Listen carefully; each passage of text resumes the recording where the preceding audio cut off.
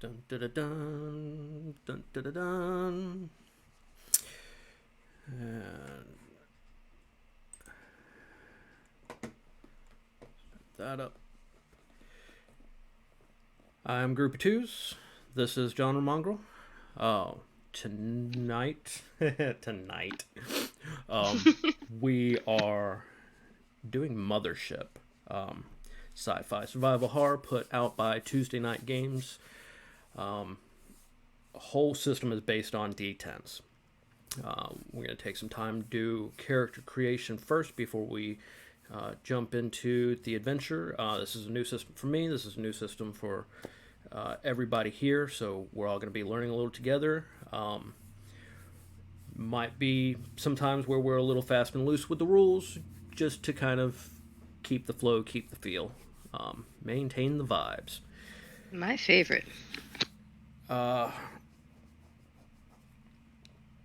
As part of character creation, just going to do a quick circle. You can tell me your name and what kind of character you're playing: Teamster, Android, Scientist, Marine, and a name if you've got one ready. Mud, we'll start with you. Yeah, so I'm going to be playing a scientist named Charlie Maddox. And I have no backstory for her yet. I'm still coming up with it on the fly. But yeah, Mud, I'm going to be playing the scientist. That's what I'm going for. Should I? Gotcha. As for backstory, everybody be a little light on that, because I've got a story framing device for why you're all already stuck together. We're going to skip the tavern scene, but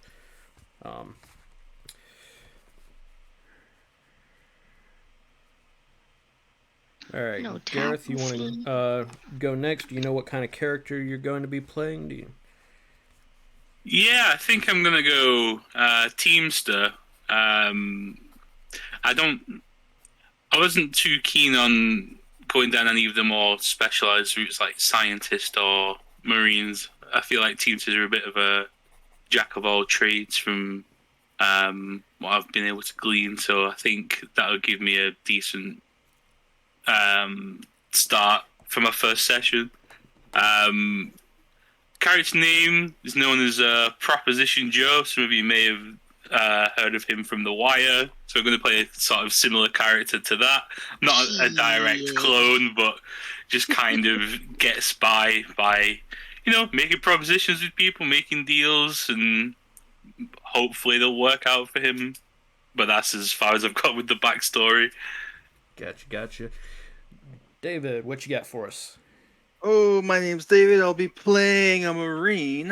I think it's going to be Lieutenant Chip Nathaniel Dale. I figured playing a Marine would be easier. I usually play characters that are like more intelligent, but I think sometimes it's nice just to kill things. So Absolutely. All right. So for the character creation, I'm gonna go ahead and pull up the character creation sheet for people to be able to see.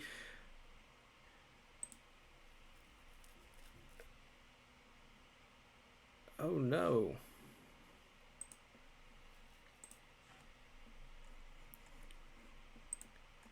I don't like the sound of that. Didn't do right. But I can fix that. What happened? One of my graphics messed up on me. Okay. So the first thing we do is our main stats. Gonna roll 6d10 for each of 4 main stats: strength, speed, intellect, combat. We have already started some rolling. You can go ahead and roll all 4 and then put the stats in where you want them to fit your character best. Once you get your strength stat, you're going to double that number and put it up there for your max health.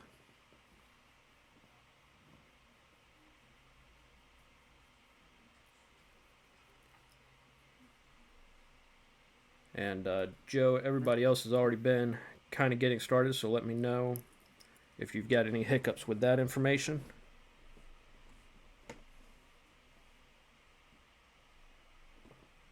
I'm just doing some rolls now.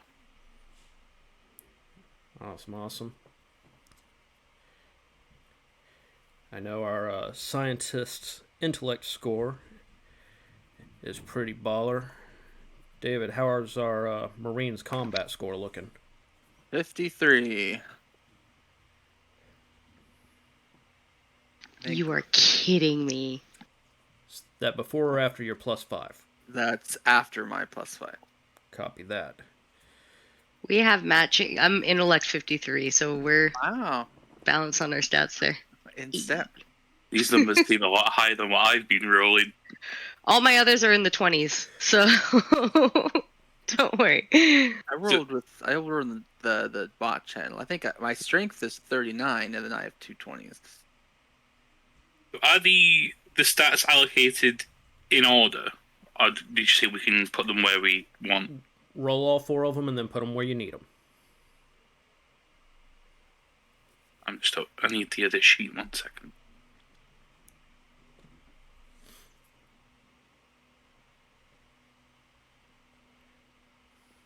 Yeah, my roll for combat, I had 3 10s in there, and 2 7s and a 4.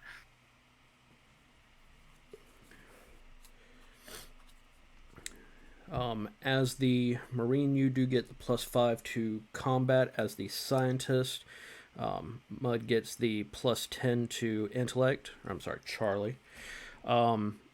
As a teamster, Joe is going to get a +5 to both strength and speed.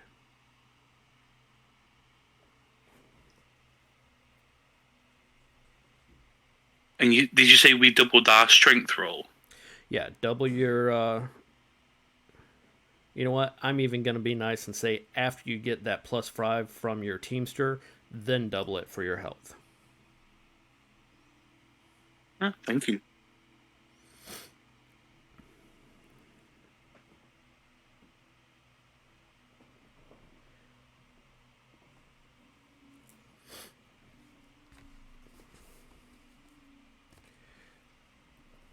For the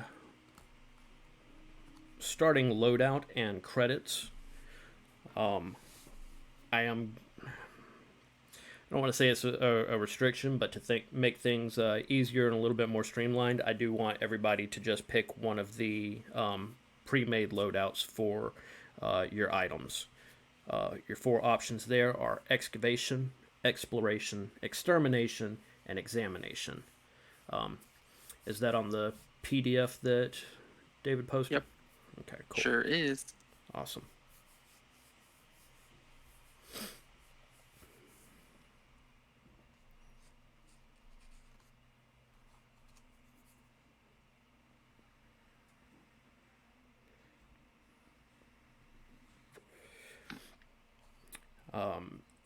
Everybody make sure to go ahead and start off with 2 stress, because living in space is stressful. Shit. And 0 resolve, because we are starting this one-shot out of this little series of one-shots as a level 1 character, so you will have 0 resolve. As we do more, if your character makes it to a second session, they will gain a resolve. If your character dies but you come back, you start over at level 1, so... Alright.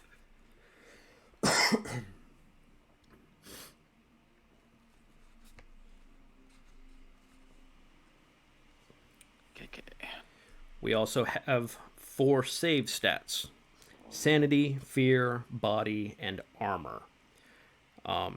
Depending on your loadout, I'm sure the Marine is going to be taking the extermination loadout. Yep. So your armor, if you are wearing your standard battle dress, you are going to get a boost to your armor.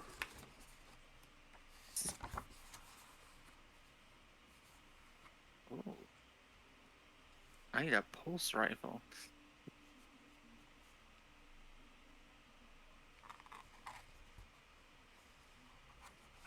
1 5 shots per magazine. Oh, maybe not. That's the advanced battle dress.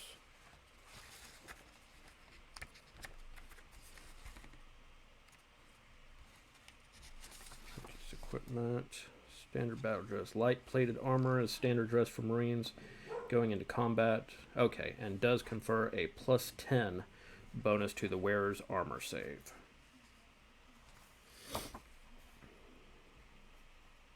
So mine would be 50. The standard.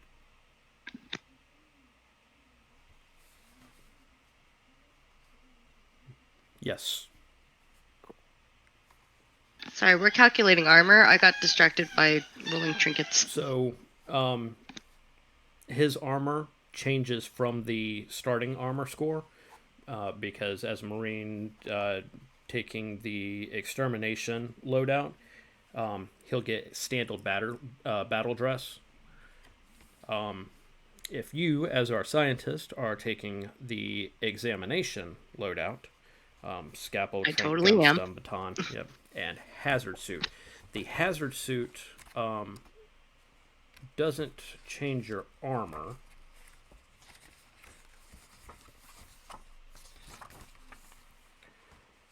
Oh, yes, it does. Armor save +5. Hey, I can live with that. Built for scientists and explorers to wear on alien planets, you do have an air filter that can store up to an hour of air. Protects against extreme temperatures. You have a hydration reclamation system.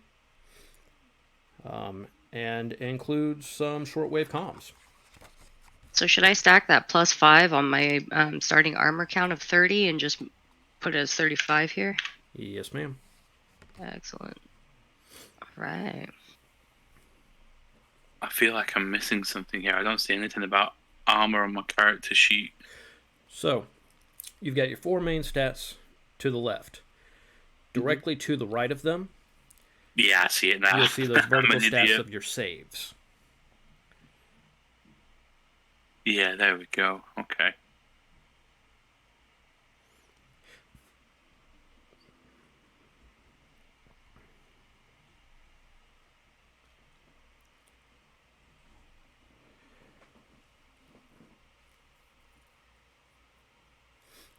Beneath your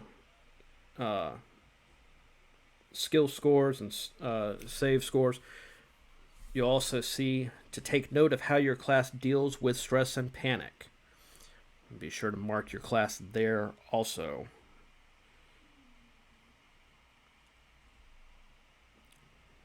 And I am going to put it on my personal wish list today to make the Marine panic. Please don't. When the DM has it against you, like has it out for you before the game even starts. I know. George was Jeez. talking about wanting to be an android, and I was here for that.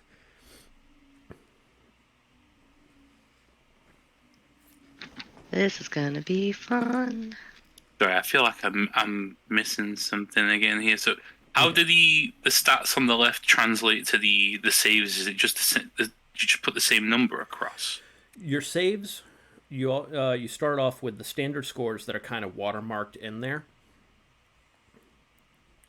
The only one of those that will really change at all today is your armor if you have something in your item loadout that's going to affect it. But most likely you're going to have just your standard saves. If you go down from your saves, you'll see the line leading to your main stats. As a teamster, you get +5 to your strength and your speed.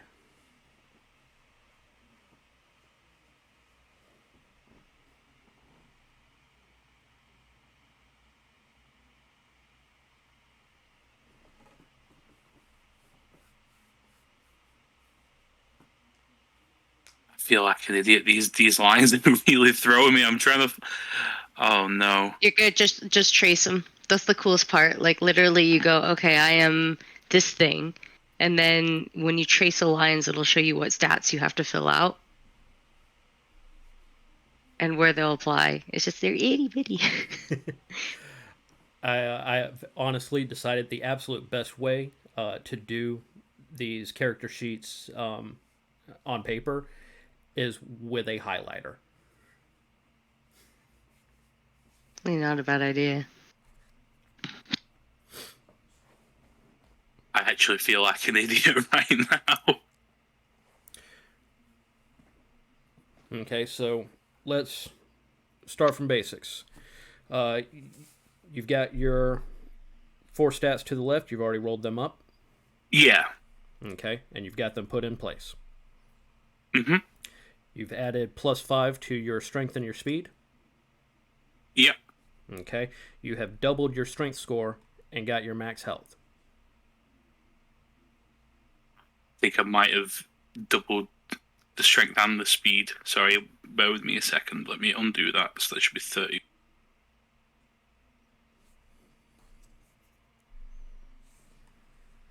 So the stats that I rolled, I've added 5 to the strength, which gives me 34, and I leave that in there as 34, but then double that for the max HP. Correct.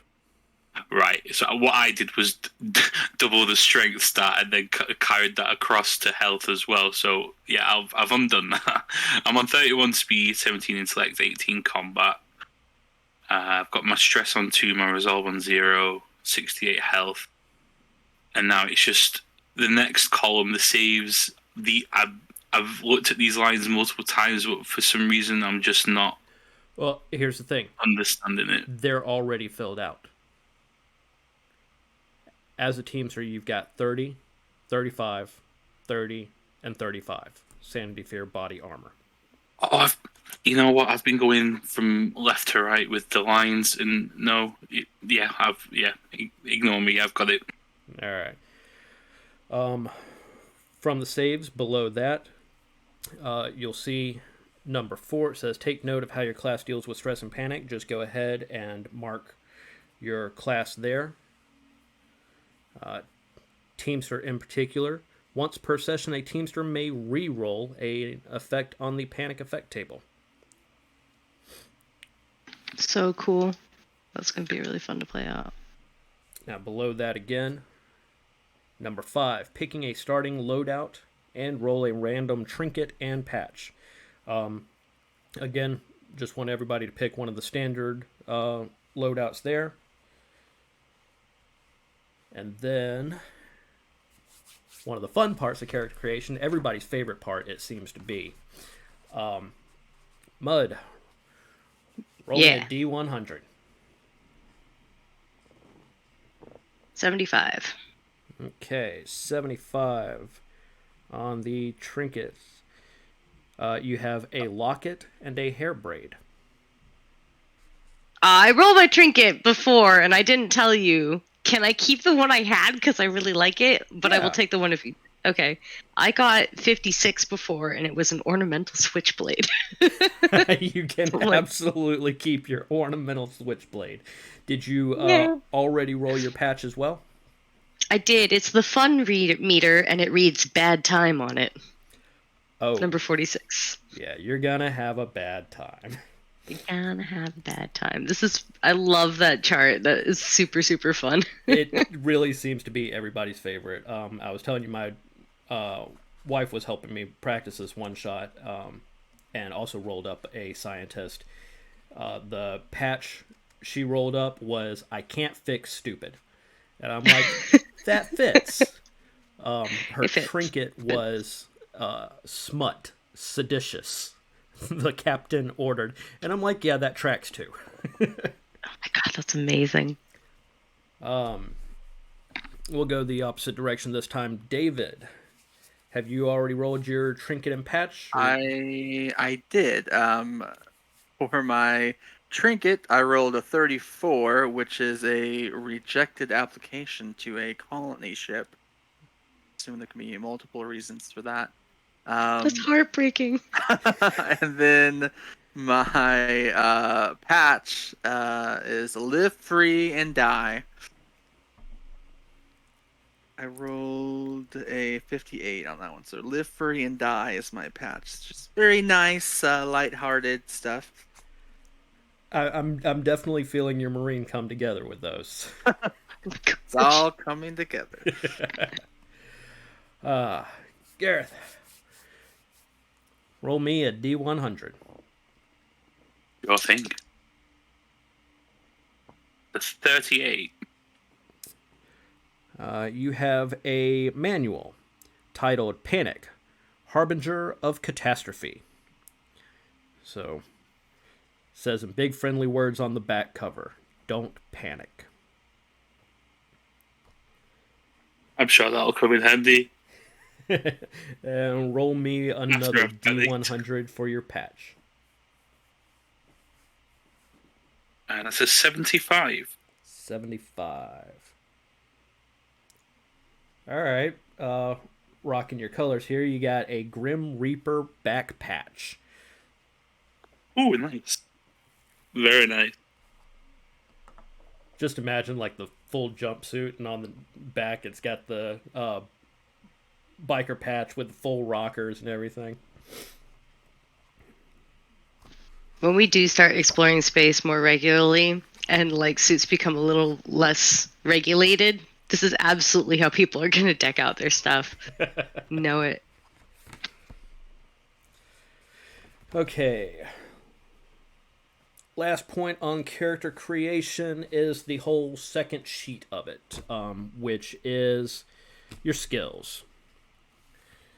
Start off by marking your class there. Gareth, we'll start with you this time. As a Teamster, you automatically get training in 0G. So go ahead and mark that. You also automatically get mechanical repair. Some on-the-job training for you. Then you can pick one between heavy machinery or piloting. Okay.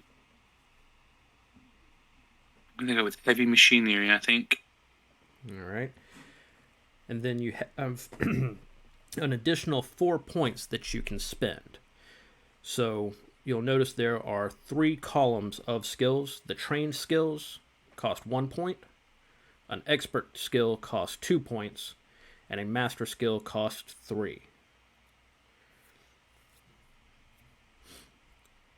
All right. So if I say I wanted to go and choose one in the expert column, do I have to choose one You've got that's to make adjacent the whole to prerequisite tree up to that skill. So nobody's going to be able to catch a master, but you've got the potential to at least have 2 experts.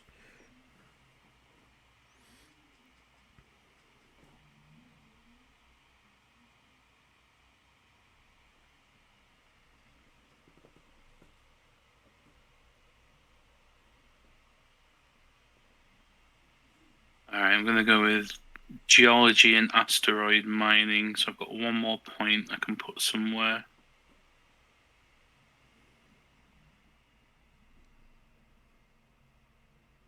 I'm going to go scavenging as well. Nice. We could also cross-check and make sure that we're not overlapping our skills. If y'all want to do that as a crew, you can absolutely do that. David, as a Marine, you automatically get military training, and then you've got 3 points you can spend after that. I think I'm going to go firearms, and then I also went with piloting, if no one else says that, piloting. That's, yeah. Firearms is 2, piloting is 1, so. Copy that, copy that. And Mud, as a scientist, you get to pick 2 from biology, hydroponics, geology, computers, mathematics, and chemistry. I went ahead and took biology and computers, and then I spent 1 for 0G and 2 for genetics. Awesome, awesome. All right. So there is, if y'all are trying to avoid overlap, our Teamster does have 0G. I have a feeling if we're running into 0G checks, that's the one thing that we're gonna have to do for ourselves, potentially. Let's see. Yeah, actually, might as well go ahead and uncheck that. What else could we do that would be good? Chemistry makes sense. I'm gonna go ahead and go for chemistry.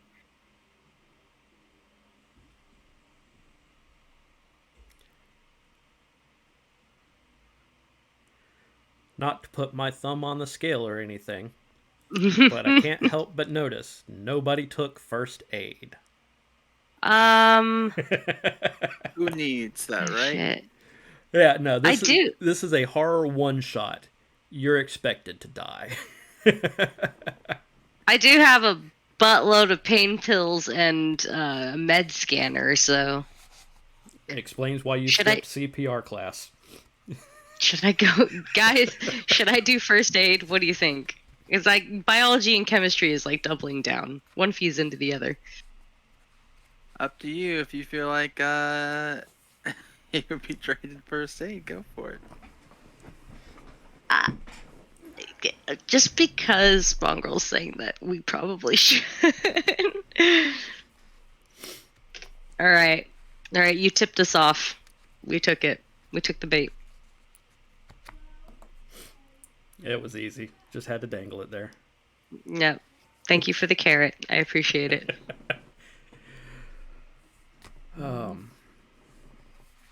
That takes care of character creation. We have our crew.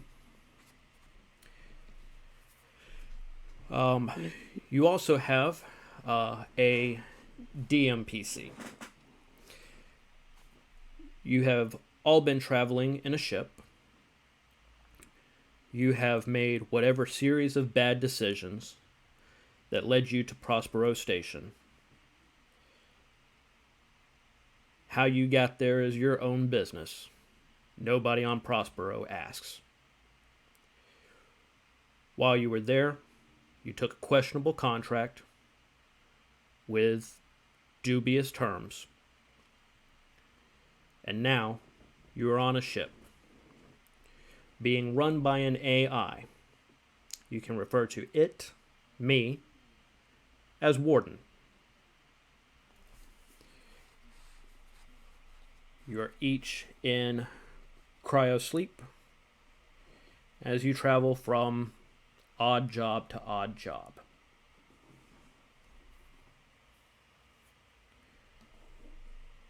And with that,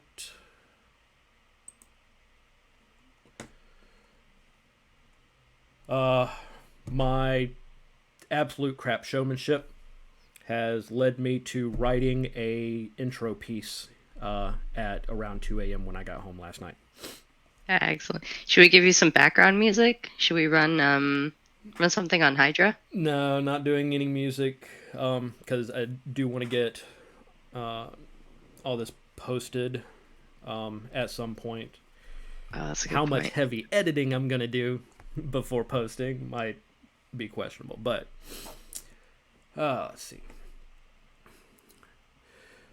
The Fermi paradox started off like most profound thought experiments, with a simple question. Some scientist at some convention, a few years before humanity reached its first moon of Earth, asked his colleagues over the banquet dinner, if there is intelligent life out there, then why hasn't it found us yet? The insinuated answer being that there might not be any intelligent life out there. But, as is the wont of a scientist, whenever another scientist speaks, the first response was a theory based solely on sarcasm. Maybe it has. Maybe they had a good look around and decided not to bother with us. But the longer you pick apart a simple question, the more complicated it becomes. The likelihood that among the billions of stars and trillions of planets made it incredibly unlikely that intelligent life existed, or that no intelligent life existed, and statistically impossible that no life at all existed except on our ancestral home. Some theorized that interstellar travel itself might not be possible. But of course, our modern knowledge of hyperspace and our advancements in cryogenics have eliminated this theory. Some thought perhaps whatever interstellar organization, a galactic federation if you will, might operate under strict guidelines, like a sort of prime directive, a policy of non-interference and non-intervention. We simply had not reached the technological level to be allowed to join. Might make for good TV anyway. Some considered their own blip of existence, and posited that perhaps such civilizations had already come and gone long before our time, or, conversely, that we would be the first to explore our own region of space. Essentially, we had been born in the wrong age. It would be decades of pontification before the most sensible answer would be given. Perhaps we shouldn't be asking such questions so loudly. Mankind would do well to find caution at the crossroad of intellect and fear. The universe, and every other, is a dark forest, and like every forest, there are innumerable creatures in it. Some small and weak, others fast and cunning, some large, violent, and hungry. Only a fool would venture in announcing his presence to the others with a lit torch and a loud hello. If you don't find something, something is bound to find you. And it is in this dark forest that you find yourself.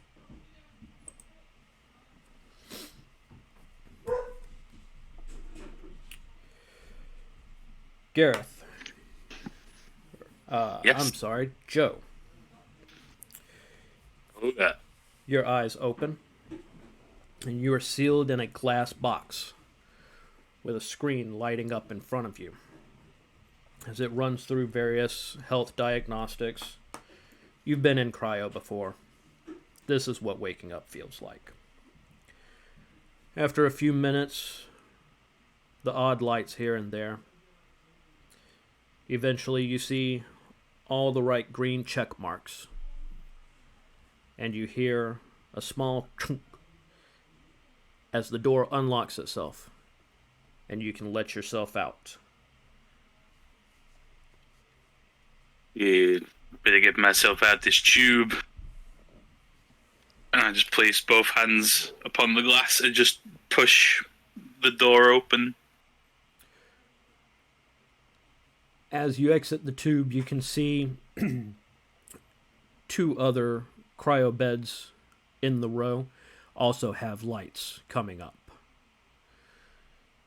Opposite this row of about a dozen is an equal number of lockers, one of which you know is yours. And you can go ahead and get dressed.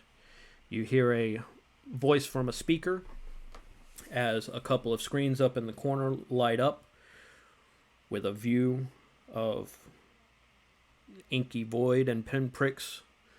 The voice says, "Good morning, Joe." Morning, Warden. How you doing? As well as can be. We have a distress signal. I'll give you a full readout after everybody else is done waking up. Right, you are. There's always somebody who needs a bit of assistance out in space. Chip. Same thing. Glass tube. Eyes open. Flashing lights. A little blurry. As a Marine, having been trained to take your sleep where and how you can, waking up is never fun. But you're there. And you see a little row of green check marks. And you hear the door unlock. I push it open. I give a wave to Joe, and I immediately head to the bathroom. Got a de-thaw? Oh, been holding that in a while. Told you not to eat before bed. And I'll actually say the warden says that. I know, I never listen. Warden knows what he's talking about, Chip. I'll head off temporarily. Charlie, as you start to come to, you can see various health diagnostics as it runs through all of its scans. The cryo bed gives you a row of green checks, and you can hear the door unlock. Oh, God, that is hell of a rest. Water? Warden, where's the water? You can get some water from the bathroom, but you might want to give Chip a minute. Oh, man. Did that idiot drink a bunch of water before we went into cryo again? I'm not sure what he ate. We Okay. have a distress signal. Everybody go ahead and get dressed. And you can meet in the common room. And I'll give you the loadout. I'm assuming this is kind of like, once you're traveling in space together, people get real comfortable with each other real fast, and so we're all just slapping on our suits and stumbling out of cryo in our skivvies, like that sort of thing. So, everybody here has at least been in space for a while. Y'all haven't been together as a crew very long, but have at least passing acquaintance. Everybody knows the nature of their own contract, and because of that, nobody really asks about anybody else's. But you have met, you know, everybody's name. Nobody's shy about getting dressed. It's the 20-somethingth century, so a lot of hang-ups about body image have definitely fallen by the wayside. Nice. I'm in my suit as quick as can be, and then I'm pounding on the door, being like, Chip, I'm fucking thirsty, man. Come on. Oh God, you just give me one more minute. Just one more minute, and I'll be out. All right, hurry up, or at least just bring me a glass of water, and I'll meet you in the other room. Okay, I'll try. All right. We've been through this, Chip. You can't keep hogging the can first thing when we wake up every time. Just give me a second, and you can have it.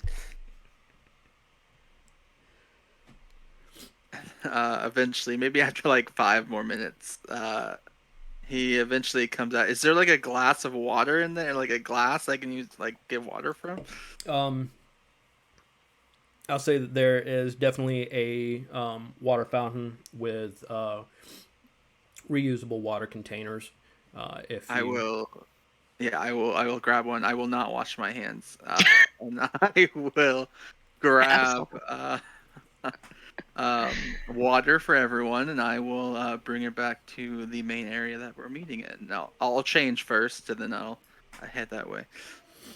And I'll set the water in front of everyone. There's your water. You happy now? Oh, thank God. I'm glugging this down as the warden starts briefing us. Like, I just raised an eyebrow. You wash your hands, right?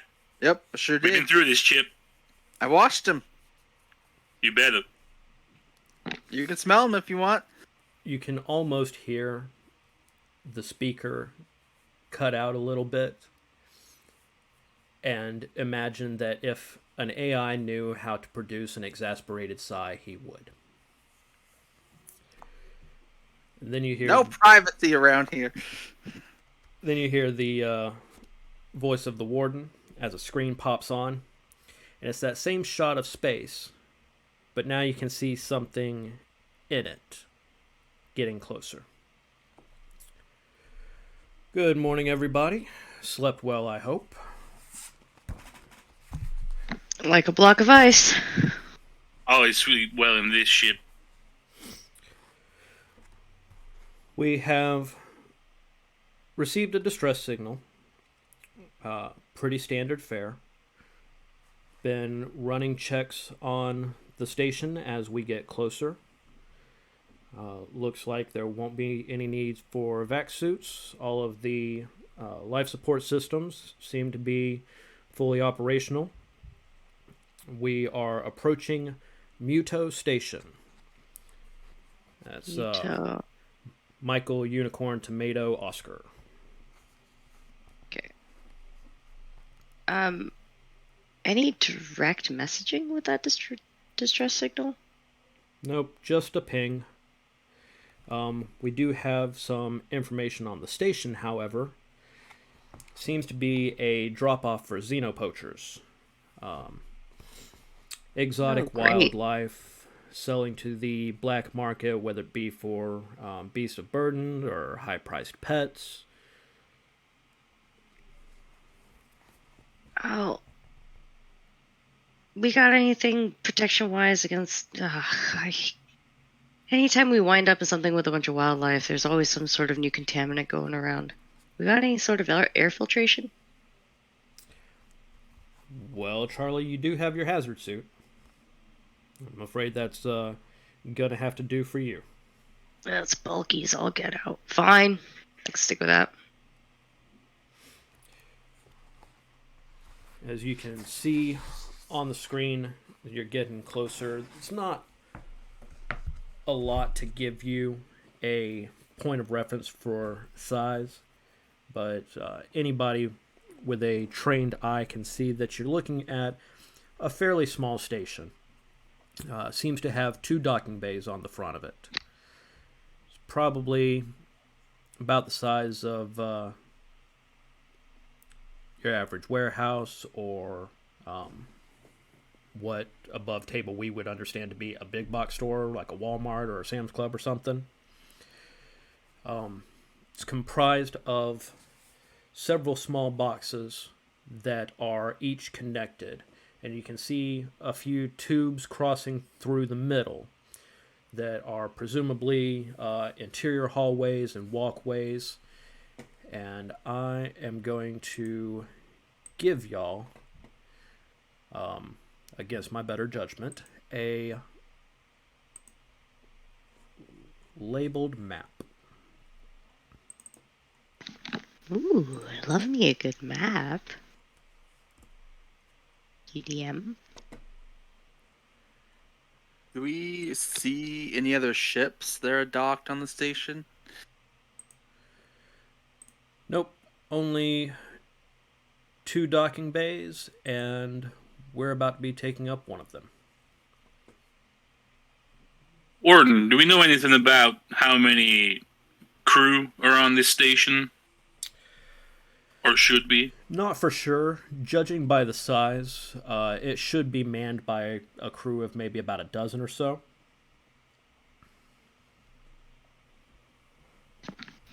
We'll meet him soon enough. It looks like docking bay goes practically right into the crew quarters.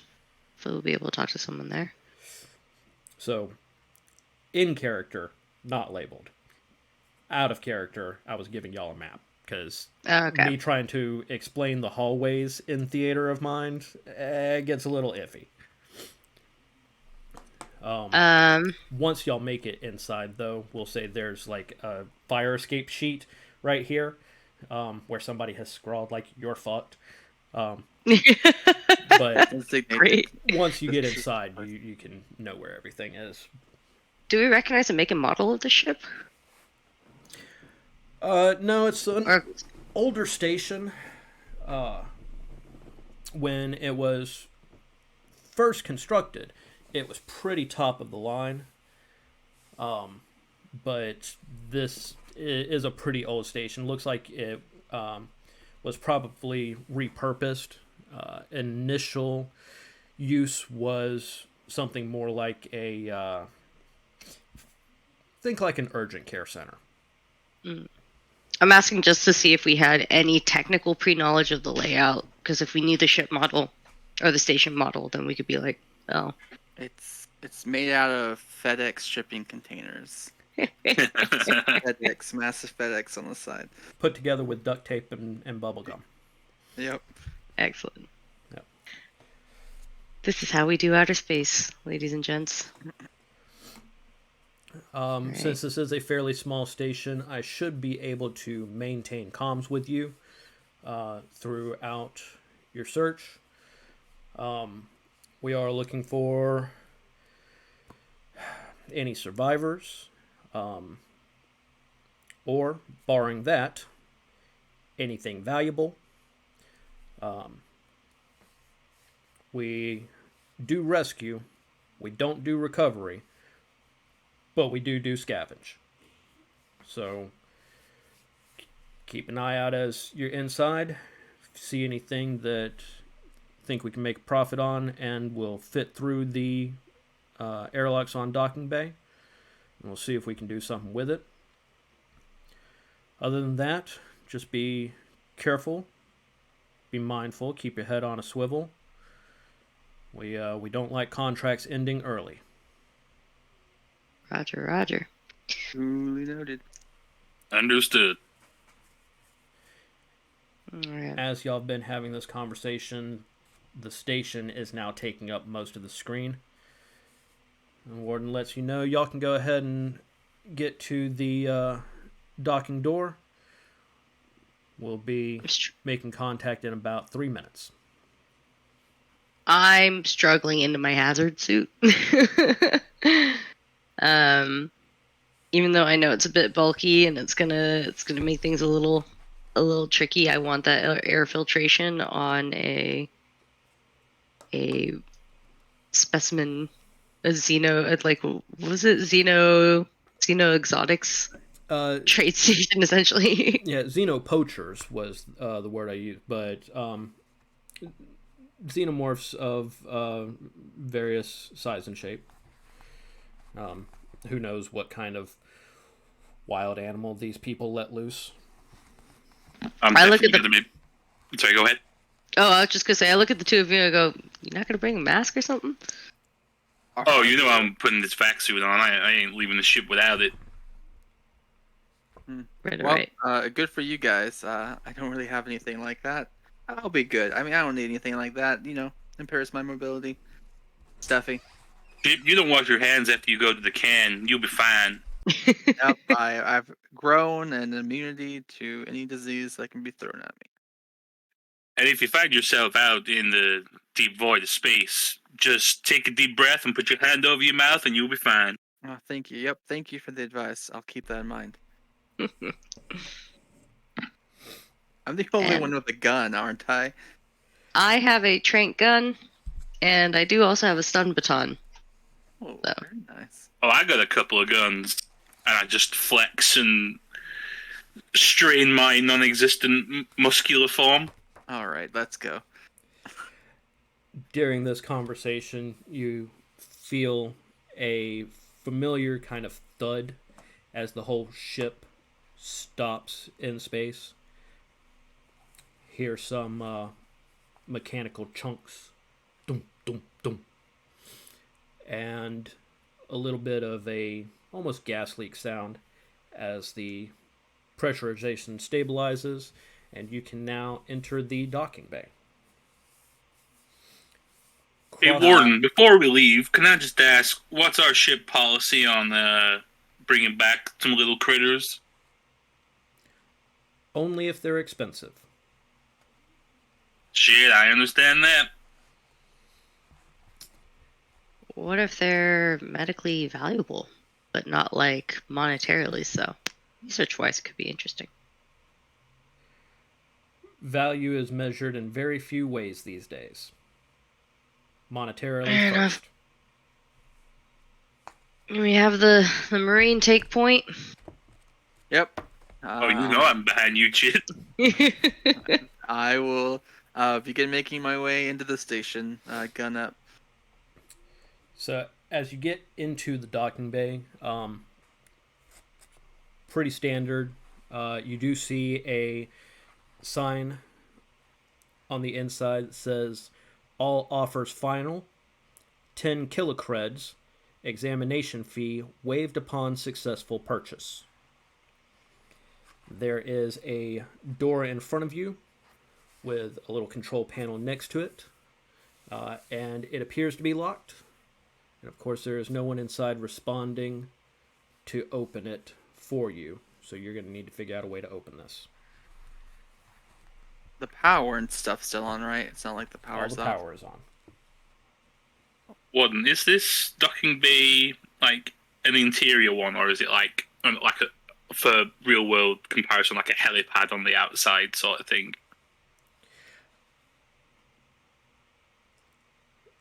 The way I've got it pictured is the door that has just opened in front of you was the door both on the outside of your ship and the outside of this station.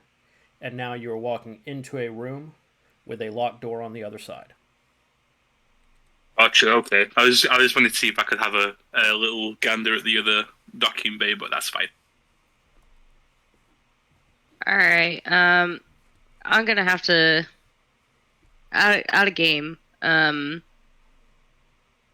trying to look at what one of my items does. It is a cybernetic diagnostic scanner. It lets you scan androids. Yeah, that's basically a med scanner for androids. All right, slightly different. Well, I do like futzing with computers. Hey Joe, can I take a look at that control panel there real quick? Sure. Go right ahead. I kind of poke around, see if I recognize, like, make, model, how it works, if there's any sort of, you know how, like, if you punch, like, the default code on the vending machine, you can get whatever drink you want sort of thing? Or, like, how master locks have their, like, automatic setting when you get them from the store? Something like that for the store lock. You get the first roll of the game. I know that you didn't take hacking. Did you take computers? I did. Okay. So let's take your intellect score, add 10 to that, and roll me a D100. I also have an electronic. I have an electronic toolkit, if that helps. Let's see if we need it. Yellow is the 10s, black is the 1s. Copy that. For everybody. 67. Ooh, that might just barely be a fail. For everybody, what we are looking for when we make these rolls, skill check like this, is you have your score and you're trying to roll under it. Now, if you roll doubles, then it's a critical. So an 11 would be a critical success, and a 99 would be a critical failure. Your intellect score was 53, if I'm correct. So it was 63. So I was 4 over. 4 short. You are pretty familiar with this. Skills of misspent youth. You've had to get through locks before. You know the default codes. However, it looks like somebody has, in fact, changed the default code in this. Apparently, they were pretty well trained at locking the doors. Shit, looks like someone did their job right.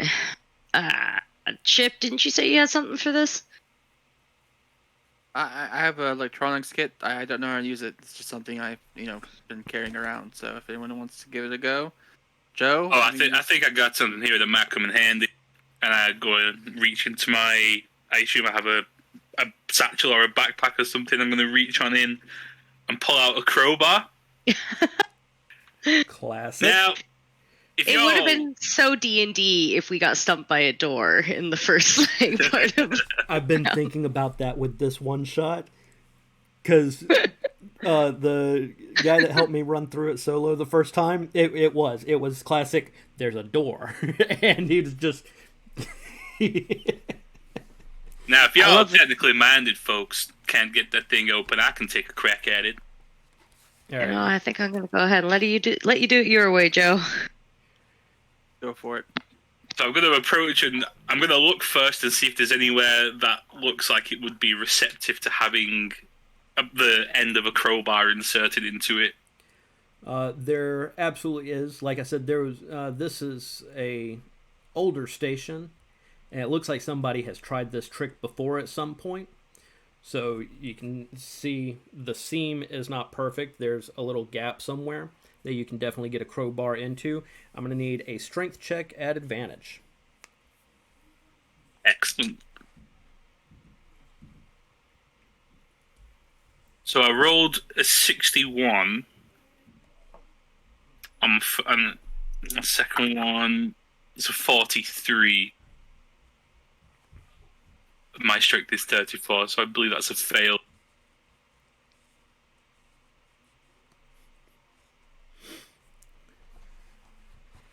Let me give it a try. You want to take the crowbar, or you got some other fancy? I'll take the crowbar and try to get it open. Go on, Chip. Put me to shame again. With advantage? With advantage. D100, yeah? D100. Oh, wow, I rolled 29 twice. My strength is 39. Hey. Awesome. What's the chances of rolling the same number twice on a D100? On a D100? Yeah, seriously. After Joe loosens it up for you, it's pretty easy. Loosens it up. You ain't taking all the credit for that, Chip. Yeah, you get whatever. The door open. Once it gets open about a foot, the automatic motors kick in, and it continues opening the rest of the way. Closes and crushes me to death. Only if somebody disabled the safety sensors. All right, there we go. All right. As you open this door, you're looking into the station now. The hallway that it opens up into is flat paneled for the most part, and should have just an unbroken row of lights going across the top. But a lot of these lights aren't working. Directly in front of you there is another door, and the hallway extends down on the right, and you can see towards the end of the hallway, it looks like it makes a left turn, and it gets dark there, and you see some flashes that makes you think that there are more broken lights. All of that is kind of secondary to the streaks and splatters of blood everywhere. Upon closer examination, you can see those clean, flat, white panels. There are some rather large holes and some very small holes. There was definitely a fight here. Warden? Go ahead, Charlie. What exactly were these poachers transporting? Do you have any records? Anything at all? Just guessing by how these places operate, whatever they could find. Of course. Guys, you see any wiring that's hooked up to these lights? Maybe we can get them fixed up, so at least we're not going to get jumped on. There is enough light to see. They're not all out. This is mood lighting. Can't be fixed. Mood lighting. Mood lighting cannot be fixed. Must be flickering at all times. Unless it goes out completely. Oh no! I for one want to make sure that doesn't fucking happen. I don't have a flashlight. I don't think the Has suit does have a headlamp. Oh, nice. Warden, following on from Charlie's question there, do you have any information on what sort of xenos are found in nearby planets and systems that might be brought here? We're pretty far out, so to guess at what was being considered a nearby system would already be a game of probability. Fair enough. All right, so there are blood drag marks on the floor, but no bodies. No bodies. No Can pieces. we tell? Can we tell which direction they're like dragged, like which hallway they're dragged through? Down the hallways, up the walls in a couple of places. There's no drag marks leading into the door in front of you, but there is blood on and around the door. I pull out my stun baton and I'm holding it in one hand. Sure. As the light above you that was actually staying steady on flickers out for a second, something catches your attention on the wall right there on your left. Is a laminated sheet.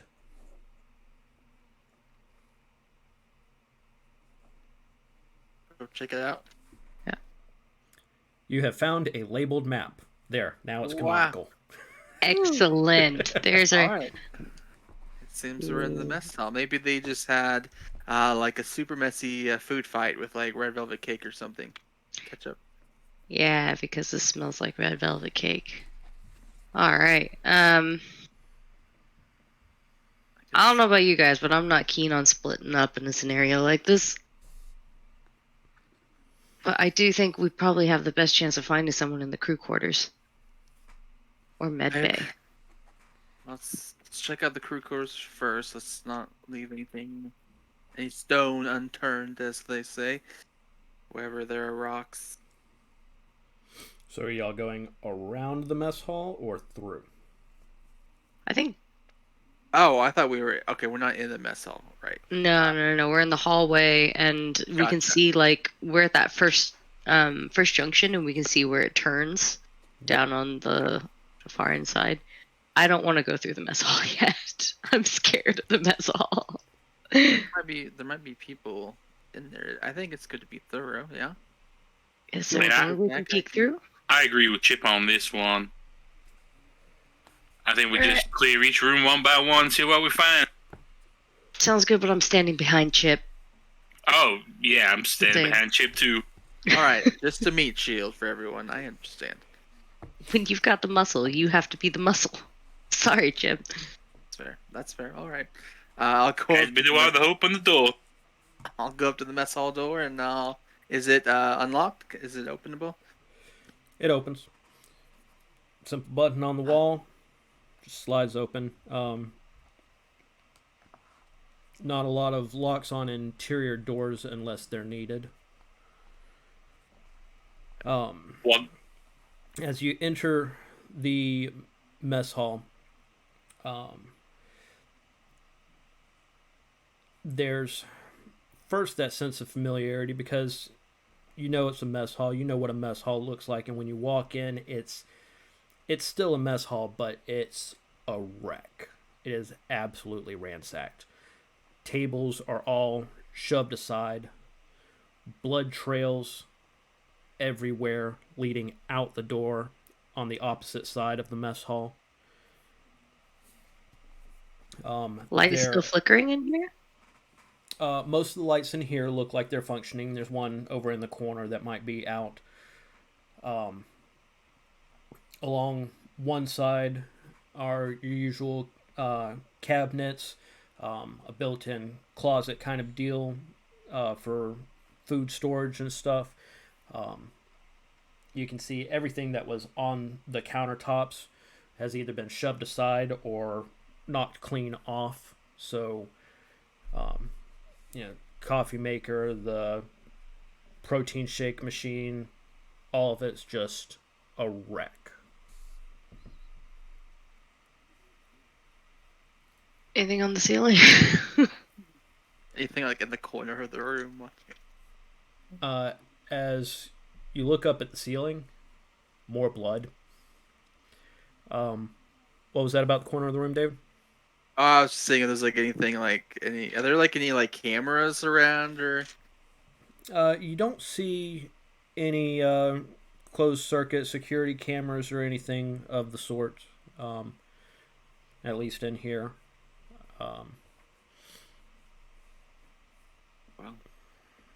Warden, I'm going to be hanging back by the door we came in through and just sort of keeping an eye out down that other corridor that sort of went off around this room. Right on. I am going to say to let me get a fear save from everybody. All right. So what are we rolling against on that? Oh, fear. Okay, never mind. We have a fear. Oh, that's quite low. Oh dear. 92. Oh, that's a failure. 40. Is that 2 failures? David, how'd you do? I also failed. 47. Shit. Everybody takes 2 points of stress. Hey. Okay. I don't know if this is worth it. Shit, Turn around. I'm tempted to get back on that ship right now. I mean, Game over. We can just leave. we did rescues before, but I ain't never seen this much blood in a mess hole. Imagine what the rest of the station's like. And The no payout bonuses? better be worth it, or else I'm gonna be like, well, stop. Ah, no, I'm good. I guess I'll move around. I'll like scope around the room and see if there's anything left that could be useful. As you start rummaging, almost before you realize it, your marine instincts take over, and you went straight for the food storage, where you find shredded MRE wrappers. It's like everything's been devoured and just trashed. Oh, not the macaroni one. So this is my favorite. You do, however, find there is left over one of those tiny, tiny bottles of Tabasco. Oh, I'll definitely take that, and I'll just like slip into one of my pockets. Oh yeah. This is probably a hot commodity around, huh? Tabasco sauce. See what you did there, Chip. Thank you, thank you. All right. So there is the door you came from and the door on the opposite side. Other than that, it's just a mess. And to touch on a previous question, no bodies. No parts of bodies. That's not good. Just blood. And there's no like open vent covers that we can see anywhere. Ooh. No. Good point. The ventilation on this ship, you can see, are the super thin, long pieces. Like there's no way for you to pull a die hard on this. Got it. And I get to make my first roll. I had forgotten. Say what? Should we be worried about this? You absolutely should. Oh no. But one of us is about to die. That is not guaranteed. I had also forgotten to change my I wanted to comment earlier and say that looked ridiculously cool, but now that it changes colours, even more so. Yeah, still got a little bit too much daylight coming through. Just a D10.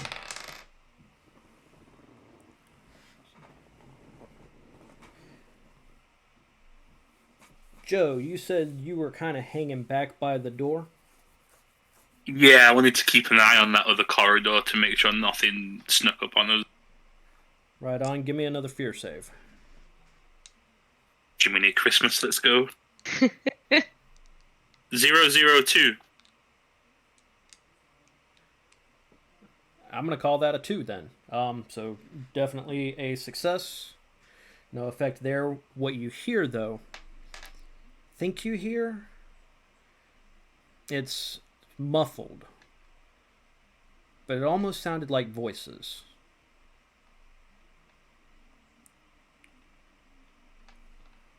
can't make anything out if I listen a bit more. Alright, I'm going to just snap my fingers in the air behind me into the mess hall and then do the come here gesture with my hand. I'll go quietly head over and just you snapped your fingers, so I'm gonna assume we ain't talking. I just give you the nod. The nod. I just whisper in. I think I heard some voices out there. Not sure. I heard something. Kind of muffled. Couldn't make it out. Is Chip still over by the Tabasco sauce? I have try to scavenge anything else, but yeah, I will eventually come and join up. Okay. I'm gonna like pull. The whole point of this is to get survivors. If you heard voices, we should go find them. Yeah, that was my first thought, but just take a look around at the paint job someone's done on this place. I don't think we're going to be finding any survivors in here. Not in here. But you heard it out in the hall? I'm down that other corridor. Alright, well, let the muscle man muscle. I like open up the baton, kind of holding it down by my thigh. I'm like, Oh, I've still got my crowbar in hand. I'll go wherever you guys go, I guess. Is it getting this noise? Yeah, but we're behind you, Chip. Okay. Sounds good. I will move in that direction slowly, cautiously. So, as you come out the door that y'all came in, you head down the hallway towards where you saw the flickering light. You do your check around the corner, and it's the same long, expansive hallway here. You can tell there's a couple of turnoffs. Looks like it dead ends down there in a junction. The light that's flickering, the fixture has actually been knocked loose and is hanging back and forth, and it'll spontaneously on and off. As you continue to move forward, you get to a point around the other side of the mess hall where you can look to your left again and see the small junction between the mess hall and what you now know is the crew quarters. Right. The hallway you're in continues on forward, or you can take this left. I mean, we did say if we were going to find any survivors, it might be in the crew quarters, right? Should we take a look? Yeah, it's probably the best thing we can do right now. I'm gonna stop and try and listen, and I'm gonna nudge Joe and be like, "You hear anything? Like you heard before?" Do I hear anything additional, Warden? Nope. I don't hear shit. Shit. Right. You know what? Maybe I should have this out. Put the stun baton away, and I get out my trank gun. And I kind of I'm cradling it, and I'm hiding behind Chip. Warden, did you see the bioscanner was more like a health diagnostic tool and not sort of the radar from aliens?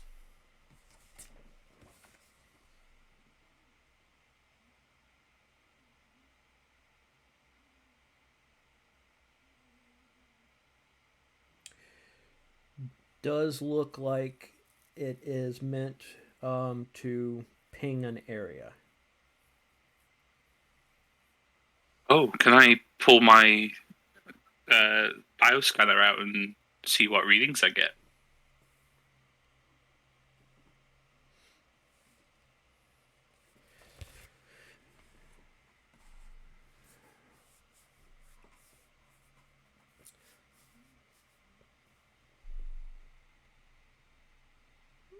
As you go to pull it out, right there at the edge of the field, you do see something blip, and then after a second or two, you see a blip in a totally different direction.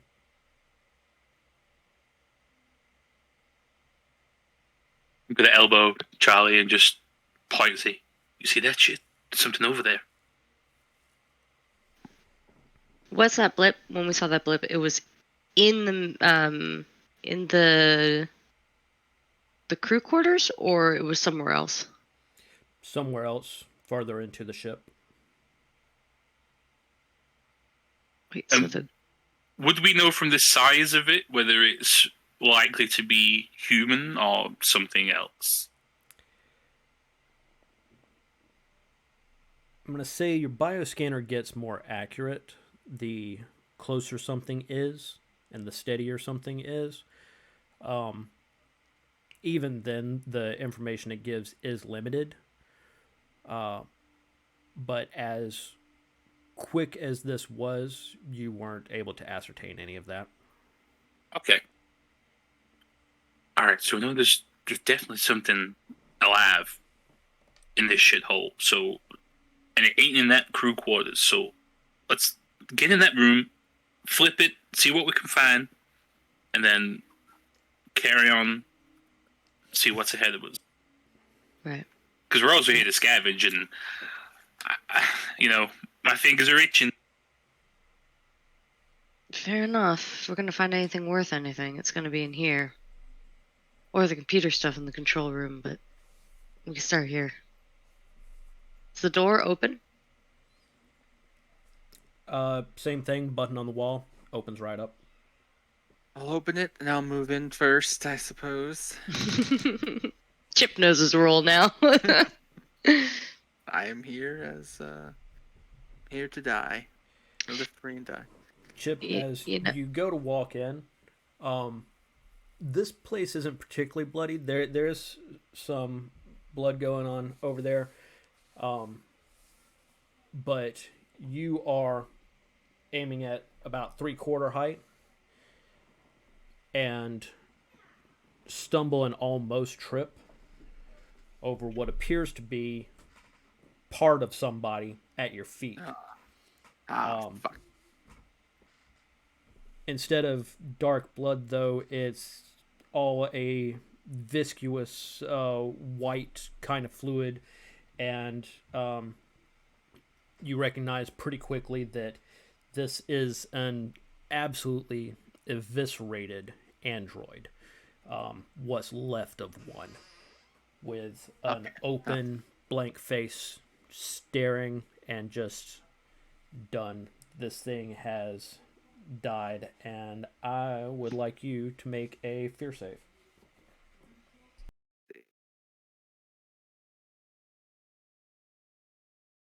Much better. That's a 21. Nice. Are you also at 25? I'm at 30. Oh, okay. Well, that's right. Marines are badish.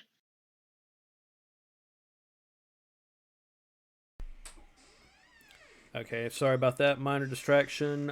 Fear save, what was the result? 21. Sounds like it was probably a success. Correct. My fear is 13.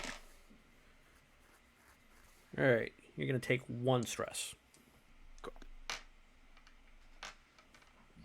Okay. Android in pieces. Oh boy. Hang on. I come in and see the bloody mess of the android. Do I have to make a check if I've been warned that it's there? No. I just did it to the one that found it. He went in first, so he got to trip over what was left of the body. And I know that the machine I have is mostly for diagnostics that on a living android, but I do want to look at this thing thoroughly and see if there's any sign of what it went up against, what killed it eventually, how it was killed, if there's any signs of the thing that killed it left behind, that sort of stuff. Right. All your scanner's really going to tell you is that it's dead. Useful. What? Well, it's good to be sure.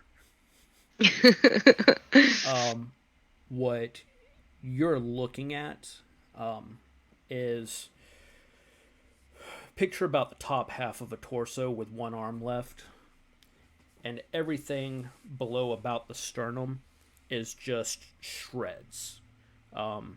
It looks like it has been ribboned and torn clean in half.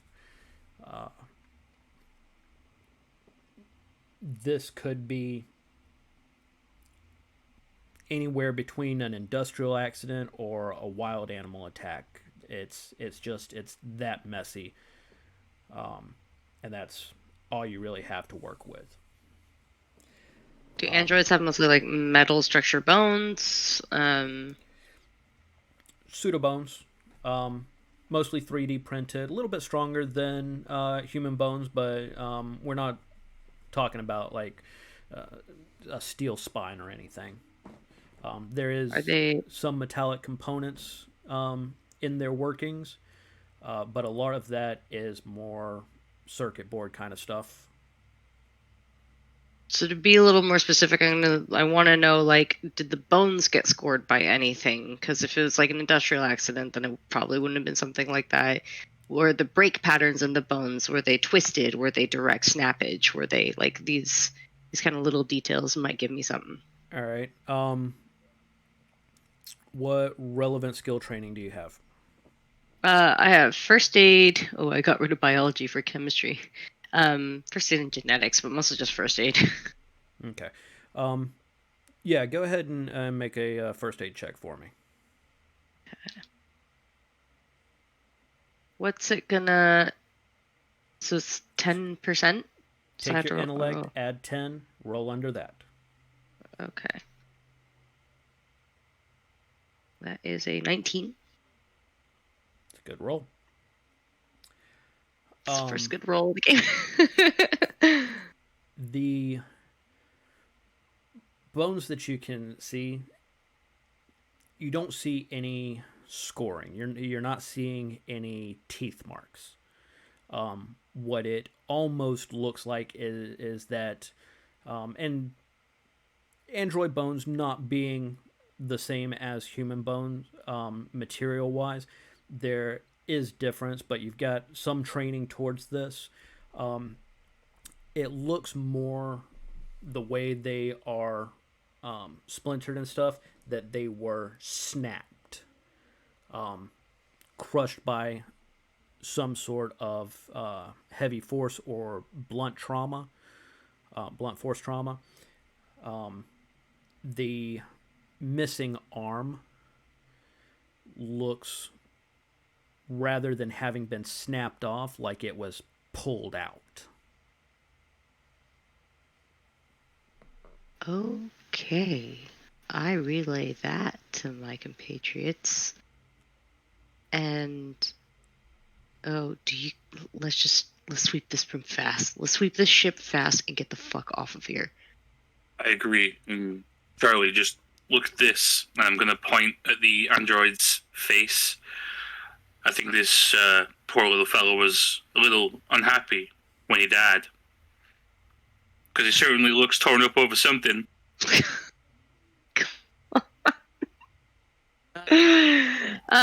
Despite myself, I'm gonna have to give a chuckle. We're gonna be like, go get your loot. I think I'm gonna puke.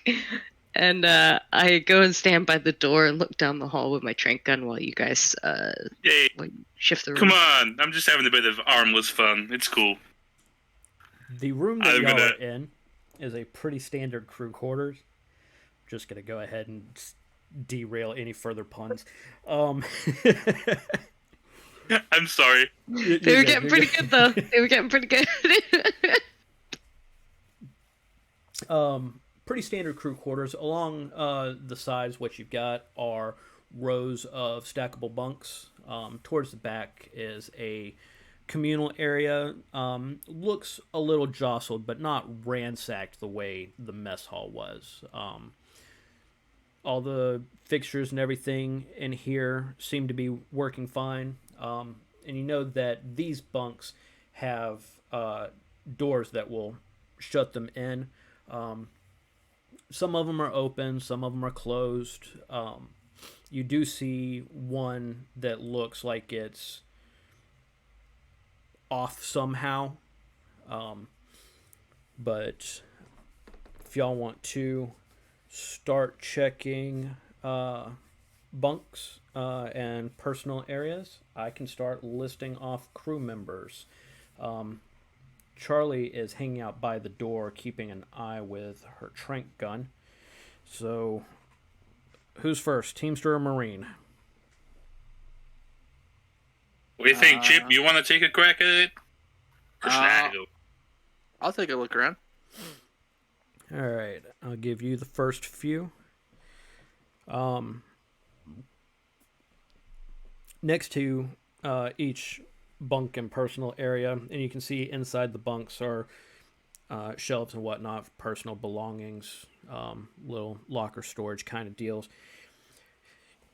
First one is labeled Dr. Diana Gallagher, head xenobiologist.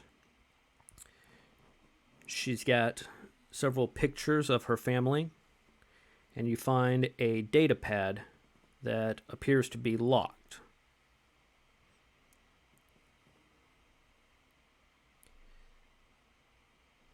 The next bunk is the one where the door, now that you get closer, looks like it was almost ripped open. It's just barely hanging on to a hinge.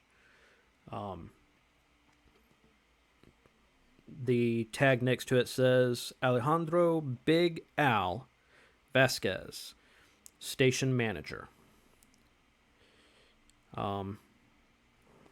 Actually going to give you a better description of that door. It looks like there's actually part of it missing before it got wrenched around. It was cut through with something, possibly something like a hand welder. Inside his bunk, there's dirt everywhere, a couple of broken pots, and you can see a book titled Spacer's Green Thumb. Okay. Interesting. Was he like potting plants in his bunk? Yeah. Yeah, he's got little plants he was growing. Oh, cute. You bringing that back to the ship, Chip? For the reading material? I don't know, maybe. We'll see. Well, I'm going to crack open the next couple of bunks, see what I find in here. Next one that you find is Alex Petrov, head of security. It's got several things of protein powder, a small dumbbell set, and a stun gun. I'm going to take that stun gun. Yep. Hey, Chip, the rest of this shit in here you might like. You're a bit of a musclehead. I think I have my own back on the ship, but I don't think maybe I'll take it. I don't know. We'll see. Priorities. Next one is Dr. Elias Nedry, xenozoologist. This bunk is a bit of a mess.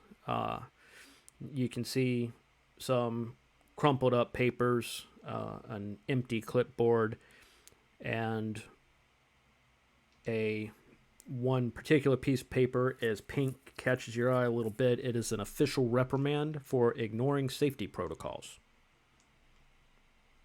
I'm just going to grab that and just hold that out to whoever's nearby, Chip, I believe, and just say, well, you can see why things ended up the way they did. Assholes ignoring safety regulations. And now we've got to deal with the consequences of that. Does it go into detail, or is it just like ignoring safety regulation? It's pretty simple write-up.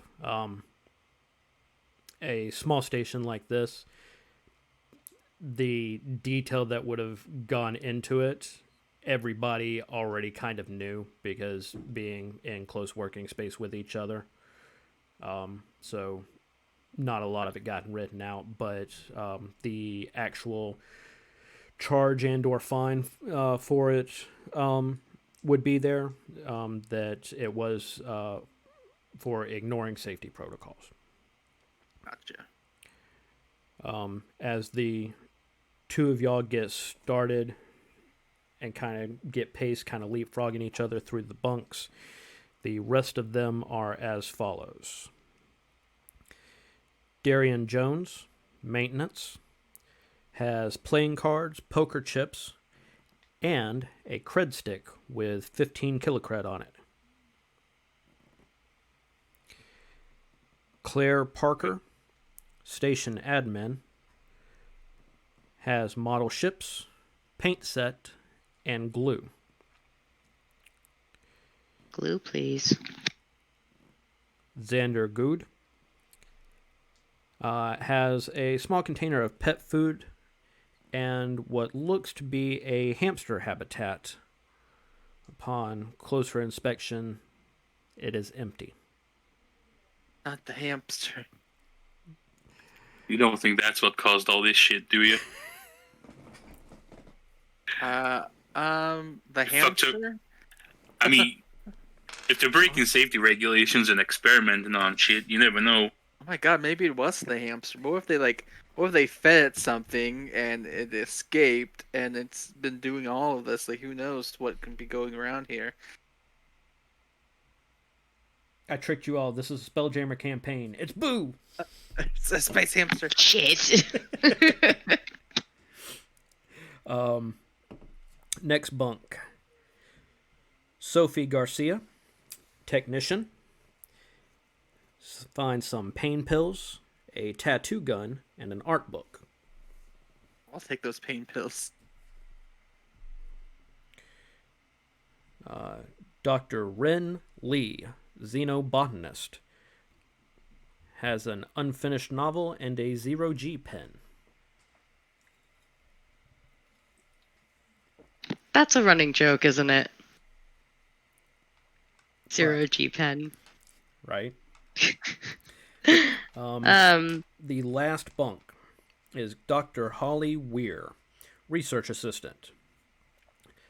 On the inside of her bunk, you can see her PhD she has framed, and on the shelf next to it is a self-help book titled Believing in You.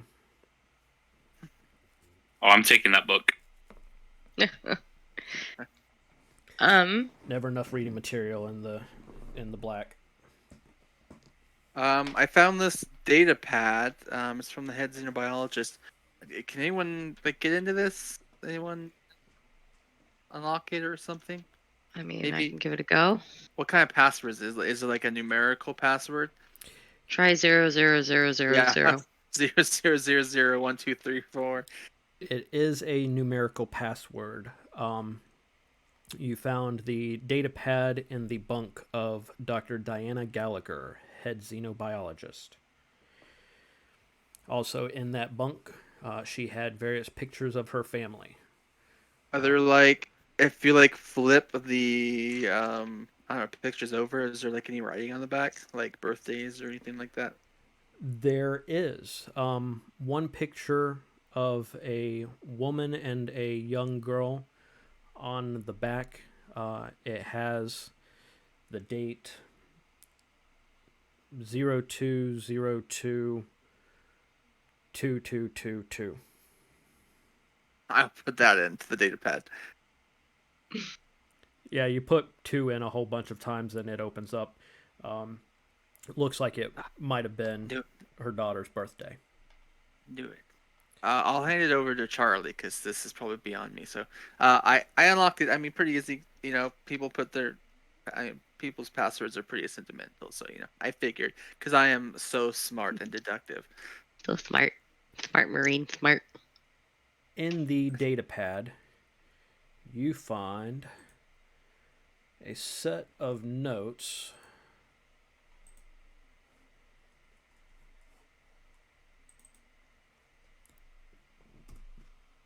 that are now in the chat. Charlie, you want to read those notes out loud for us? So it says here we got something. Origin typhus S8. Got an ID TSA. I don't even need that number. We got a small mammal with multiple faces. It's a What? hamster. Assembly of legs that does not seem to coordinate well. I question how this creature evolved. Strong possibility of novelty interest. Well, this sounds fascinating. Charlie's immediately interested. She's like, oh my gosh, I'm so into this. Bioscans reveal multiple life forms. Potential symbio. Okay, this is getting weird. Redundant organs. Survivability. Further scans show biomass connecting brain tissue. Nedry to attempt extraction and examination. I'm gonna go over to Elias Nedry's bunk and kind of give it another toss. The blankets and sheets are all just as crumpled as the other paperwork. The other paperwork seems to be pretty standard fare. The bunk is empty. There was a sketchbook and some crumpled papers.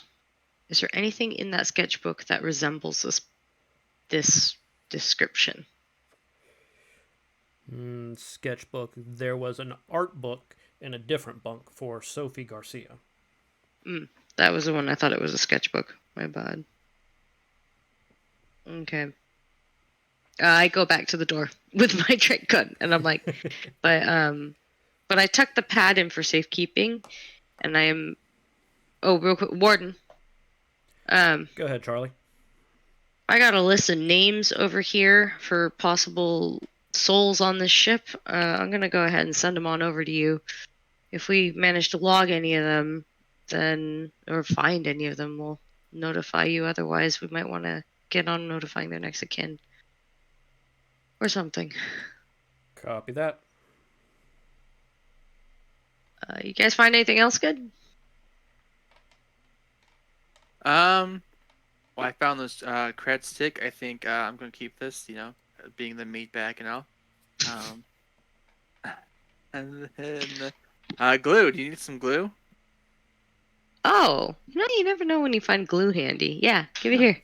Yeah. And I'm gonna take this pet food. I'm gonna try to catch this hamster. I'm sure it's scared and it's somewhere. So. Hamsters. If you ain't taking that book, Chip, I'm going to go ahead and grab that Spacer's green thumb. Go for it. I'm sure maybe get a bit of a habitat growing on the ship. You never know. I would like to attempt to. I don't know. I'll take some food and I'll look around for this hamster. No man left behind. Just any traces of maybe a hamster being in here somewhere. Do you have any relevant skills? Is my love for small furry creatures a relevant skill? What about my military training? I will give you a +5 to an intellect check. Okay, that's not great. So, because what I've got in my head is a Marine seriously checking under mattresses with a little handful of food. Yeah. Yep. Come here. Ace hugger comes out. Yeah, it's okay. Let's see. +5, 32. So I failed by 2. You don't see a hamster. Oh no! Oh no! It could be dead. Chip, there's 500 animals on this ship, and you want to find the hamster? Come on, it's probably running around in the hallways. Okay, well, if we find it, I'm taking it. I'll let you take your space hamster. Let's go. All right. Ali, did you read those research notes out loud to the other party members? I did, yeah. Alright, cool. It said that thing was potentially a symbiote? Does that mean it can, it's gonna split up and divide? If there's talk of multiple sets of legs that don't seem to work well together? Is it like it could be a bunch of things all piggybacking on each other and shit like that? Not so much. Not so much splitting off and dividing or anything. This is some two creatures that have mashed together and effectively connected their brain tissue to each other. Although it seems like physically they're almost completely incompatible, but the redundant organs, the connected brain tissue, there's apparently something a little freaky, to be honest, because it's mammalian, which means whatever this thing is, it can do symbiosis with mammals, with us, with anything, potentially. I mean, I'm No. no big city scientist by any means, but this sounds like some straight up Frankenstein shit. I'm gonna go ahead and roll. Like, I want to know. I don't know exactly what I want to know, but I want to know genetically what is feasible with this creature, what this could turn into, what this could become. Go ahead and roll how for problematic this could be. Said you took biology? Yeah, so Go plus ahead and roll for it. 15. That's intellect? Yep. Was biology a 15 or a 10? 15 for me. No, it's genetics. I have genetics. I'll let Which you is use genetics. Okay, so 68. And that's going to be an 84, so nope. It's like nothing you've ever heard of. This is the damnedest thing I've ever seen. You know those, like... Usually when we see stuff like this, it's something taking over something else, not symbiosis. They're both still alive. Which is a really nauseating thought, to be honest. Yeah, and if these folks have been cited for breaching security protocols and what have you, part of me is thinking maybe they were doing some sort of experiments on the things that were brought in here. Like, I don't know, what happens if we stow this thing to that thing that, make some kind of weird creature. But maybe that's just my overactive imagination. I don't know. You know what we could do? That control room is going to have logs of everything that's going to be boarded and shipped off of this ship. If they've got cans full of animals, they got to know where they're coming from. We can go find... We've got the log notes right here. We can find it by its ID. See what we're up against. That is a good suggestion, but we're only here to rescue people. We're not here to find out what these things are, so we might be putting ourselves in unnecessary danger by doing so. Warden. Go ahead, Charlie. What's the potential financial gain for a new species?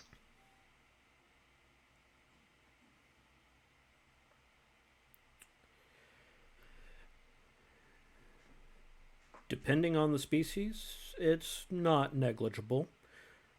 Let me know what you find. I'll run some numbers. I'm going to send over these research notes I got here real quick. If there's any cross-reference to anything similar, especially in any of the neighboring systems that we have, then it looks like it's not just one creature, though. It looks like it might be two. Right, sending those over. All right, looking at the notes now. Where is Typhus S8? Definitely interesting. Typhus 8, hop, skip, and a jump, not too far.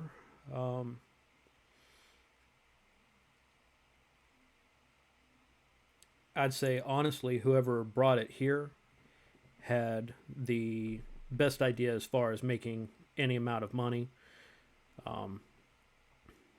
That taking it to one of these stations that would filter it into the black market would probably be the most gainful way of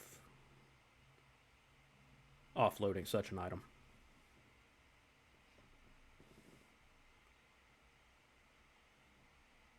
What do you guys think?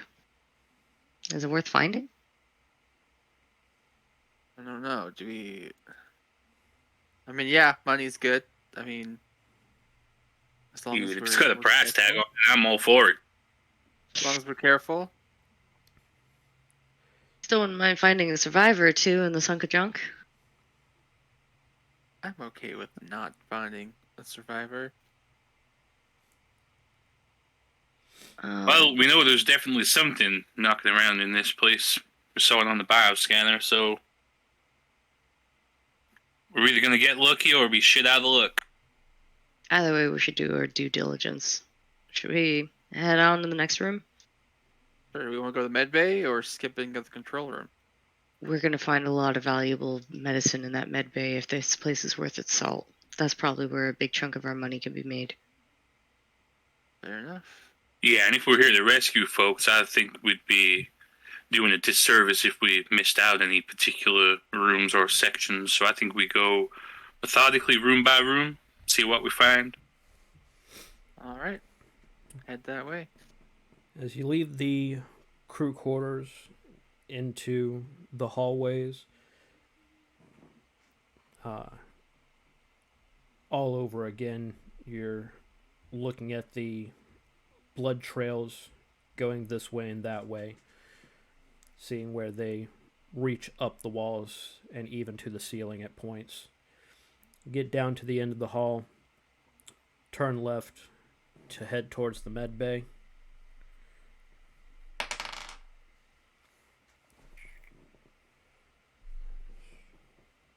This is giving me the heebie-jeebies. Yeah, it better be worth it. What's the marching order? I'm up front, I suppose. If I have my druthers, I'm taking mid.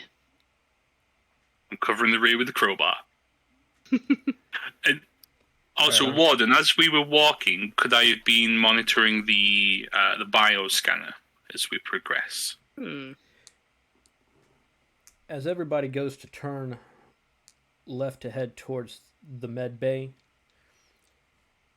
and they open the door, you hear behind you down the hallway a similar whimpering to the muffled voices that you had heard before. And as you turn out of the corner of your eye, you can see a lab coat duck around a corner.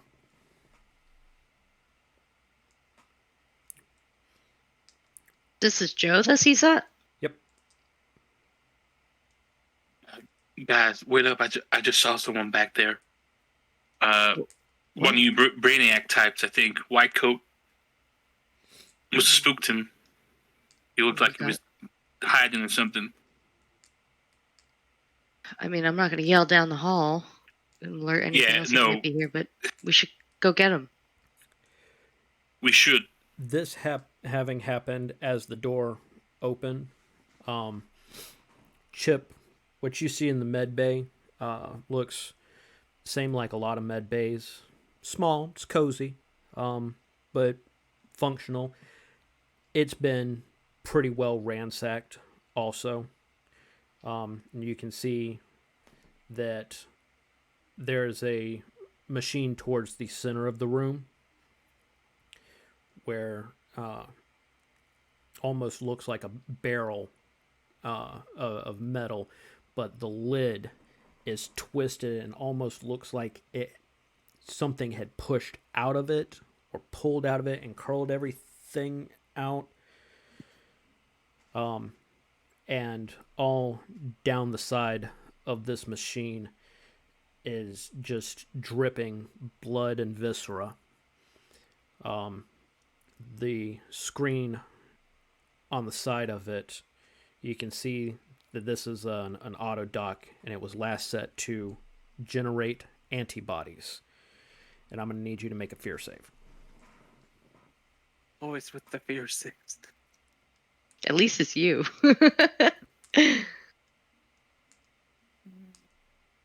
38, that's a failure.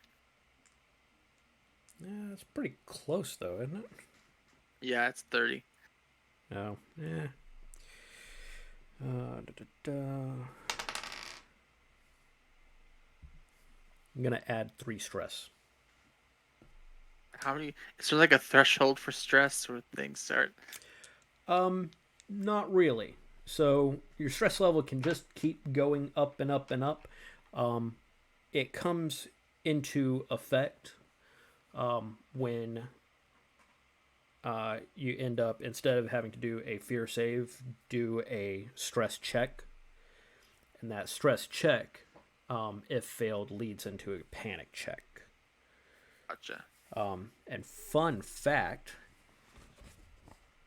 anytime a Marine panics, every friendly player nearby must make a fear save. Also, nice.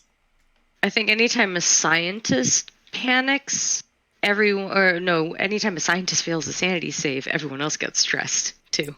Yeah, the sanity saves are a little bit fewer and farther between, but I'm pretty sure we'll get one or two in here.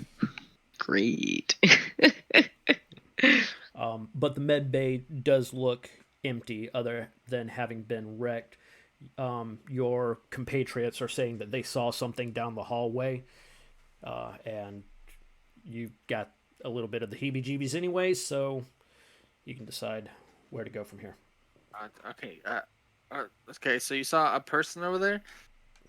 I mean, I think it was a person. I think I saw a white coat duck behind a corner somewhere, run across the hallway. I'm not entirely sure, but I know I saw something, and I heard a bit of that same noise I heard earlier. Sounded like crying or whimpering almost. That person wants to run around and do whatever. I guess they can.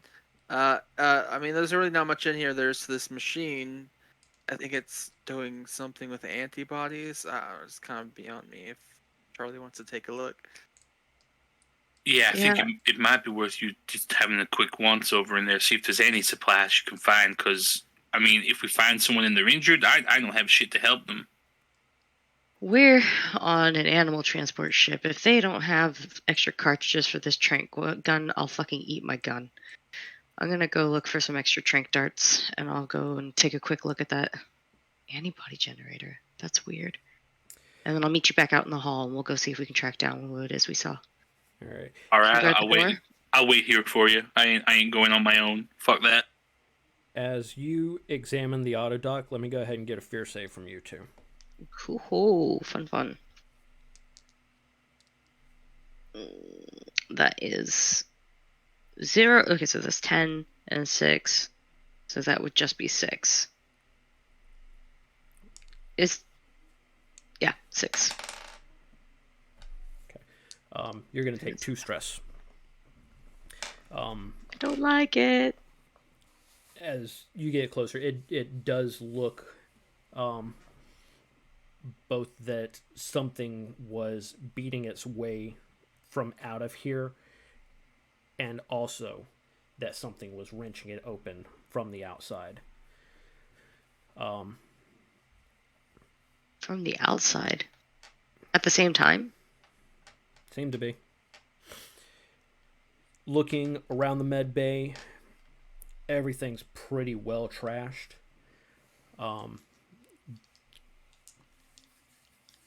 Roll me a d10, but before you do, call high or low.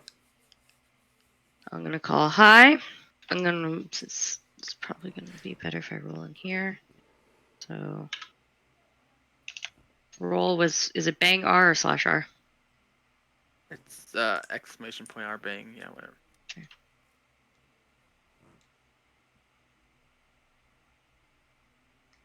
Oof, missed that by a mile.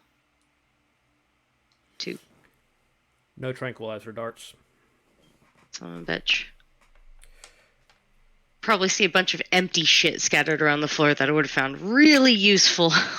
Empty, broken bottles. You're having to kind of like watch your step between there being fluid on the floor, and you've seen at least 1 pack of hypodermics that have been scattered. But no, this room is pretty empty. I'm gonna take for one last sweep and see if I can find any basic PPE for Chip. any basic something that is going to like cover his face, cover his head, protect him in any way from infectious shit. Because I am a scientist and therefore I'm paranoid. Chip, roll me a d10, call high or low. Let's go high again.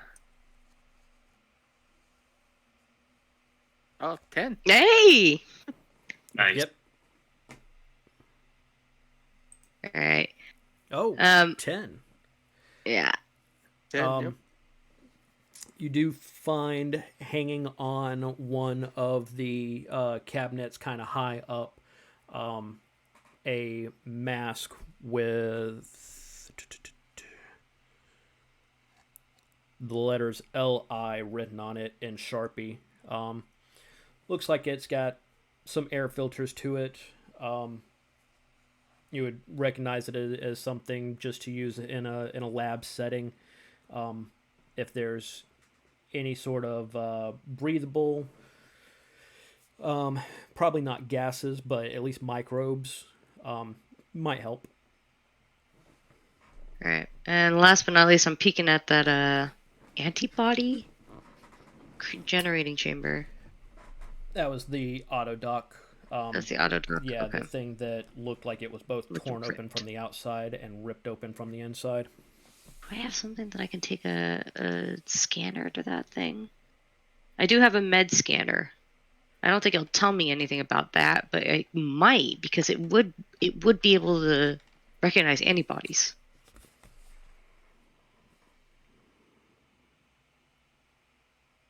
Look it up. Analyze for disease and abnormalities without having to do a biopsy or an autopsy.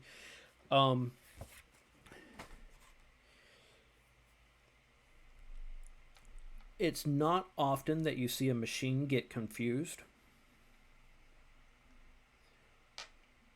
but that's about what happens to your med scanner. It shows signs of mammalian blood.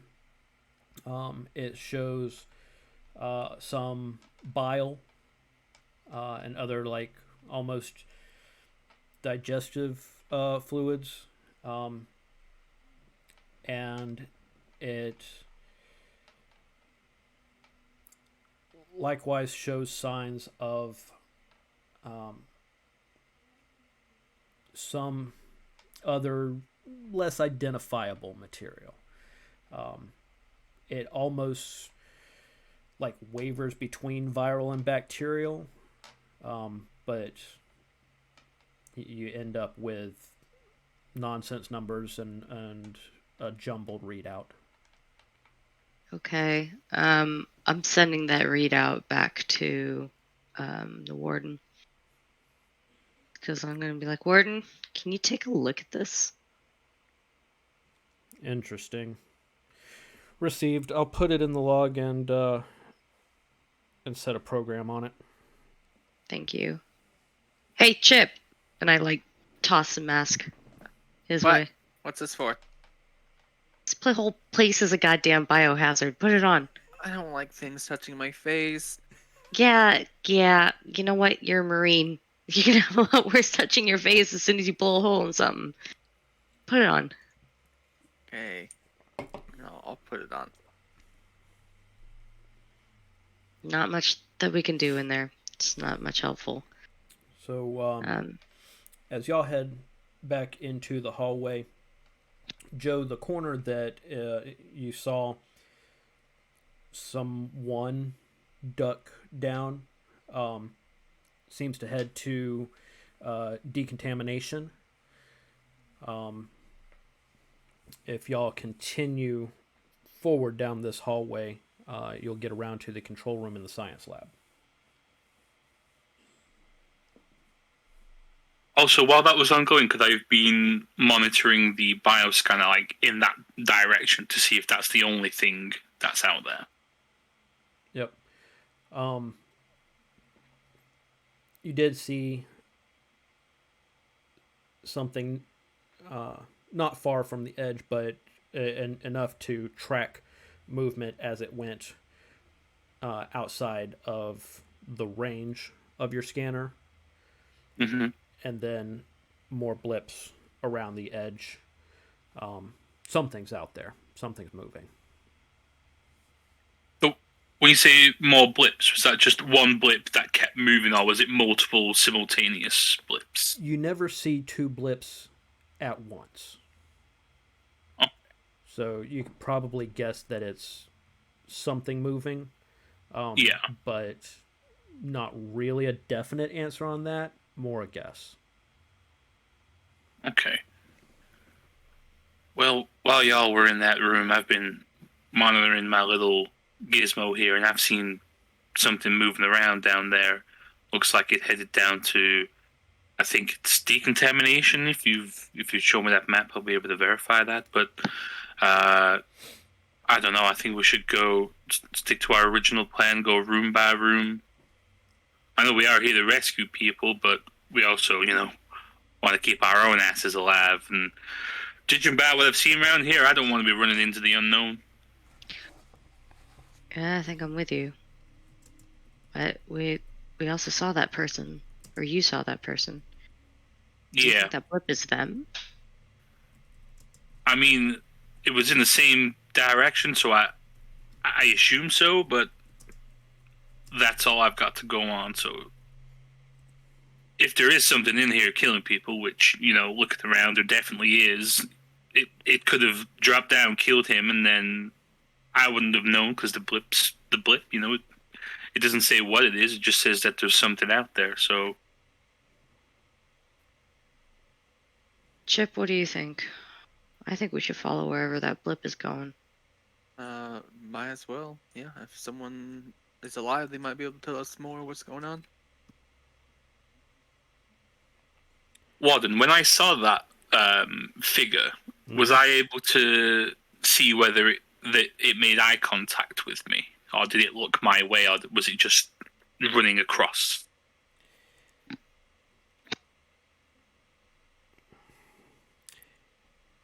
It's hard to tell.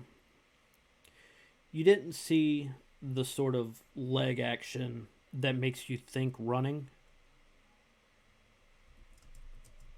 Okay.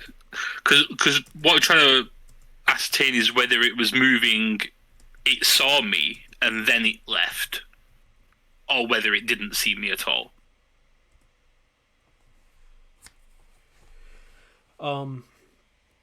You didn't catch a face. You did catch dark hair. The more you try to process what you saw in your mind. Not exactly like a turn and run, but like a figure standing there and just moving back very quickly. That long dark hair makes you think of the pictures that you saw in the crew quarters. And you think it might have been Dr. Gallagher, the head xenobiologist. Quick update for everybody. George has gotten a hold of me. So in a minute, once he is awake and ready to go, we're going to take about a 10-15 minute break. I'm going to run him through his character creation, and the warden will send him into the station with you. This probably actually, because David needs to walk his dog too. So, that's in the general chat. If we want to just break until you get George up to stuff, and then pull him in. We can. What do you think? We can do that. I don't know how long it'll be, but when everybody's ready, y'all can hop back in. I'm just going to keep the recording going. Okay. Should we aim for 15-20 minutes at max? Yeah, let's aim for about 15, give or take.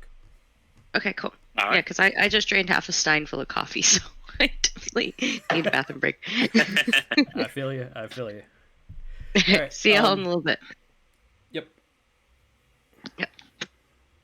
And I'd also just, I'd relay what you just told me to everyone present as well. That I think is Dr. Gallagher. Makes sense.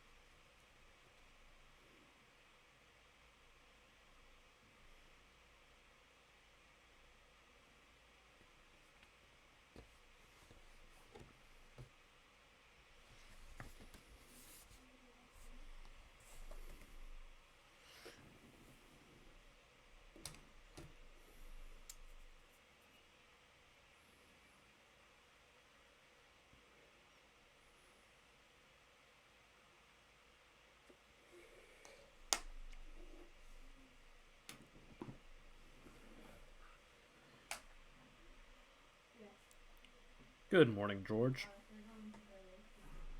Morning. Sorry, I'm a loser. You're fine. You're fine. Before we do your character sheet, give you some idea of the story framework and how you'll be coming in with us. Everybody here is most likely here from a string of bad decisions, the most recent one of which is taking a questionable contract as basically just a merc on a ship. We do have a marine, a teamster, and a scientist, and you said you wanted to do an android, right?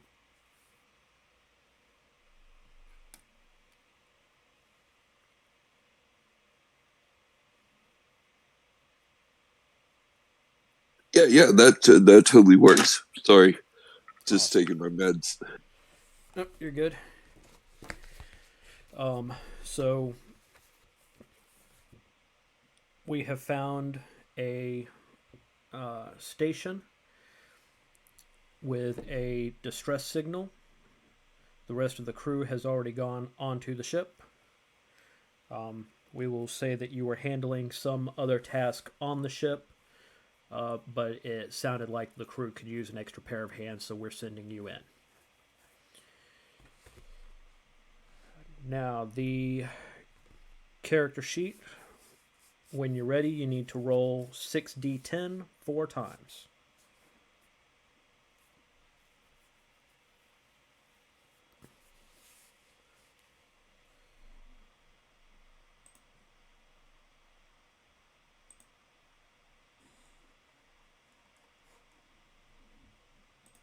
Okay, sorry, I'm just downloading the rules now. All right, 6d10 4 times? Yep. So in the chat, I've just put the JPEG version of the character sheet that I put together. So you can see on the left, your 4 main stats are strength, speed, intellect, and combat.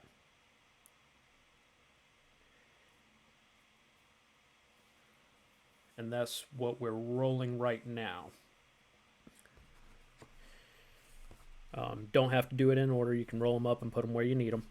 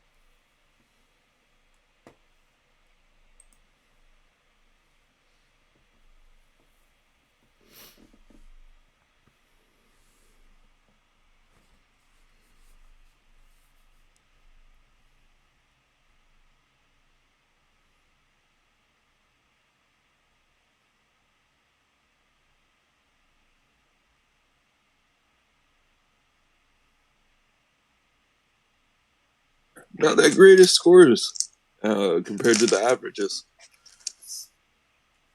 Okay, got my scores. Okay. Your strength score. For your max health, you're going to double your strength score.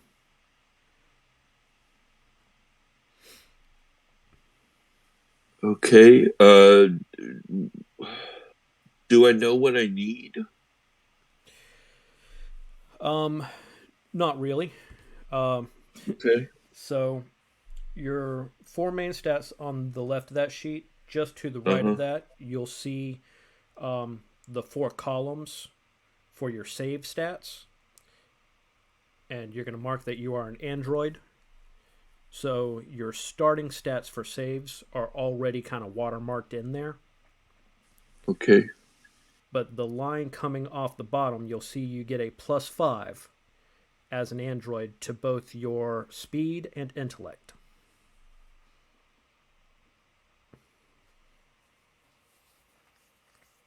Okay. In the top left-hand corner, you'll see that everybody starts off with 2 stress and 0 resolve.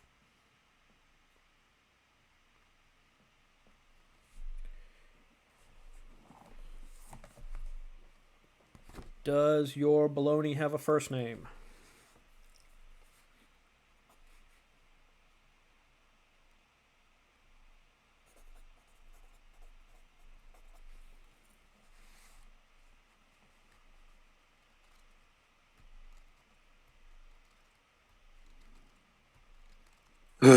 For the character, Yeah. let's go Philip. It'll mean something. It's an acronym for something. I don't know what. Okay. My first thought is Phillips head screwdriver. Okay. Okay. So in the middle of that left side sheet, you'll see where it says number 4, take note of how your class deals with stress and panic. And underneath that, it's got the classes, and you're going to mark Android. It means that fear saves made in the presence of androids will have disadvantage. So the Marine's probably not going to like you. Underneath that, there are standard loadout packages for items. Just want everybody to pick one of the standards. You can go ahead and pick All one right. of those 4. And then everybody. Is there a fillable character sheet? I'm sorry? Yeah, there's a link to one up in the chat. Let me see if I can go find it. Yeah, if you scroll up, there's a PDF that David linked into it. It's older though. Yeah, there are some differences. Not many, but 1 or 2.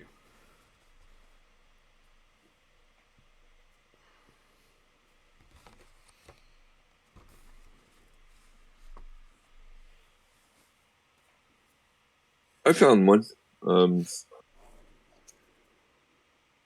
Might be the older one. I don't know.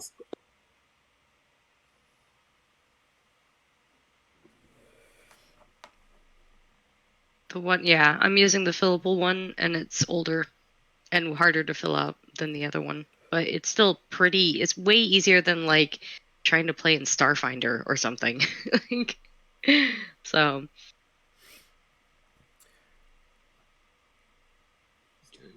So okay. My strength is doubled. My strength score.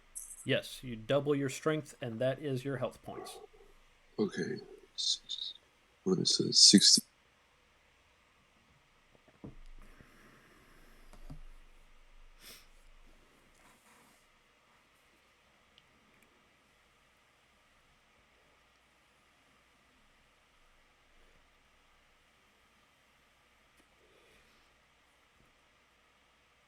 Okay, and my health then is the full strength score.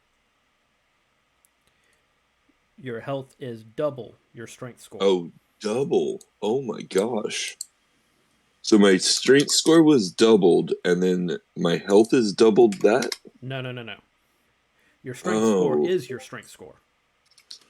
And then okay, in order to get your max health, that's double. Okay, I misunderstood. I'm sorry. And now the sheet won't let me. Okay.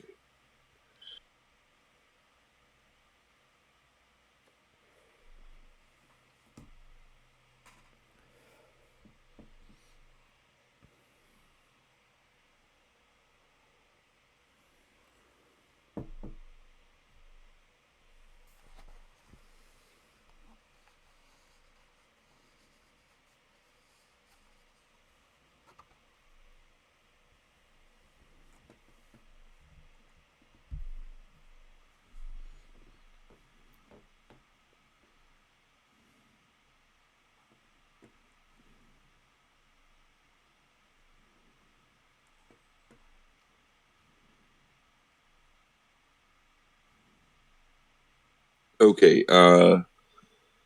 Loadout. I don't see that option. Oh, there it is. Okay. Exploration. No idea what any of that does. Okay. A vibe shay is a machete that vibrates. Like it's a machete. They were getting Okay. cute with that one. All right. I am just trying to figure out this sheet that I brought up doesn't have the saves on it, so I'm just looking at that. So 20, 85, 40, 25.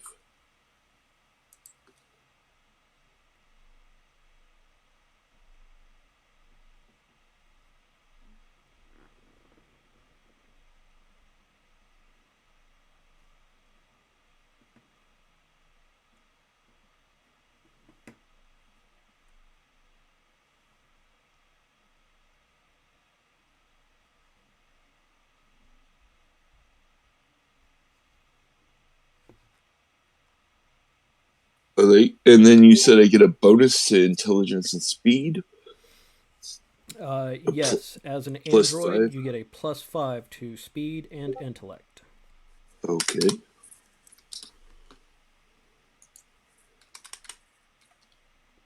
All right. Okay. Loadout, saves, health, stats. Now, What am I as missing? part of the loadout, I want you to roll a D100.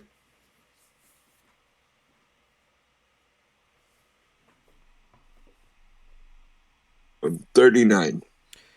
39. You have a token, looks like an honor coin. Says, is your morale improving? That is your random trinket. And next is your random patch. Roll another D100.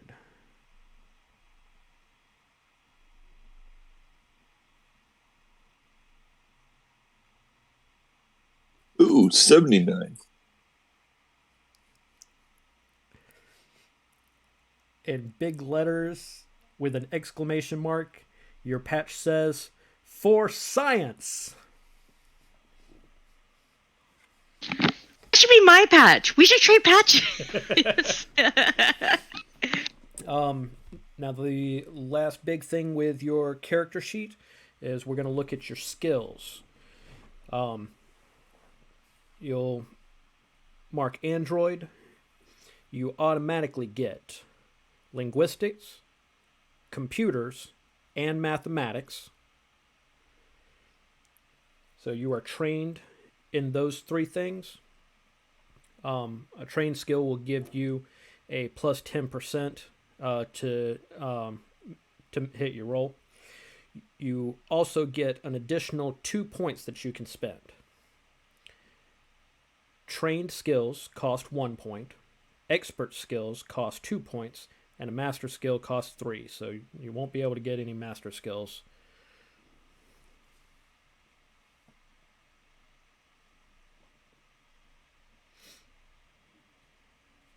Difference between driving and piloting? I'm guessing wheeled vehicles versus aircraft. Sounds right. All right.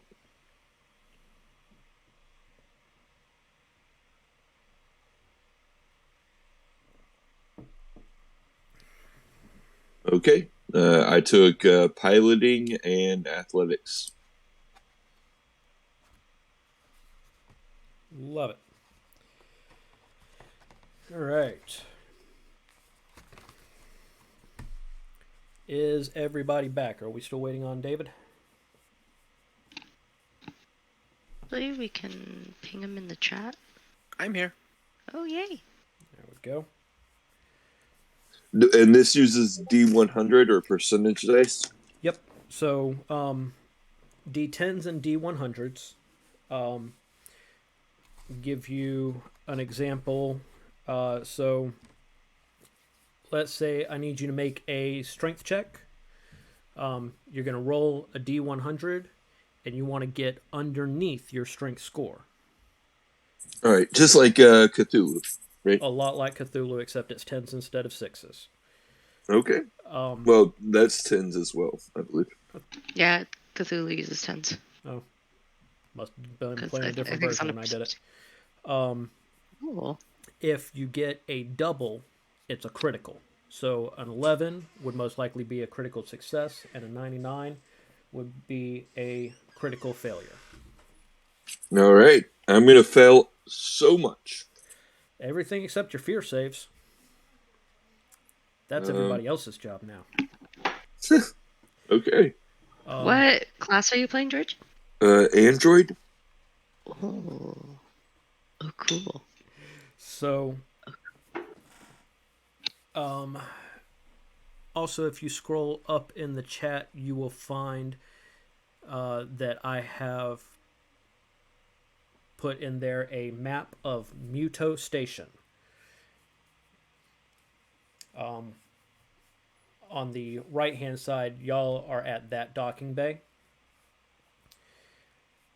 All Charlie, right. you get a message from the... Oh, George. I've got kind of a DMPC thing going on. The ship that y'all came in is mostly piloted and crewed by an AI, which is also me. You can refer to me both in my Game Master role and as that PC as Warden.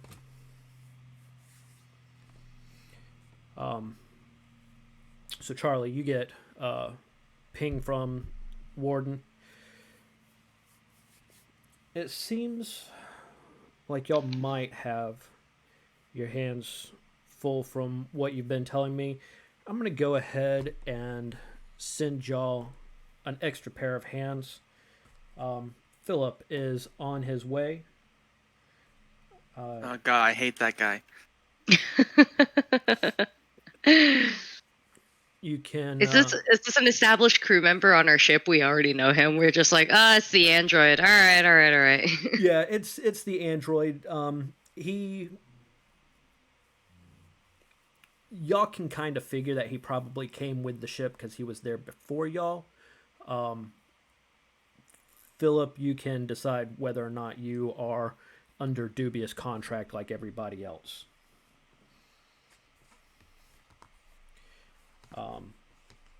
But you come in through the docking bay,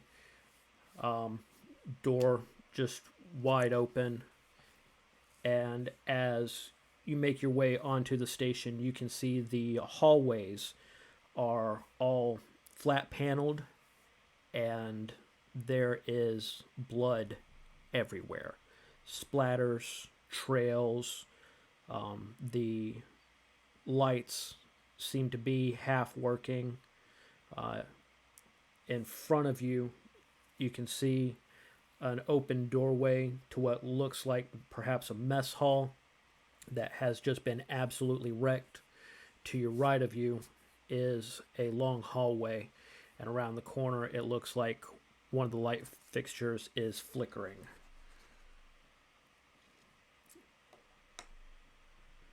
Do we have comm links to Philip? Yeah. Okay. Philip, do you read? Over. Affirmative. Over. It's an amazing android voice. We've cleared the first three rooms, and we're down the central hall, heading towards, I believe heading towards, I'm not entirely certain actually where we're heading. Decon. There is a map along the wall to your right. You'll see it upon entry. Rendezvous in Decon. Over. Affirmative. Over. You guys don't have to say over every time you... Okay, never mind. Yeah, no, y'all are pretty much all connected by comms. Like, if it gets said, you all hear it. I'm wondering, like, if this is how the android is used to talking, though. Like, Over. Very Right. original. Does Chip actually say it on the comms? Like, you guys don't have to say it. Yes, I say that over the comms. Go fuck yourself. Over. I'm right next to you. Wash your damn hand. Oh my god, here we go again. Yes, please wash hands after fucking oneself. Oh, Over. oh god. This is. Does Philip have to come on the ship, Warden? I would, for one, would be glad of his company, considering the sheer amount of blood and viscera we found aboard this ship so far. Okay, well, maybe show him that dead android just so he keeps his stays in line. Avoid the crew quarters if you can. It's the medical lab, I think, is where the android was. Was it? No, it was the crew quarters. Yeah, with the it was android. crew quarters. Philip, as you make your way down the hallway, you found one of the laminated kind of maps on the wall. Everything seems to be in pretty much the same state of absolute mayhem in here. Blood spatters, trails. The one flickering light in that hallway was the entire fixture just hanging and swinging in place. You get down to the end of the entire hallway, and you can turn right and see the rest of the crew at the junction to the hallway leading to decon, which I believe is where we said we are headed next. I believe so. Yeah, I mean, the figure that I saw heading down there, I believe that's Dr. Gallagher from the name we saw in the crew quarters. There was a picture of her in there. Long dark hair. I think it might be her. So, I mean, we can go and pursue her, or we can head to the control room and see if we can try and hail her to come to us. Because I don't know if she saw me when I was in the corridor there. So I don't know if she saw me and then walked off, implying, she's not exactly in a rush to get rescued. So I don't know what her deal is, but... You said this thing's a symbiote or whatever? Does that mean they can, take over people? I used to read comic books. There's this person called Venom who was a symbiote, and he was, attached to someone. Technically, they're supposed to bolster each other in a sense, or at least gain something out of it mutually, but... I thought that was symbiotic. A symbiote.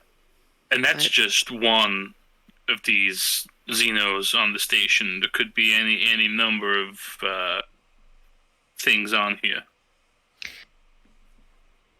I mean, I don't know about you guys, but if I just saw my whole crew ripped to smithereens, I'd probably run away from anything that I see moving down the hall, too. Just saying. I wouldn't be too beat up.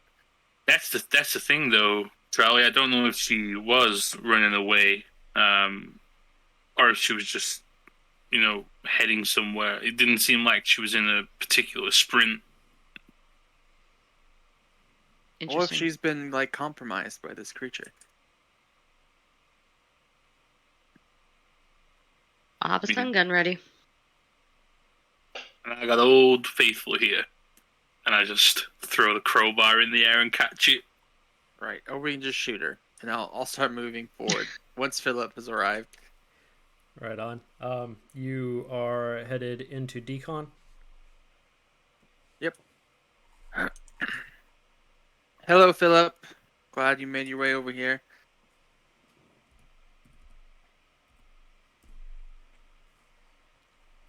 I'll just stay silent the whole time. All right. Sorry, I'm still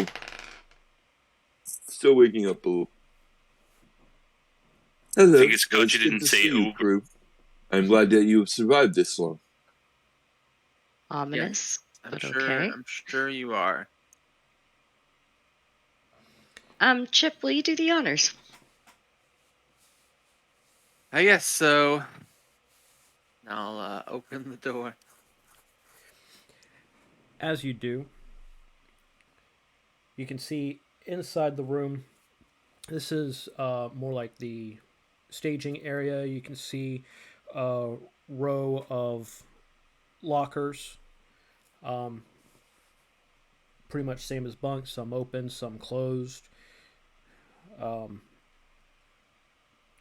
and you see, with the sound of like whimpering and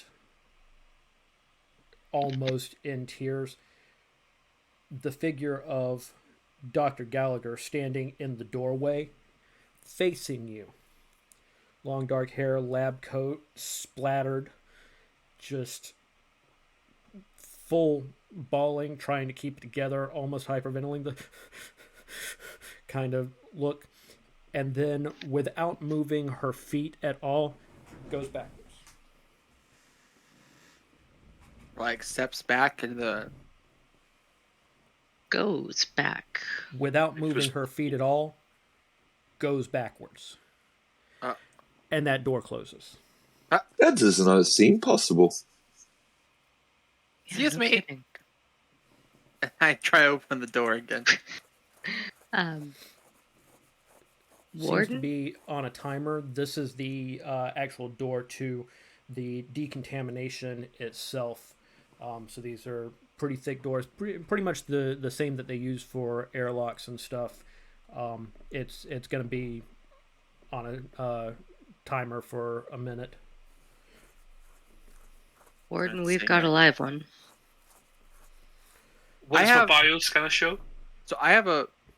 Sorry, go ahead. Bioscanner shows something in the next room, moving. It's one. Just one. I have a body cam. And is that something that Warden can like tap into? Because I know that I can like tap into like if other people have, I can tap into that. I don't know. That's something Warden can like be watching while we're going through. I'm going to say your comms, you can keep up and communicate, but in order to do the body cam, you've got to stop recording and send. Because I have like I have another item that lets me see. I think let me look at it actually.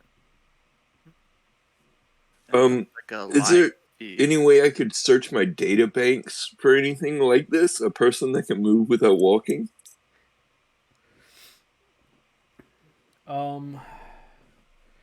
What skills do you have again, Philip? Linguistics, computers, mathematics, piloting, and athletics. I'm just going to tell you that from your athletics training, it didn't look like she was moving. She was moved. Okay. Okay. Chip, what was it you were trying to get at? So I have it's called a heads up display, and I can like you can see through other people's body cams. You can like tap into their like links basically. I didn't know if Warden had something like that. That's just something that I have. I got you.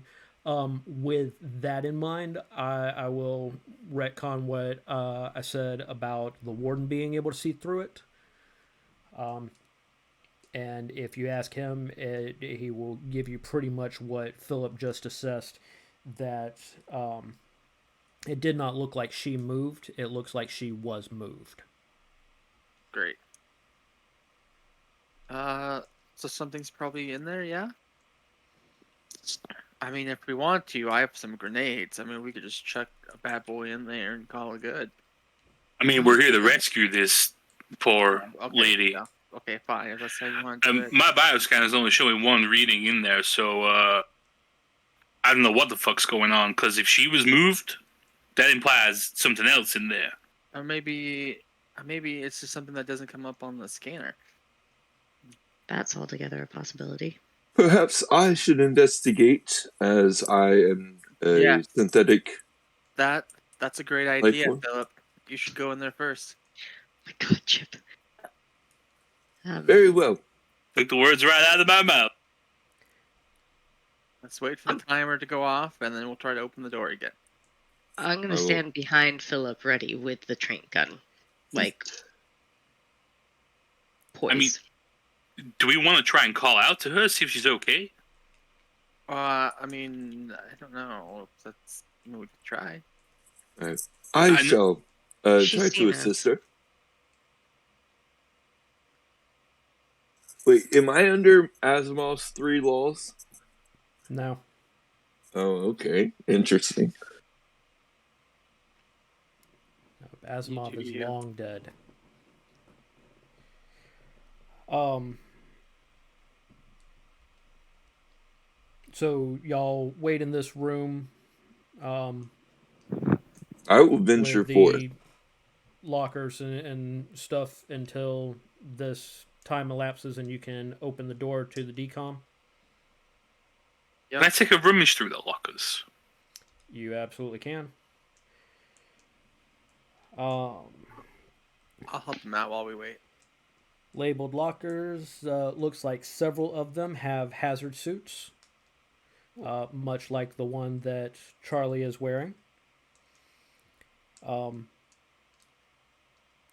There are, like I said, it's a lot like the bunks that you found in the crew quarters. Some of these are open, some of these are closed, some of these are dented, and there's at least one door that's bent and cockeyed, so it's not going to shut anymore.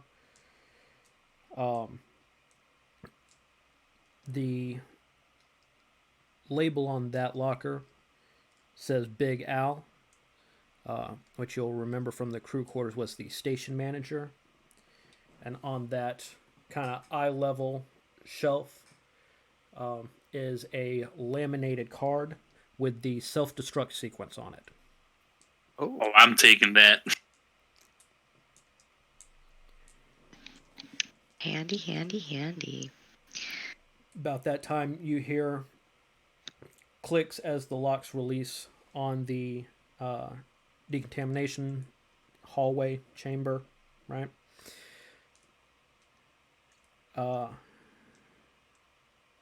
Who's going?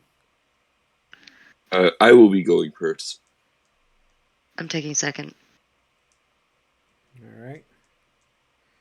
Charlie. What is the person's name that we're here for? Diana Gallagher.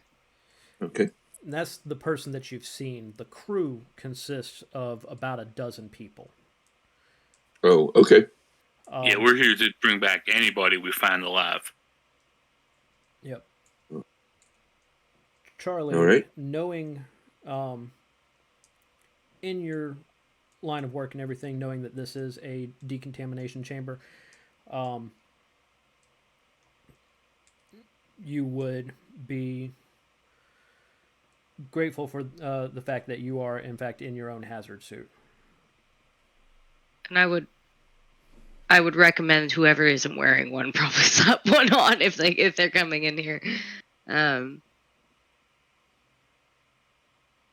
That being said, hey, you guys feel comfortable watching the door?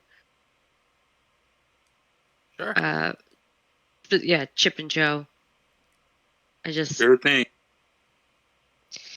Okay, so you two are going forward. You two are hanging back. Sorry, it is Chip and Joe and what was your name, Mud? Charlie. Charlie. Okay. My name's Chip Nathaniel Dale. Thank you. People just call me Proposition Joe. So as the two of you make your way into this space,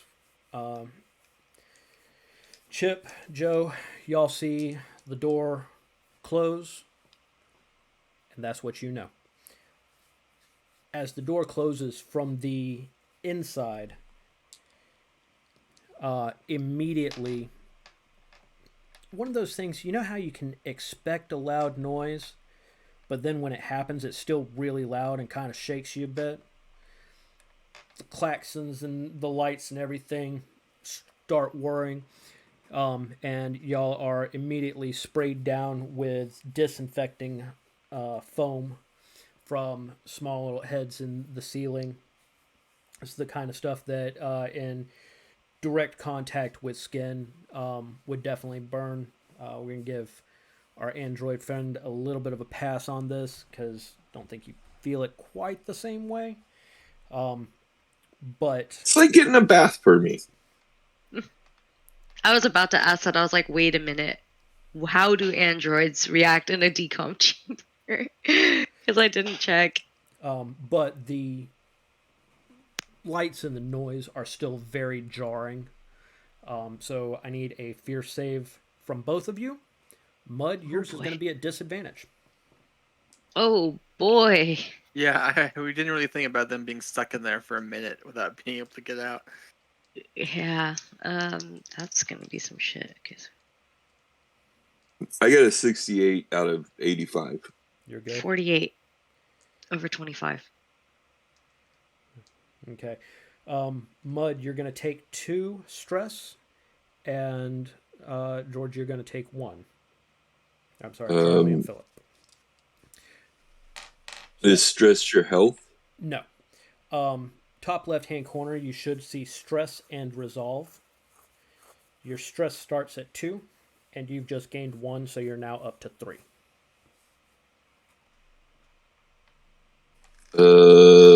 Okay, that's not on the sheet I have. It's the middle box if you're using the fillable one. That middle gray box, you're going to see health, hits, and then stress. And you're going to fill out the left one is current. You're going to put that at 3. Oh, okay. What's my maximum? I'm sorry. That really would be maximum. marked at minimum. Yeah. That stress score can just keep going up and up and up until such time as you end up in a situation where you might have to make a stress check. At which point, if you failed that, you move on to a panic check, and that is the stuff I'm sitting over here looking forward to. Okay. Sorry. I literally gave my wife a heart attack with this the other night. Oh my god. Nice. Yeah, no, she had like 16 stress level by that point, and then I rolled a 15, and I'm like, "You're dead. Sorry." All right, so the lights, the noise, it's very jarring. You're covered in foam. You get kind of acclimated to it for a second. Finishes, you get your rinse cycle going. A little bit of an air dry, and the door in front of you opens up into specimen storage. 1, 2, 3. Jesus. 4. She was in here bare skinned when that thing shut down. Joe, Chip, you guys didn't see her wearing anything, did you? Aside from a regular suit? Or was she wearing a hazmat suit? As far as I can recall, she was just wearing a lab coat and whatever she had on underneath that. No special suits or anything. Now, I'm not really too thrilled about the fact that there's this giant-ass door between you two and us two. So, should we be suiting up too and coming in there with you? Yeah, I don't think I want to go in there alone. But you don't want to come in here without a hazmat suit on. If you got those extra suits out there, I would throw them on. Would my vac suit, Warden? I believe it would. I will double check that. To Charlie and Philip. Yes, your vac suit will be fine. So it's like a one-way. It's going to shut the door behind us, and then once we're decom, it's going to open the door in front of us. Yep. Okay. As you go to step into specimen storage, this place, like you thought the mess hall was a wreck, you thought the med bay looked bad, you can't see the walls or the floor for all of the just viscous shine on everything. There are stacks of cages that are torn asunder. Nearly every light fixture in this place is shattered above you, and you can see bits of glass strewn everywhere. There's almost a pile of empty cage pieces thrown all to one side.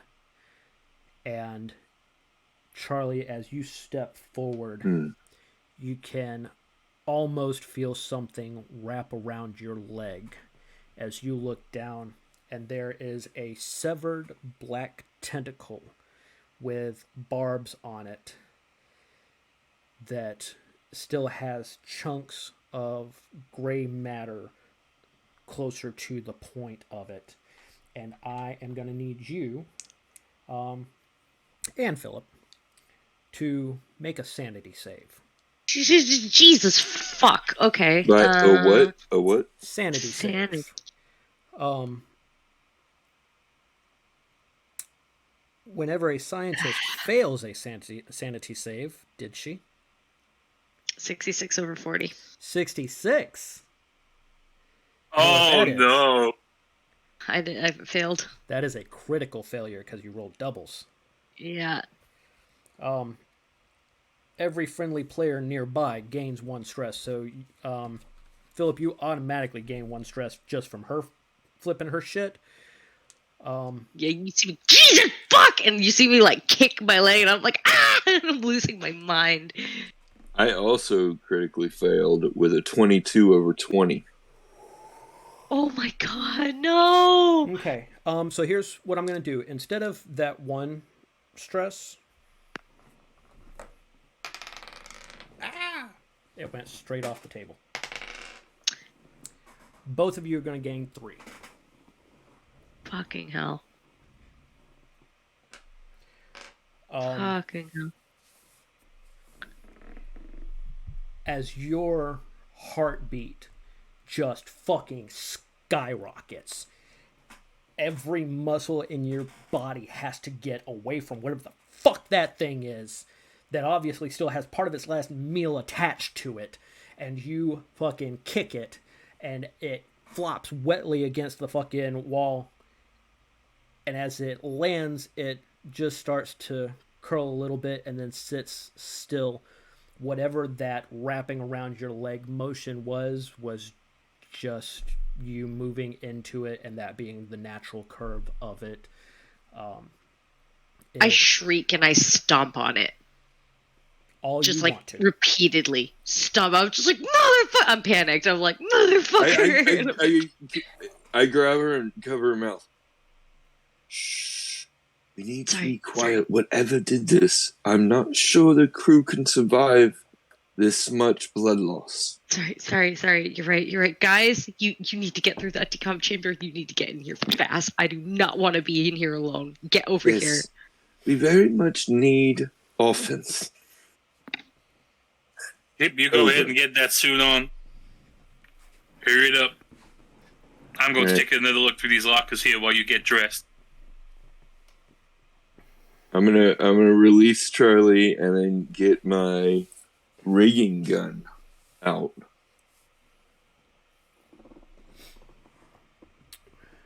I believe it was Joe saying he was going to look through the lockers. The rest of it all seems to be personal items, just clothes, spare pair of pants. Is there anything that has any paraphernalia that has like the station logo on it? If there is a station logo. No, you haven't seen anything with a logo per se. But again, this is very much a station operating just outside the edges of the law. We are talking about xenopoachers that are selling shit to a black market through a crime syndicate. Like, they probably wouldn't be advertising. Yeah.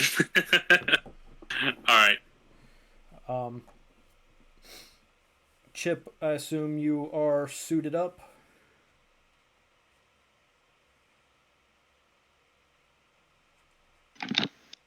Chip, I think temporarily had to be RB because something came up. So can we say he is?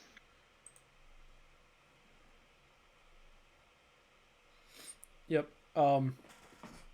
As the two of y'all go in, same deal. Doors slam shut, bright lights and sound, with him on a BRB. I'll say you both went ahead and made that save, also getting the warning from Charlie what was going to happen. So go ahead and add just the 1 stress, and we'll let David know to do the same when he gets here. Is that everyone or just Chip and Just the 2 of them. Okay, and Joe. This is the specimen room. Is there any kind of computer system in here that I can try to get online, just to check records, anything like? So in here, what you have, what you can assess the nature of this room was, is straight up storage. There's no main terminal. Okay. Okay. There then is I just want to on the look one around. side a sorry. proper airlock with keypad and everything. This would be where the animals had gotten dropped off. And then on the opposite side of the room from there is a sign next to a door that reads "Clean Room." Okay. Can I scan this room for any living being, or search it for living creatures? Yeah, you can look around. Everything here is blood and viscera. What you've got is the leftover fluid from oil change. There, other than this tentacle that was just randomly laying on the ground, you barely see any chunks. But while you are searching, you do find in a pool of blood a key card. And let me get a fear save. I'm good. Awesome. Take 1 stress. You were saving for half. This is while he's moving around. Am I still standing there, or should I also be fear saving? That was just him because he's digging around in the stuff. Okay, I do not want to dig around in any of this stuff. Yeah, no, you're still sitting there trying to, like, regulate your breathing, waiting for the boys to get through with the fucking decon. Like, I'm not going anywhere until we're a full party again. yeah, you split the party and within, like, 30 seconds, shit got real. Boys, y'all do make it through the decon. You each got the 1 stress just for the decon chamber. You can see that this place is a fucking wreck. Like, this is nightmare fuel in here.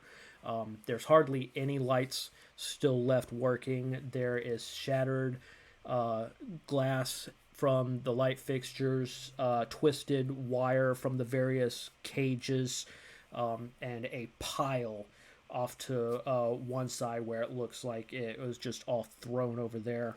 You do have an airlock on one side to what you know is the drop-off bay, and then a door to the other side with a sign that says "Clean Room." If it's very dark in here, I'd like to take out my infrared goggles and just look out into the carnage beyond and see if I see anything that's actually still live and kicking in there. Most everything looks room temperature. It's been this way for a little while. You do notice some slightly warmer chunks of rope or something near Charlie's feet. Slightly smushed rope. Very smushed. Very smushed rope. In that same vein, we've got our hazmat headlamps. Yes, you do have your headlamps. So I'm going to switch mine on at this point. I am probably assuming Chip is going to do the same. I don't know. Chip? Your suit's got a light on it. Yeah.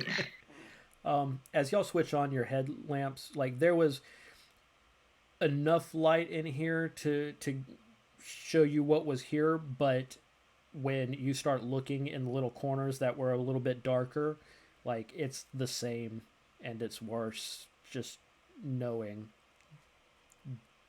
that the puddles are everywhere. It's nothing but filth. Right. I don't see a sign of her. Do you? What's your reader say, Joe? Yeah, can I examine the bioscanner once more? You're not getting a reading. She ain't in here.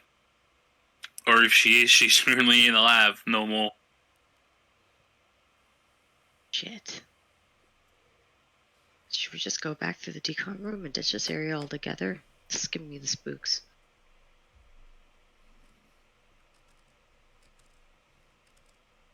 I'm not too sure, you know. I mean, we did come here to rescue people. That's our main objective. And Yeah, but do we? I assume we'll get some sort of financial reward if we bring someone back alive.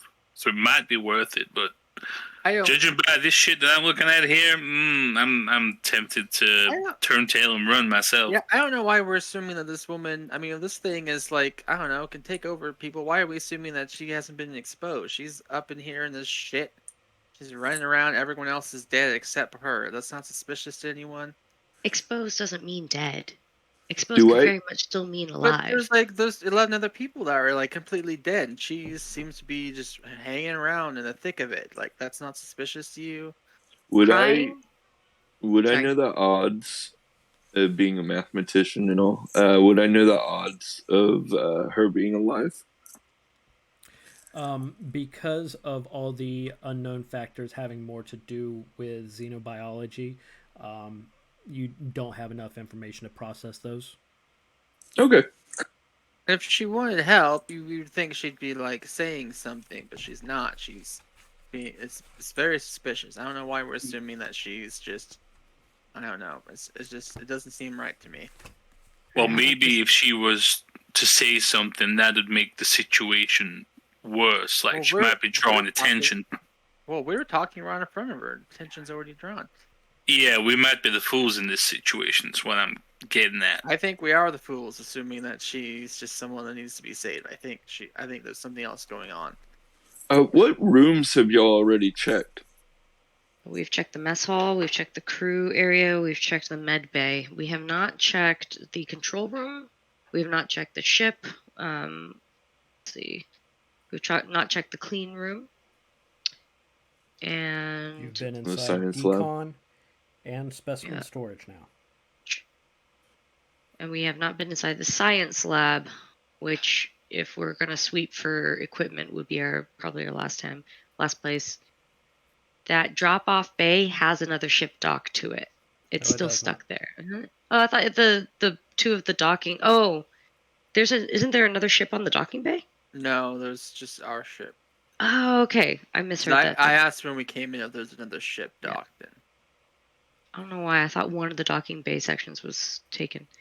Well, there seems to be very little left to explore here. Perhaps we should try to find if someone is alive. I can go first. I think that would be ideal, as I am, again, synthetic life form. Sure, go for it. I mumble under my breath. I'm like, not that'll help the guy in the crew quarters. Okay. Now, is there like a little window or something into the clean room? There's a door with a button on the side. You hit the button. Door opens. You go into the clean room? Yeah, that's what I'm doing. It's, I'm trailing behind Chip, wherever the hell Chip is. Did Joe tell us that he had the self-destruct codes? Oh. I don't think I did. Gotcha. Are you going to? Not right now. Okay. I also have, I have these frag grenades, And on them, it says if you put them in like certain areas of like a station or ship, they do 1 M damage. I don't know what that means. I don't know if that means 1,000,000 damage. But I think it's meter. That makes sense. it says if you put them in a certain, but like it specifies areas of a ship or a station, and it says it does that much damage if it's in one of those places. I've got deals damage to all within 15 meter radius. Can deal 1 mega damage to ships. Okay, or 1 more mega damage. if internal. Mega damage. That's what. What is a mega damage? Mega would be not 1,000, but 10,000. Oh, Nice. and that's for. Let's see. The Or equivalent of more if internal. So, frag grenade in here could be detrimental to the survival of your crew. blow a hole in the side of the station. Yup. Yep. Me personally do not want. Just putting that out there. By the time comes, you might not have a choice. Great. Well, do we go ahead and just let Philip trail on into the clean room and follow him? I'll follow Philip. I'll follow through. Okay. We shouldn't stay separated. All right. Hey, Warden, can I bend your ear for a moment? Hit me. You know, stations like this, dealing in contraband and what have you, you'd think they'd have some sort of fail-safe in place, right? In case things got a little, well, like they are now. Some sort of lockdown or self-destruction kind of deal. Would I be right in thinking that'd be something that'd be installed in one of these facilities?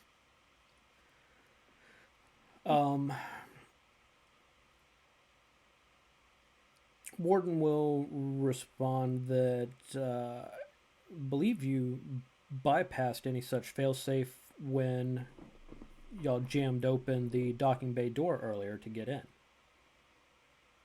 Oh shit. Of course, the best failsafe in these situations is honestly just a hull breach and the inky black void, as it were. Who was following Philip into the clean room? Who was right behind him? Yep. Chip was right behind him, and I'm right behind Chip. Not really. No? As Chip makes it through the door behind Philip into the clean room, the door slams shut. Oh, God. Son of a bitch! Damn it! And you hear a small and broken staticky speaker, emergency protocol.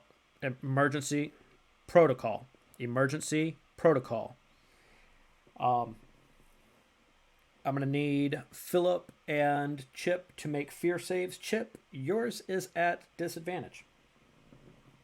Perfect. Damn it, Philip. I knew if you came here, I'd be stuck in something like this. Yep. Charlie and Joe, y'all go ahead and take 1 stress just for shits and giggles. Yeah, I was Because that gonna door say, just, like, it almost shut on you. That's some bullshit. I would be stressed. I'm already stressed in real life. Fucking doors in this place, man. Ugh. So if I get doubles but succeed on the check, you know what? I will let you take 1 stress away instead of gaining any. awesome. Wow. I rolled a 32, which is a failure. You are going to gain 2 stress. Stress. God fucking damn it. God. I probably have more stress than everyone else at this point. You should be quiet. God damn it. I don't know. I'm pretty stressed out over here. Yeah, Charlie's had a rough couple of minutes, and I feel like being mean. Oh no. What? Charlie, I want you to roll 2d10. Right, here we go. 5 and 3. 5 in the 10s, 3 in the 1s. 5 and a 3 is an 8 for our purposes today. And Purposes? What's your stress level? 12. Ooh. Need you to roll 2d10 again. That was your stress check, and this is your panic check.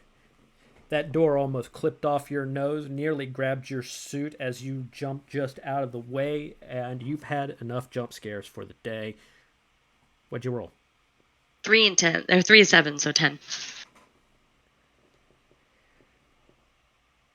You are going to gain 2 stress, and the nearest crew member also gains 1 stress.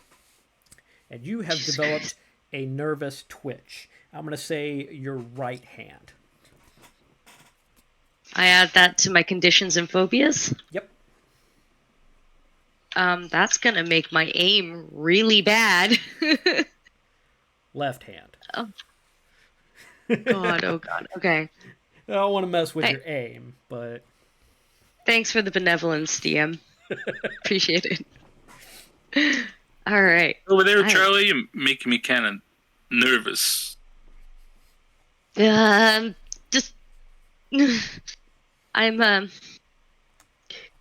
what just happened? What just happened? Why?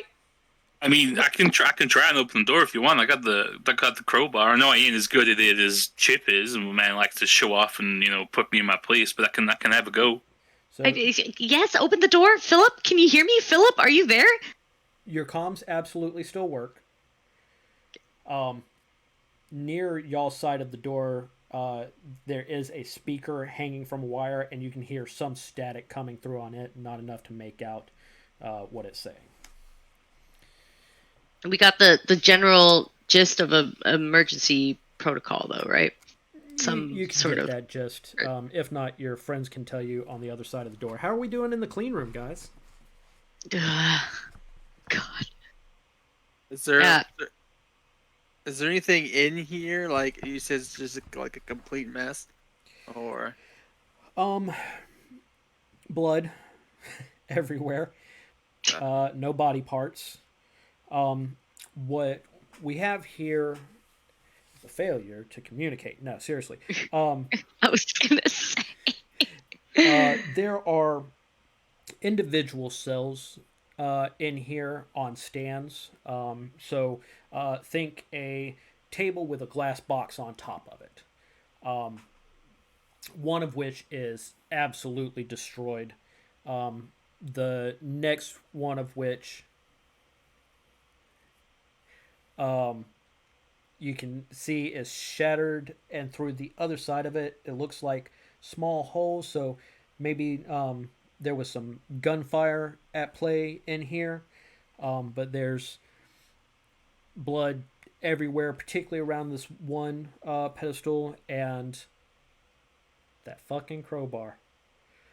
It's not a crowbar in the clean room, but trails leading out of the door. You can also see the opposite wall of the clean room, from about waist up, is nothing but an observation glass. Thick enough to withstand probably depressurization. And you can see the science lab on the other side of it with a couple of desks, some scattered papers and stuff. There is a terminal. The controls allow for emergency depressurization of examination chambers. So the smaller pedestals throughout this room, we'll say there's 3 of them. Multiple bullet impacts on the larger glass wall as well. And we see no human bodies No in bodies, either no body either parts. room.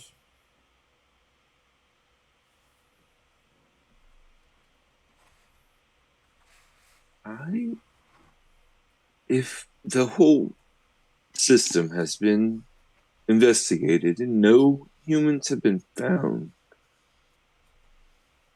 what happened to them?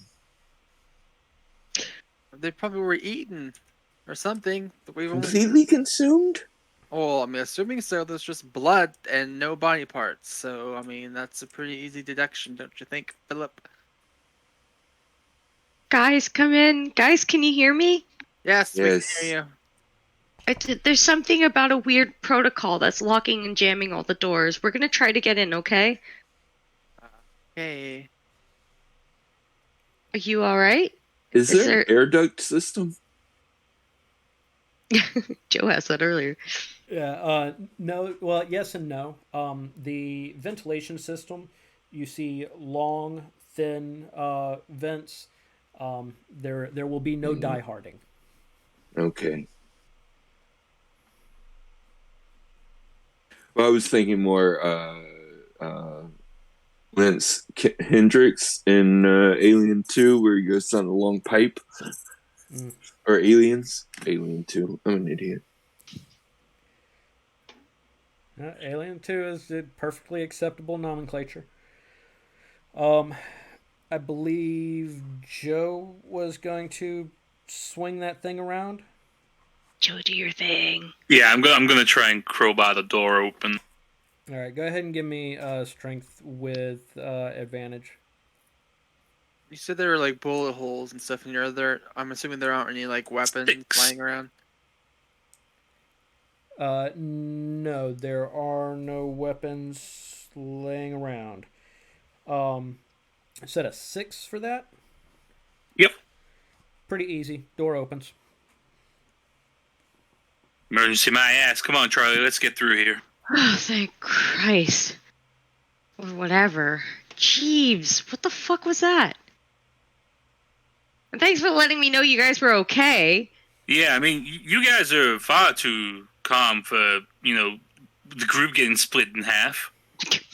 Emergency doors just fucking turning on and shutting down.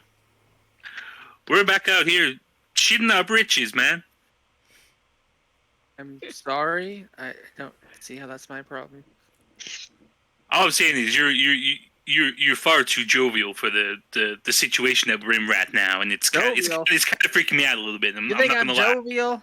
Do I seem jovial to you? Did you at least find a way into the next room? Well, you said there was a terminal in here, right? Yeah, it's for the depressurization of the pedestal examination chambers, not for the room at large. Okay. Can I try to access it and try and get information on what happened? What they were studying? You can try to, yeah. Got a relevant skill, or is this going to be flat intellect? I have computers. Perfect. Add 10 to your intellect and beat it. Yeah, crushed it. I got a 6 out of 62. Right on. Through the terminal, it's connected to the larger system, but only in the most basic of ways. This is really meant for room control right here. You can tell that if the information that you are looking for is more likely on one of the personal workstations on the other side of the glass, which again has bullet impacts on it, but not any actual damage. Like there are not bullet holes through the observation glass. It's fucking hefty. Yeah. And y'all have been through all the other rooms, right? Not all of them. We haven't been to it's like a science lab, isn't there? Yeah, that's where we're looking through into the glass, we haven't right? been in that lab yet. We also haven't been in the control room, which is Oh, okay. Oh, the Xeno Probably- drop-off bay. we haven't been in the drop-off bay. I don't know if we want to go into the drop-off bay, considering it keeps getting bloodier and bloodier the further we go. Yeah. Well, maybe they've locked themselves in. I suggest we at least check, and if there's nothing inside the bay, we just close it off. How do we open that bay? I just give you a little nudge with the elbow and just, gesture the crowbar towards you. Well, we don't know if it's locked airtight. If it's It's also You can covered in press. bullet marks, not holes, marks, which I think it might be a little stronger than what a crowbar can do, is just my guess. Well, the bullet marks are on the glass separating the clean room from the science lab. Ah, okay. If you go back through specimen storage, there was a door leading to the drop-off bay. no viewing window, though. No. I think all of you need to go back to either the clean room or decon, and I will check the drop-off bay in case it's not compressed from space, or protection from space. You want to split up again? Well, if we open this bay and it's on the other side, it's still open to space, you all will die. Yeah, that's a point. Well, I mean, you probably have spacesuits on, but still, you get sucked out into space. Joe We is only have wearing his hazsuits on. vac suit. The other two are wearing haz suits that might give you an extra 30 seconds. Okay, I'm going to take off my vac suit and give it to one of them. I'm sticking with my haz suit. I mean, like, I'm not gonna. I will happily go back through decon, but I'm way more paranoid about like bioparticles and shit than suffocating to death. Hold on. I'll go back and I immediately turn and just like leave. It's like, all right, good luck. Warden, what does my bioscanner show as I am standing? I assume I'm in the clean room at the moment with everyone else. Does it pick anything up on the other side of that hefty glass?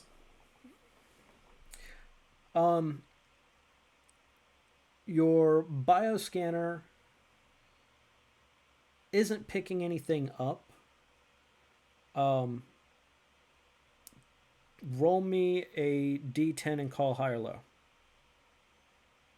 I'm gonna go high. Everybody goes That's high. a 3. Yep, just not picking anything up. And there's nothing in the other, like in the 360. If I do a little circle on the spot, You don't see anything now. where the fuck could this crazy scientist lady have gone? All right, so are we going with Philip's plan? I think I'm gonna go back through decon and make my way to the control room, and he's gonna deal with specimen storage to the drop-off bay, right? Yeah. All And right. do vac suits have helmets? Yeah, I imagine they're... Yeah, your Oh, vacuum is specifically designed for the vacuum of space.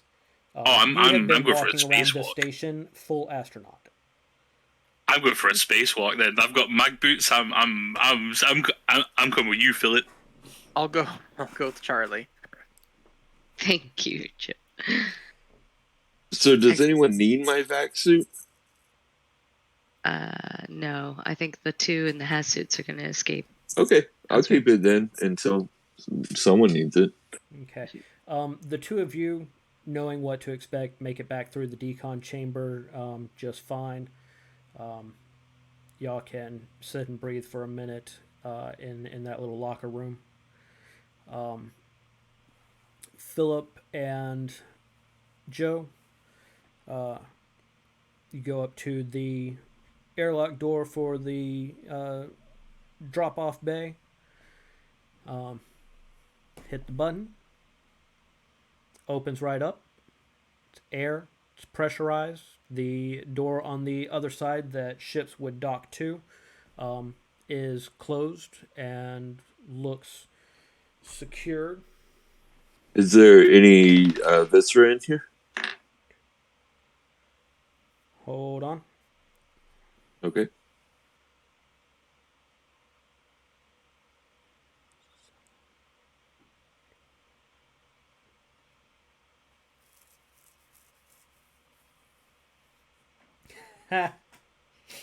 You know what? I don't mind this one coming up twice.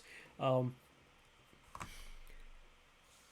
there is not any blood or viscera in here. It doesn't look like there's been any sort of attack in here. And as y'all step inside, the airlock door slams shut behind you, and clear as a bell, bright as day, the speakers on your side start saying, "Emergency protocol, emergency protocol, emergency protocol." But nothing is depressurizing. Nothing like it's. This looks to be a system glitch with the doors. I am, however, going to need fear saves. Joe, yours is going to be at disadvantage. Yes, that is right. Yes. What does disadvantage mean in this? Roll twice, take lowest.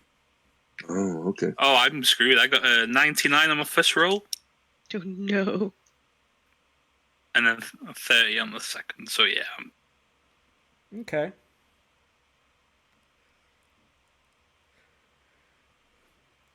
Philip? Yeah, I'm fine. Or I succeeded. Okay. Joe, roll me 2d10. It's not a percentage, just add them up.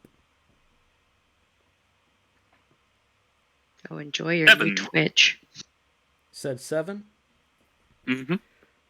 What is your current stress level? That is 7. Right on. Just for failing the save, go ahead and add 2 stress to that. Then roll me that 2d10 again. Add them together. Tell me what you get. 15.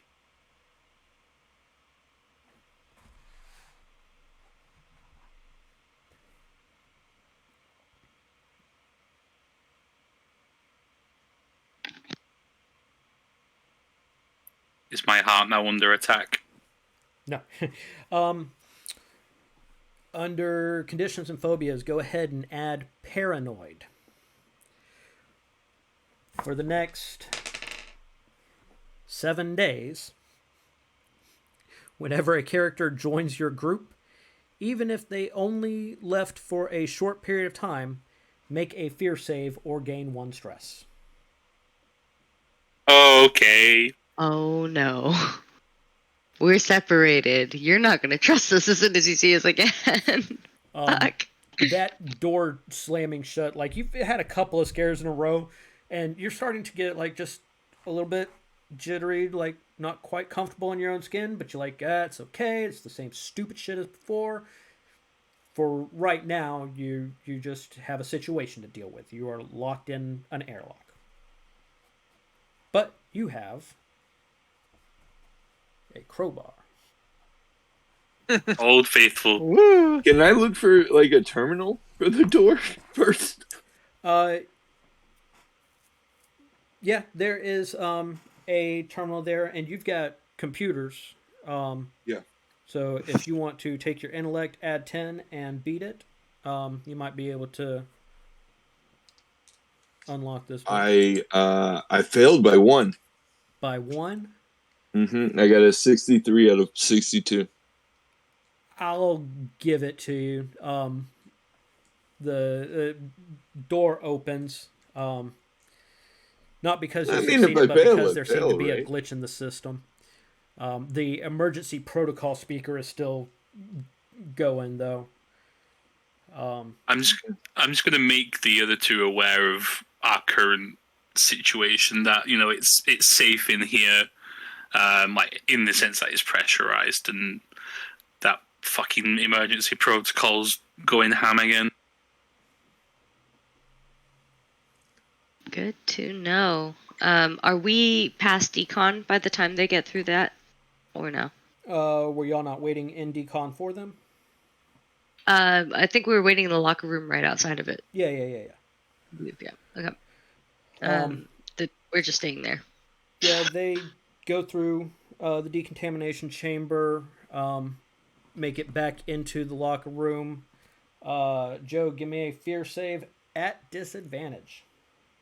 I'm going to inform everyone through comms to be sure when you open a door not to enter the room, as there seems to be a glitch with the doors. Inspect the room first before entering. Over. Sorry, Joe, was that a pass or a fail? Fail. Take 1 stress. The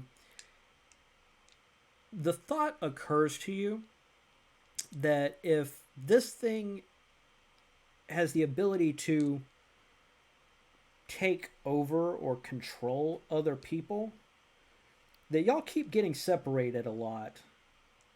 And you start wondering if maybe you should keep an eye on your teammates.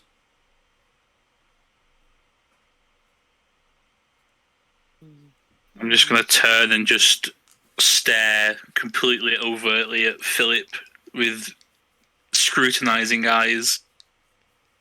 Just for a moment. Damn. And then as he notices, I'll go back to normal. I look back at you with dead android eyes, and then I smile.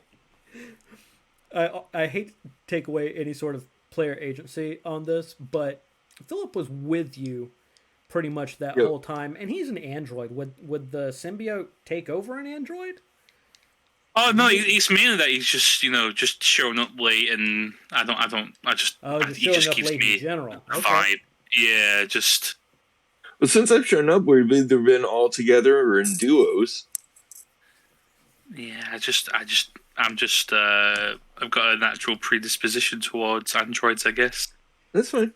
Right. I'm just smiling awkwardly smiling at you. It's a natural smile, but dead android eyes. Yeah, that's what's getting my back up a bit. Okay. Y'all figure out where you want to go next. I will be right back. 2 seconds. Unless does anybody else need potty break kind of deal? Do we need? I'm also gonna take like 5 seconds, but I'll be quick. Let's go ahead and take a short break.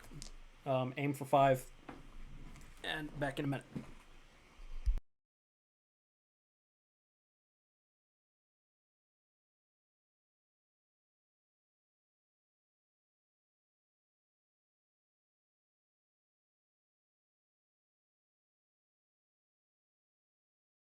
Is anyone else still here? I'm here. What'd you roll for your stats? Because mine were crap. They were so below average. I rolled pretty good on 1. Let's see, what did I roll? I rolled on the bot on. I rolled 28, 39, 48, and 25. Much better than mine. I got 47, 24, 25, and 27. Not that bad. 2 20s out of a possible 100? I know. Oh wait, no, a possible 60? That's about what I got too. I got 3 sets of 20 and a 40. So Ugh. I think it just breaks down that way. Can you imagine rolling high for them though? That'd be awesome.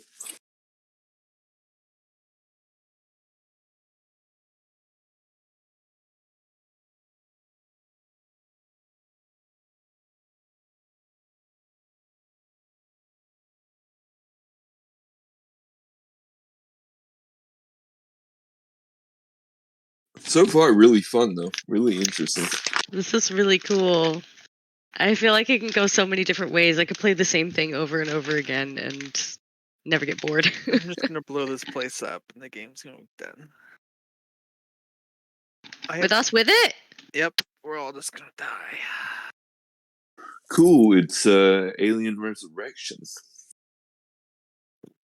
I have not watched any of those movies. Oh, I've been a fan for like almost 30 years now, I guess. Did you watch the space adventure that Critical Role did? Oh, I I did. think it's I think it's this system, right? I think it is the system. I'm pretty sure. I think. Yeah, I watched it. Ashley's so good. So good. That production was amazing. I know. I was so surprised. I was like, "Wow, this is good." Yeah. Okay, sorry about that. The monster didn't bother me this morning, but the Guinness hit me.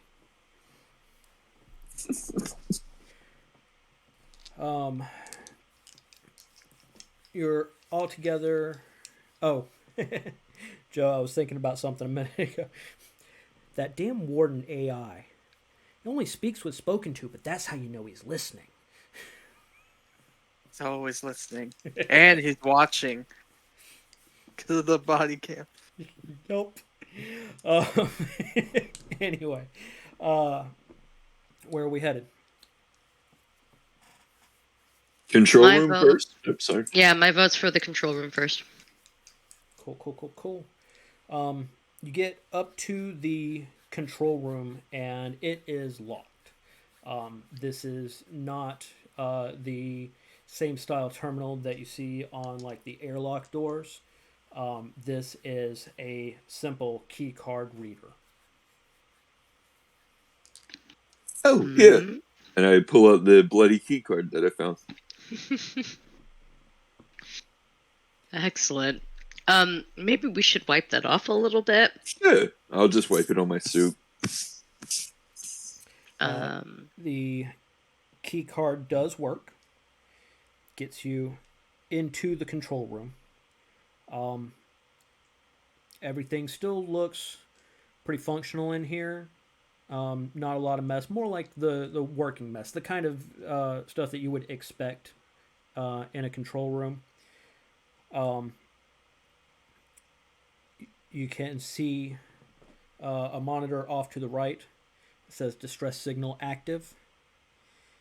There is another terminal that does most of your basic station functions, airlocks, comms, station logs, and then there is another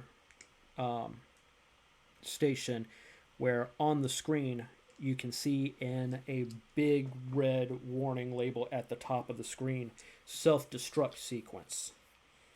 I'm going to go look at that. There's a little bit of blood on the edge of the screen, and the sequence has been half entered. And I want everybody to make a fear save. Everybody except Philip does it at disadvantage. Oh, I'm screwed. 88. Oof. That's just on my first one. 81. 88 and 66. I'm double fucked. Oh no.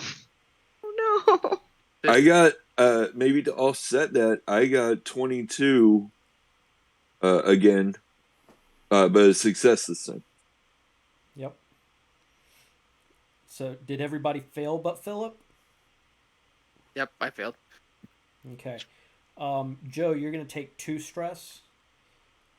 Biological life forms are so weak. Because you did crit fail. Everybody else failed, but thanks to the critical success of Philip, just being such a cool dude, we're going to let you succeed yours for half. You only take 1 stress. Nice.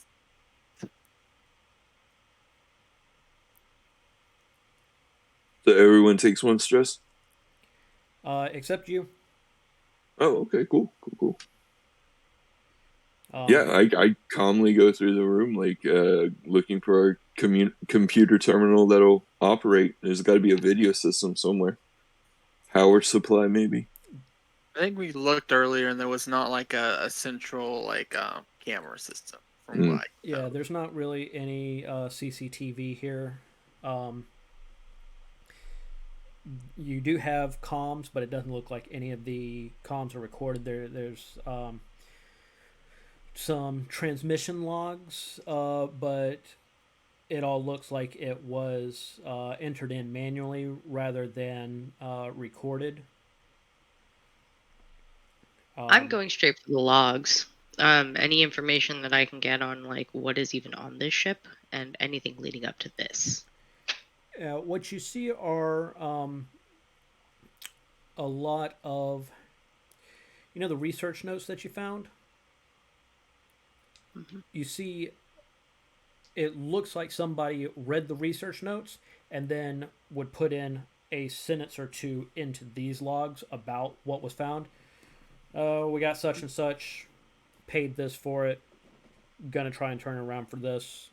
It's almost like more like ad hoc ledgers than necessarily very well kept diagnostic logs of any sort. So otherwise useless. These aren't scientists doing things to study things. They're scientists to see how much is this worth and what can we get out of it. So, for the sake of xenobiology, they can at least take fucking good notes. Warden, sorry, can I just double check something? You said I take 2 stress for my crit fail, and then did you say I take 1 extra for someone else's fail? No, so Philip did a crit success. Charlie and Chip failed, and you crit failed. What I did was I took Philip's crit success, allowed the other 2 to succeed, and you to only fail rather than crit fail. Okay, so I just get the 2 stress then. Just the 2 stress. Excellent, thank you. Yep.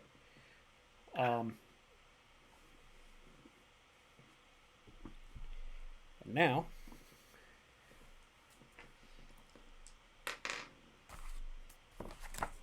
I need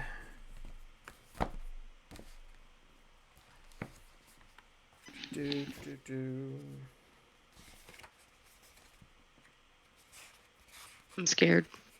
Yep. I don't know what you're prepping for, but you're reaching for the guidebook, and that makes me scared.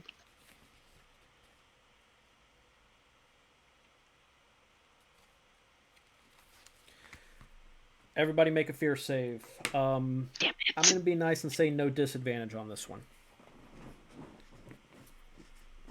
16. Do I even have to make it then? I ought to give you disadvantage for being a smartass. Yes, still make it, but just make it really well. Maybe you'll help other people succeed. I did. I got a 55. Fucking A. All right. 62. I got a 14. Okay, so it sounds like I've got 1 failure and 1 crit success and 2 successes. Is that right? Do Yeah. I have my numbers right? Okay. Yep. I will go ahead and be super nice and say everybody succeeded. This is a collective win. I like it. The fucking crit success coming from your android buddy is really balancing out the usual disadvantage. Yeah, that'll probably be the last one, though. Probably. So, good news is that nobody was so surprised as to be stunned for the first round. Oh, God. Stunned? We're fighting something. Oh, This, fuck. is my first combat.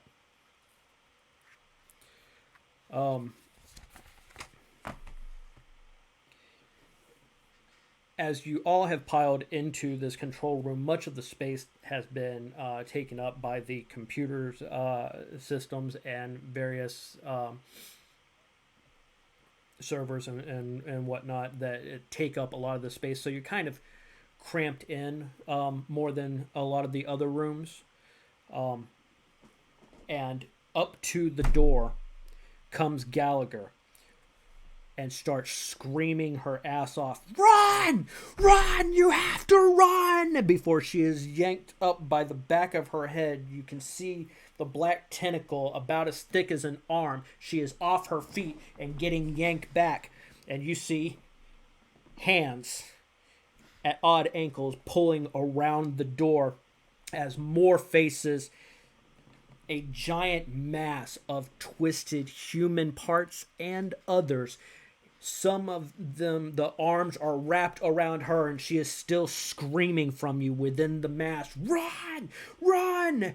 Other faces of the various crew members poking out from this hulking monstrosity. Some of them clawing at their own faces, all of them screaming and looking at you. And I want sanity save from everybody. Like that. I don't like that. What the fuck is this me. thing? So were we rolling for a sanity save? Like against what? Against your sanity save score. Right next to your fear save. Alright, so my cutoff is 30. Oh. And I rolled 33, which is a critical fail. It absolutely is. You keep kind of crit failing on stuff. I'm going to say that you actually are stunned for this first round of combat. Fair enough. Got I rolled a success from your doctor friend. That's a good thing. I rolled 25, exactly my score. Meets it, beats it. I'm good with that. I crit failed. Oh no. Oh no. I'm going to say that you are also stunned for the first round. However, Okay. so the two that are stunned for the first round, that would have been the effect of being surprised. However, there was a secondary effect of being after the monster in the turn order. So after this first round, you'll still be ahead of him in the turn order. Think of it like the initiative. Okay. So you two are just absolutely flabbergasted at what the fuck is this? Meanwhile, there's this hulking mass with this chick screaming, being held by it, in it. Something. It's not pleasant to look at. Question. In that big hulking mass, is there a sign of a hamster? Hamster. Is a hamster in there? I was waiting for this to come up. I had to ask. You have biology on your skill tree, right? No, I switched it for chemistry. Damn shame. So, What I should have done is find biology and first aid. It would have made more sense. yeah, in biology, particularly marine biology, there is a type of louse that will eat the tongue out of a fish and sit there and eat what the fish would have gotten to eat, right? Inside one of the mouths that are trying to scream that sounds a little bit more muffled than the rest, you can see something furry in there. You're not sure what it is, but it might be a hamster. Oh my god. Oh my god. Yeah. Well, sorry, Chip. I'm so sorry. I tried to see if the little guy got away.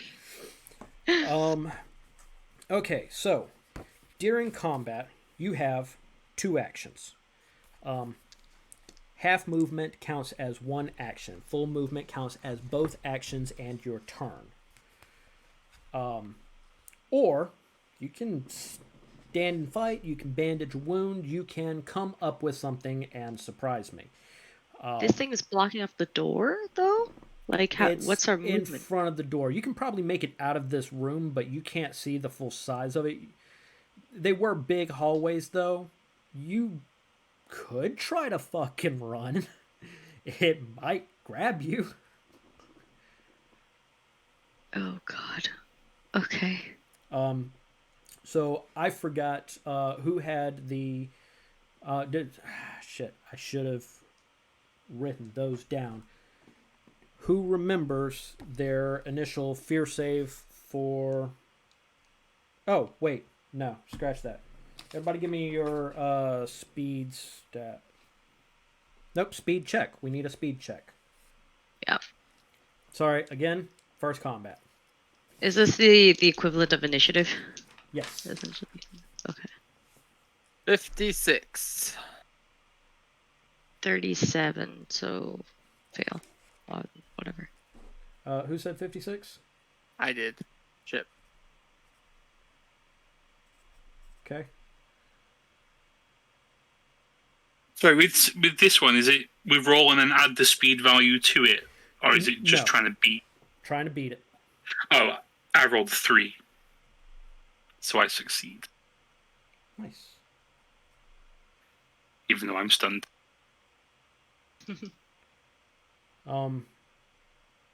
Marine, I'm assuming you failed that speed check. Yes, I failed. Charlie, did you also fail at 37? I did. Speed is 28. Okay. I also failed. Also failed. What's the number? 93. You were super stunned. All right.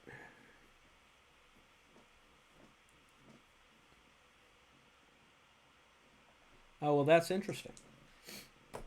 The only person that succeeded the speed check was stunned stupid for a round on their sanity save. Having been the first time that they came into contact with the amalgam. This thing is horrifying. This is easily one of the most terrifying monsters I can imagine fighting. Did I do well with my description? You did. Yes. You did. I think the heartbreaking captain or xenobiologist screaming at us to run while she's still attached to a tentacle to this thing, like, oh god. More marine biology for you. This thing uses Gallagher as bait. He's angler fishing. I told you. I fucking told you. All right, so I'm going to. Who thinks who is closest to the door? I was not doing anything in this room, so I probably came in and was just sitting there waiting for whatever they were doing to be done. All right. I did want to look at the self-destruct panel. And I did go back to look at the logs. So it was Yep, probably and me. I was at a terminal too. Probably me. All right. Chip, give me an armor save. Armor save. Okay, that's pretty good. Ah! No, I lost one. I lost Oh, my no. demon one. That's a 28 against 50. Awesome. Being the closest one, but it having to contend with its baited hook, makes a couple of swipes and grabs at you. But the first one failed spectacularly. God, shit, God, fuck. I'm just in a corner screaming. Just screaming. Looks horrifying.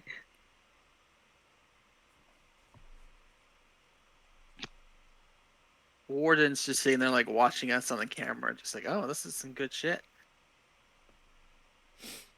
Let's slam for that, and do I get 2 actions?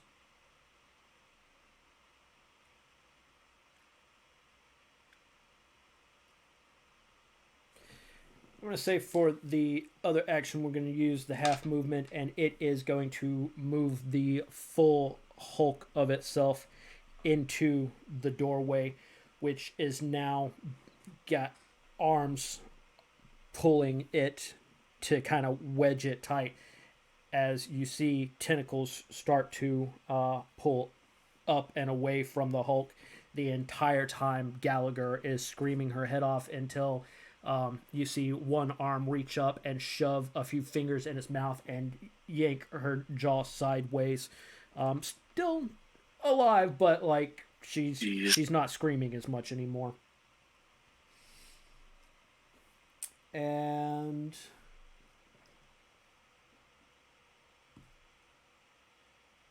after that, we've got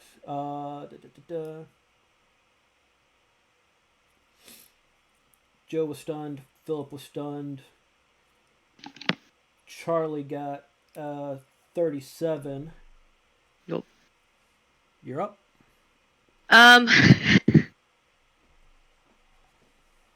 I have. What do I have? I have a trank pistol and stun batons, and I don't think it's gonna do too much. So this thing's blocking the doorway. It's like hitting a barn door, right? Yeah, it's not coming into the room yet. So, oh, it's not in the room. It is blocking the entire doorway. Is there only one door, or is there like two doors? There is only one door into the control room. Is it automated? It's a key card door. It's automated, right? It is. So strong enough to slam shut. It might be. What you thinking? I'm going to describe what I want to do on my turn, and you tell me how it's feasible. Yep. I want to snatch that key card, run up to the door, and get it to slam shut, and hopefully chop off a couple tentacles, or just like fucking just like buy us some time. Okay. Anything. And if failing that, I would just unload my trank gun into that thing and hope to God it does something. But remind me again. Did you have computers? Yes. Much like the computer next to you, there is one of the terminals that controls the comms, emergency locks, etc., etc. So just like you almost got caught in that emergency protocol door, the computer next to you, well out of the arm reach of this thing, can probably hit the emergency protocol and shut this door. Can it also open airlocks?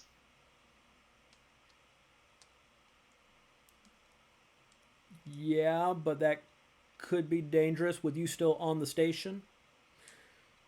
Yeah, if I can open it and close it again, though. I'm at least going to slam. I'm going to try and slam the door. I'm going to go and run over, and I'm going to try to use my computers. That is plus 10 to... Is it an intellect check? Yep, plus 10 to your intellect. Come on. Ah, son of a bitch. 82. The dice are not kind. Is that a movement and an action that I've done just now? Because I did describe it as being right next to you, I am, again, going to be super nice, for I am a benevolent Lord of Darkness, and say that you didn't actually have to use any movement, so you can effectively have advantage on this and go for a second attempt. I'm doing it. Just to buy us some time, because my buddies are stunned. 40! Yes! Success. As Gallagher gets shut up, the speakers near the door start saying, "Emergency protocol, emergency," and the doors slam shut, crushing several arms, but they're still kind of wedged in there, and you can see the slightest gap, as there was just too much for the doors to really get all the way done. Next up with 56, Chip. The door is partially closed, or There is about an inch and some change gap, but there are several arms and maybe a tentacle that are shut in the door pretty hard. I will just start shooting those and see if I can like shoot them off, or like just get do something. I'll shoot at the gap and try to shoot at the creature from there. With my gun, my SMG. Okay. Roll your combat check. That's a 22. That's a critical success. Mine was a 99 for a critical failure. You just fucking cleaned up, and the doors finished that last little inch and a half. And you are now alone in the room. The speakers, emergency protocol, emergency protocol. your two compatriots kind of fucking shake themselves and look around. Y'all are now alone in the control room. But for the record, y'all have crowbarred open a few of these doors before, so you know what it takes to get a door open. I'm going to immediately turn off the distress signal if I can. I don't want any more people coming here. Smart. You have computers, right? Yeah. Right on. Won't even make you roll for it. We'll just say that's pretty easy to do. There's an off button. Okay. Okay. I'm giving that thing like 1 minute, judging by the Joe standards, before it gets through the door. Yeah. First thing is, what the fuck was that? Second thing is, I've got a welding gun here. I can try and weld the door shut for a little while. You'll be trapping everyone in here. I've also got a way of getting this out. I got a laser cutter. Well, what if I try to hold it back with Mr. Chip's explosive while you all try to get to our ship? You mean blow yourself up? Yes, well, I do think this thing cannot... It is a danger to any and all biological entities, and therefore should not be continue to exist. It must be terminated. Completely inclined to agree, but I don't know how we can frag grenade that thing without ripping through the ship. Y'all hear a loud thud. Do you guys want me to weld the door shut or what? I mean, time's against us here. What are we doing? Do it. Do it for now. Do it. All right. I'm going to do it. I'm going to take out my hand welder and weld I'll do the center joining point of the doors, weld that shut, top to bottom. Well, with this, we're going to have to spacewalk. So, Doctor, please take my vac suit. Let's see. I'm trying to see if this... This is just to buy us some thinking time, by the way. I mean, I've got a laser cutter that can open the door again. Oh, okay. I thought you meant like cutting through the hole. No. I ain't down for trapping myself in here. This ain't gonna be my tomb. No, sir. No how. Okay. Also, probably should have mentioned this sooner, but I found this ID card with self-destruct codes on it. So, yeah, might come in handy. I'll take that vac suit from you, Philip. Could we cut through the other side of the room? Out into the hallway? I might take time. You hear a voice in your comms. It's Warden. Unfortunately, each one of those rooms are self-contained except for the hallways. Now that this is welded shut, though, would we have enough... I have a suit that can last me an hour of oxygen. So does Chip now.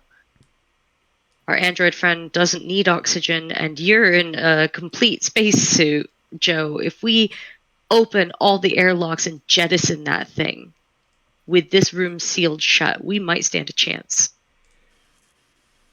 Yes. If you can open the entire station,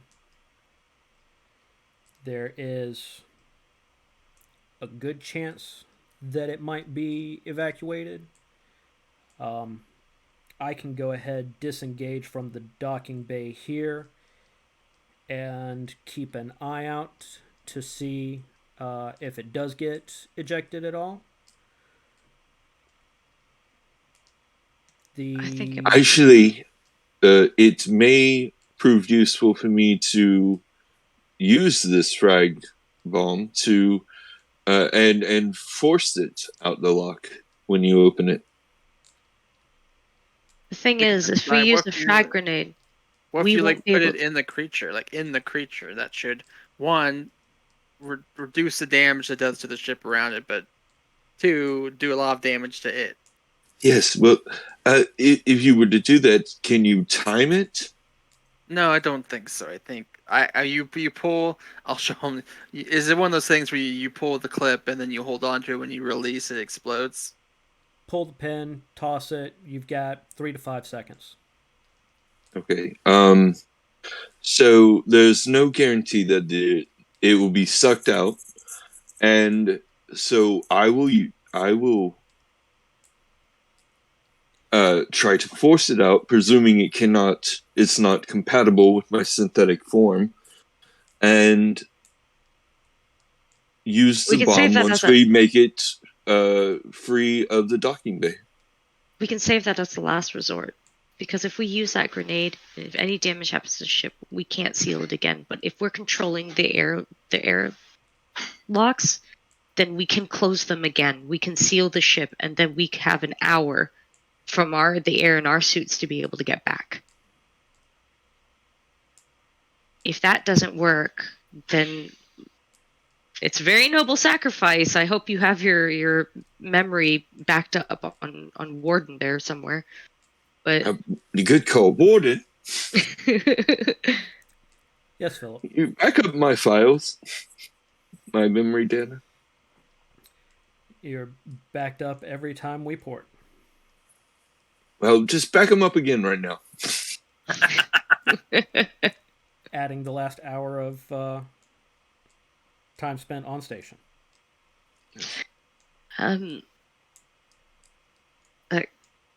Just worst case scenario, we send you out there with a frag grenade. Best case scenario, we jettison this thing and we walk back to our ship. We also, well, I guess suppose Warden can tell us if it jettisons. It's our eyes in the sky. All right, let's try it. Maybe also put in the self-destruct code to the last digit. Oh. Also legit. Okay. If possible, that the station could be saved, cleaned up, and repurposed, that would be a significant scavenging fee. Is it worth it? If you can get rid of whatever creature it is that you're facing.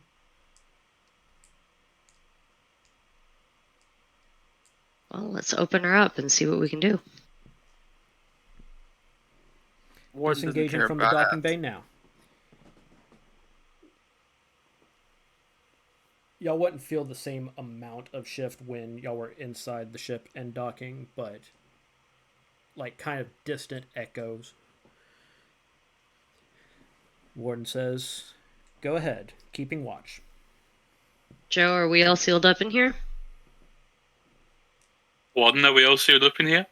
With my welding, as best I can tell? Yeah, I'll say with the materials you keep, the tools that you have, and your work experience, that this is as competent a weld as you can make under the circumstances. You've done around the edges and the seam in the middle. It should at least hold for anywhere from 10 minutes to maybe an hour. Alright, I'm pretty happy with the job I've done here, given my little cheeky self. Yeah, so if you want to open up the doors, should be good. If the two crewmates with the computers work together, can we get a... You can help for advantage. Okay. Do you want to roll, Philip, or should I? I've got 63. I would have 62, so go for it. All right. I'm just going to turn my 67. Come on. 57.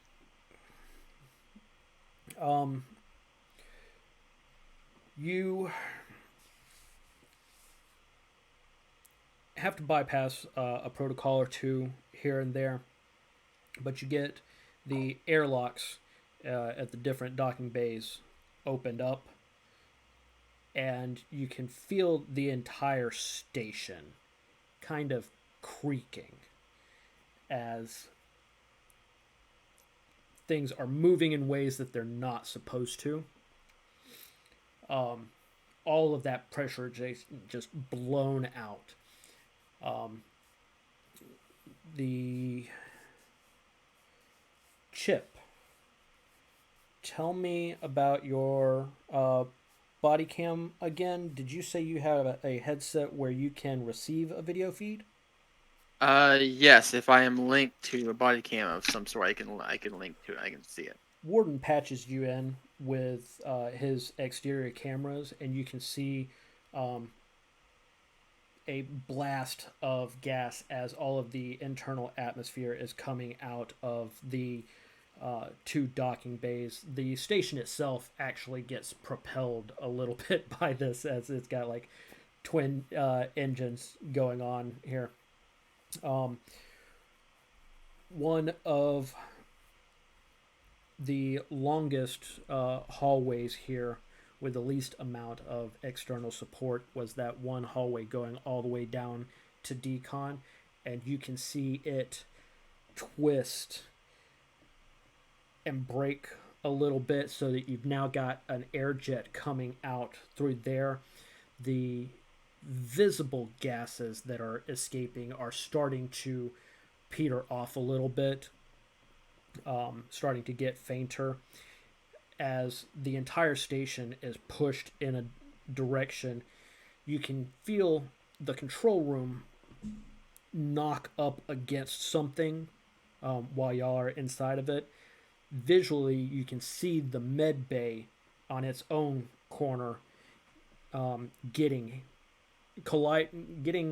hit by the crew quarters and mess hall, which are much more stable, and it actually busts that hallway as well. You see a little air jet, and the med bay starts to twist down and actually break off underneath the station. Any sign of the creature?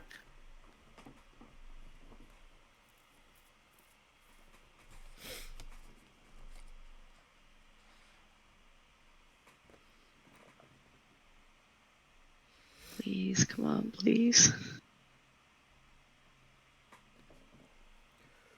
Warden says, just a moment, and goes to do a closer reconnaissance. He had stepped back to get a good look at the whole thing. As comes in,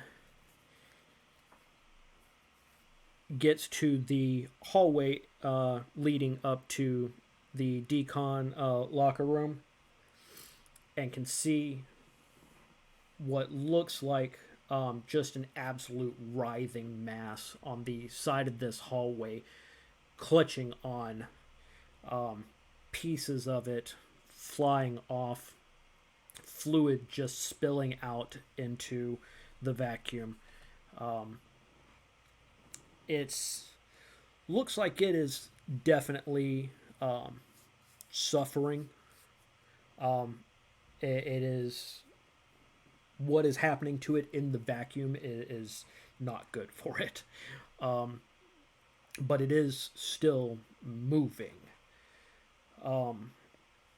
Warden says it appears to be dying. If there is any way you can make it to the end of the broken hallway by medbay after everything is done evacuating atmosphere, I should be able to pick you up from there in our own internal airlock. Whoever doesn't have a suit should go first. And then I think it's just Philip, right? Philip's the only one without a suit. I thought we had two vac suits and one has suit.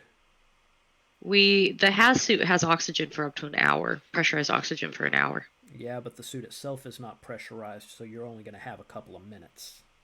Fuck me. Okay, shit. with that in mind, though,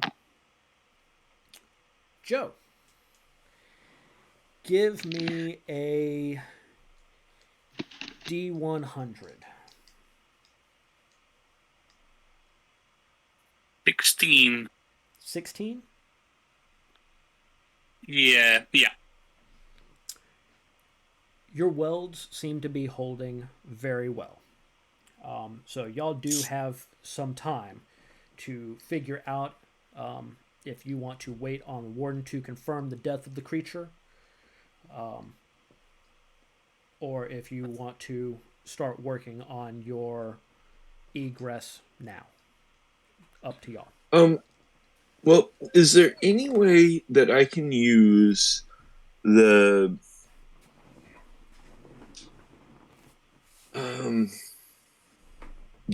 my first aid kit and rebreather to try to extend the it's the pressurization of the suit, right? For the doctor? Is there any way to seal it, maybe? The first aid kit's got to have some kind of sealant in it for lacerations and whatnot. You can add on to the ceiling. At best, at absolute best, you'd be able to buy a third minute. But if y'all want to sit and take the time for it, I will absolutely say that y'all can do that and give that suit a third minute. Mud, you're muted, by the way. I'd take that third minute. Yeah. I would take it. I have the glue. The glue. I have glue. It's all coming together. Yeah, so we can probably get that done pretty quickly, actually, with the glue. I also have, I don't know if this helps, like, I don't know if a stim pack would help, like, if they start, I don't know, if they take damage or something while they... I have a buttload of stim packs. I have a lot. Never I've got stim packs, I've got painkillers, I'm a walking fucking pharmacy. If you want to, pop a happy pill, but before cutting open the door, just to maybe ease up on your stress level. Probably not a bad idea. Right on. Give me. And hey, if I die high, so... Yep. Stim pack too. So the stim pack grants some immediate health, temporarily increases strength in combat. You did have pain pills, immediately deals health, and lowers stress by 1 for the pain pills. And Can that extra strength translate into strength of getting down the hallway? It absolutely could. All right, then I think I'll do that too. All right, so you want to just make yourself a cocktail, take one of everything, and fucking book it? Yeah! Let's fucking do this. So fucking sick of this shit. I gotta get out of here, man. Pretty much. I've got my twitchy left hand. I'm just like, son of a bitch. I'm like trying to take these pills. Chip, Also, through the visual from Warden that you're getting, the writhing mass of flesh and limbs is starting to become a little bit more languid, a little bit slower, and you can see that some of the arms have released the body of Dr. Gallagher, who is now floating in the vacuum, tethered, but her body is still. Hey, we're making progress. It seems to be close to death. Joe, should we start cutting that door open? What do you think? How much longer do we have in here as an estimate, Warden? Between 10 and an hour it was. I'm gonna say that having evacuated all of the atmosphere of the ship,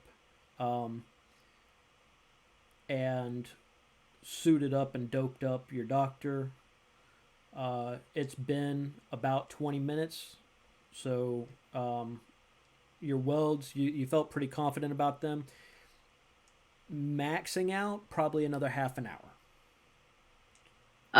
Real quick, in this room, are there like loose cables that aren't connected to anything, rope, anything that we can tie down? Yeah. They should attach to the. Someone had mag boots. I remember. I've got mag boots. Yeah, y'all should attach to them. Plenty of wire that y'all can pull and tie around waist to waist, tethering and making a chain. Perfect. Yeah, because as soon as Joe cracks through that weld, he's gonna be the first to start getting sucked out of that airlock with the rest of the atmosphere. Yep. So, What? are we ready for some crisis checks? Let's do it. I just want to check one thing before I crack this. Warden, you said the creature's holding on to one of the broken tunnels that connect two of the rooms. Is that right? The one leading towards the decontamination locker room. And how badly damaged is that tunnel? Does it look like I could just cut a bit through it and it detach completely? It's still connected to the other side of the ship, but that hallway is pretty badly bent and cracked open across what from the inside would be the top. All right. Okay. Thank you for that. The hallway down by the med bay is the one that has cracked completely open and should be your quickest route for egress. All right. My mag boots are on, so if anyone wants to tether to me, by all means get tethering now, because I'm getting ready to cut this door open. Yep, I imagine we all get tethered up, I do not. except for Philip. I get my my vibro shetty ready with my rigging gun. Going down with the ship. We'll resurrect you on the next stop. Oh no, Okay, no. Philip? See you in a bit. I'll give him a frag grenade. Chip, is your highest stat strength or combat? My high stat is combat. Go ahead and give me a combat check.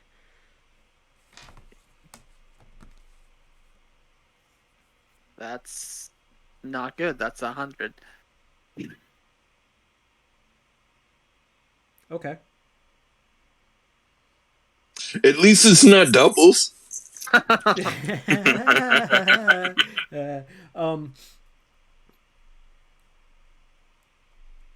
We are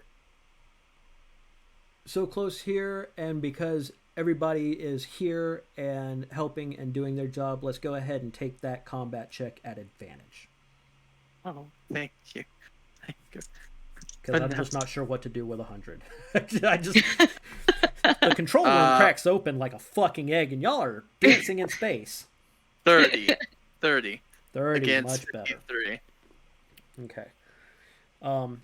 As Joe is cutting through his welds that he made barely 30 minutes ago,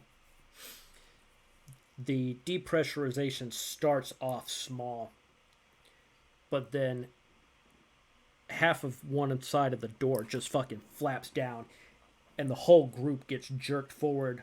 But you've been in situations like this where you've got to make a hole out of a ship, and you've been bracing this whole time, so you keep anybody from taking any injury as they fly forward. My cheeks are clenched so hard.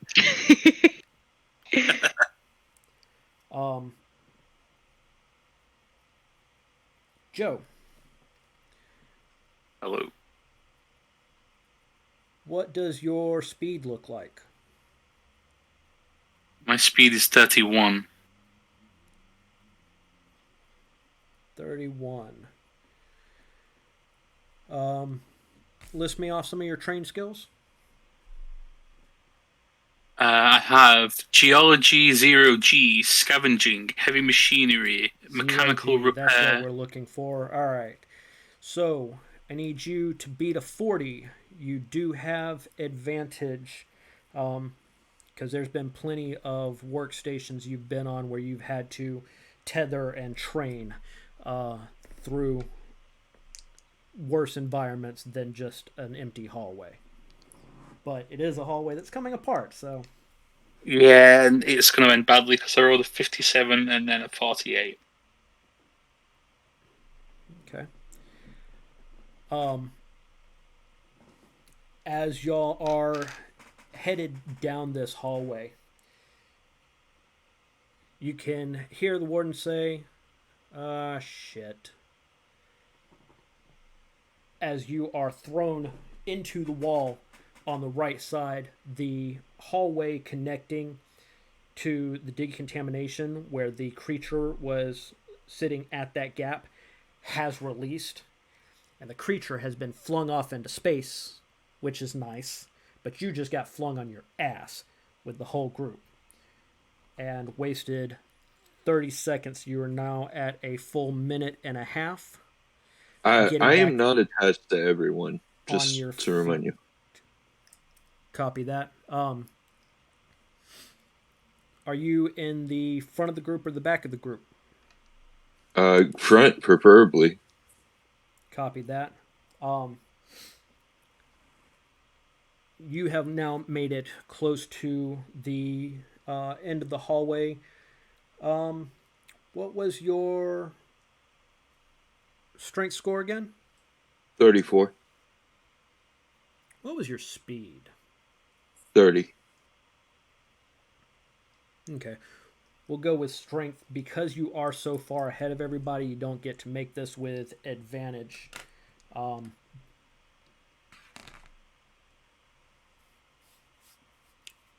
Down towards the end of this hallway, you right yourself from being jerked sideways. You check everybody's there, but the way this end of the hallway, the med bay, was pulled away, it is crunched in pretty good.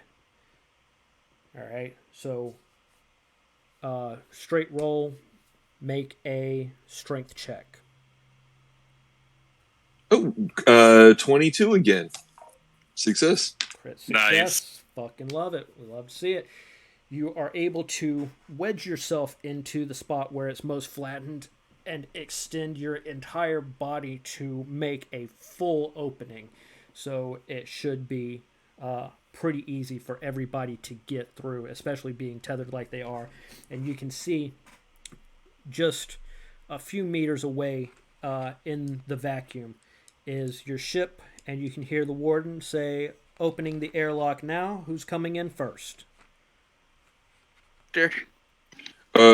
I'm going to shoot my rigging. Well, how far away is it? Just a few meters. Nice straight shot. Okay, I'm gonna go ahead and shoot my rigging gun into the side of it to so that we have like a draw line or Okay. I have the least space flexibility. I'll hand the rigging gun to you and let you draw yourself right over. Well, everybody else is still tethered together. As you get righted and to the end of the hallway, you're getting to about 2.5 minutes. Charlie, you are having a hard time keeping it together at this point. The depressurization and all of this very fast movement is quickly getting to you. I need you to make a combat check with disadvantage. Oh no. Oh no.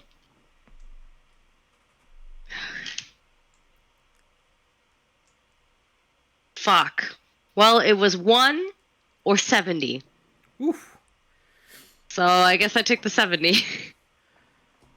Your doctor is losing consciousness. 2 of you are tethered to her, and the third one has made sure that she got out of the tunnel without snagging a hole in her suit. You're down to about 15 seconds. How are y'all going to get her into this airlock? I'll kind of just like yank her. Do we get to the rest of us get to the other side under the ship? I think I'm going first. Did I not go first? Well, y'all were still all tethered together. Oh, okay. Okay, Yeah. I'll use my vibro shetty to just cut her free. Okay. You've got the rigging to the ship. I'm gonna put it in her hand and then pull the trigger and let her be drawn in. She's losing consciousness. You'd have to tie it around her, and then what's she going to do when she gets on the other side? Okay, maybe I go with her then. Okay. Tie it up and just grab her and go. Copy that. Chip, Joe, what are y'all doing? I guess, can we like just run and leap under the ship? Yep. Both of y'all, are y'all still tethered together? I assume so. Sure. We both tethered together, Joe.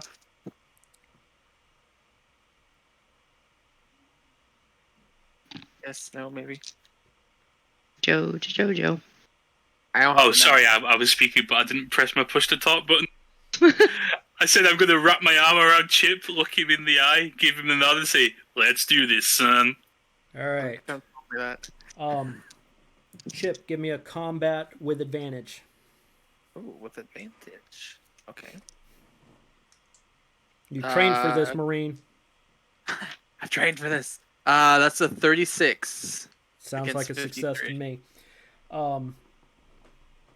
Philip, you're able to get yourself and Charlie to the open airlock door with about 5 seconds to spare. You shove her in and hit the button. Door closes. Charlie, everything was black. At about that time, and you are in the airlock on the ship. Everybody else, y'all probably got another 20 minutes worth of air, except Philip, who doesn't need it. Y'all are more than welcome to take your time as everybody gets back onto the ship. The amalgamation, this symbiote that had pulled together so many different living creatures into what looked like a living hell, because they didn't look happy to be there. It didn't look like they were all of a single mind. It looked like all of these minds had been pulled into a single body. You have at the very least relieved them of this hell. Where what's left of it ends up, well, that's somebody else's fucking problem, isn't it? Does this ship have guns? Blast that thing to smithereens. Oh. Woo! We all lived? Fucking barely. We all lived! Oh my god, I was not expecting us to be able to do that. With you in your hazsuit, like I was aiming for you. If Oh, I know. Philip hadn't gotten the crit success, the end of the hallway, you were going to lose your last minute from snagging a hole. Fuck. I did miss one opportunity to make the entire group pull a panic check after the sanity check that y'all failed when the fucker showed up in the first place. Yeah, I was gonna say, like, seeing that thing probably would have made most of us lose our minds in real life. Yeah. That was very well described, by the way. Thank you. That was awesome. Thanks for letting me join, even though it was late. I'm still sorry about that. Yeah. Glad to have so you. cool, man. I'm glad I was able to kind of like frame everything where people can hop in and out like that. Yeah. That's cool. This little merc ship that y'all have signed up on. And because everybody did in fact survive, you can add one resolve. What does the resolve do? When you make fear saves or stress checks or panic checks or something like that. I'll have to double check. You get to take one off, so it's not quite as bad. So we're holding on to our character sheets and... Y'all can absolutely hold on to these character sheets. Excellent. This went a little bit longer than I was anticipating, so I don't know if I'm still doing a second one today. I'll be able to join. Gotta get back to work. Yep. Yeah. George and I have a game soon. Y'all have got a game tonight? Yeah, it's George and I do. Yeah, I actually should go so I can eat and prepare. It's his game in an hour. Yeah. I got you. Back to back to back. This was such a fun session, though. Oh my gosh. It was, yeah. You have survived a night in the dark forest. More horror games, please. Always. These are so much fun. So, Actually, I've been working on a Space Odyssey thing, and this system would work awesome for it if y'all ever want to try that out. I mean, pitch it in the chat. Yeah, that's the greatest thing. Is like we can just kind of throw anything out there. when Awesome. I picked this up, I grabbed like everything. Tonight's OneShot came out of Dissident Whispers. It was a Kickstarter RPGs for BLM. So a lot of that went to social justice issues. But I also grabbed up 3 entire modules. Nice. Oh. Pound of Flesh has Prospero Station, where y'all first signed up on this ship. Dead Planet looks like fun. And the one that got me interested in the first place, Gradient Descent, basically operates as a mega dungeon. It is an abandoned android manufacturing facility. Oh shit, that sounds creepy. That Sounds so creepy. Just like random android body parts hanging everywhere. And Oh my also God. tiny little Thousands of factions. Phillips. There Oh, is, those are like full campaigns? yeah, those are full modules. Oh, that's awesome. That's super cool. The other Yeah, two just- one-shots that I am planning on doing in this little series is the Haunting of Epsilon 14 and Chromatic Transference. All right. So these are the things that we get to look forward to with this little like jump in, jump out. I'm really excited. Hell Nice. yes. Hell to the yes. Thank y'all so much for playing. Thank you for running that. I'm Yeah, so thank you, stoked. man. It was amazing. Yeah. I am so glad everybody had a good time with this. I have been looking forward to this for, God, almost a year, I think. Oh my gosh. If this is your bag, have you played 10 Candles yet? No. Only thing that's the problematic with 10 Candles is you can't run it online because the whole idea is you have to be in a completely blackout room and you have 10 tea candles. And the rule is no matter what happens, no matter why, if someone gasps too loud and it blows out a candle, like something happens when the candles blow out. But it's a fail forward system. It uses D6s, so it's like X number of fails versus X number of saves per roll. So it's a lot like Vampire the Masquerade, just with D6s instead of D10s. And you build the story as you go. You build the details of the enemy as you go. It's freaking amazing. And the one I played was on a spaceship. And it was so haunting that I had nightmares about it for like weeks. And it's amazing. You should definitely play if you get a chance. If you can get an in-person crew. I will So definitely worth it. Look for 10 Candles. And it's great to run on Halloween.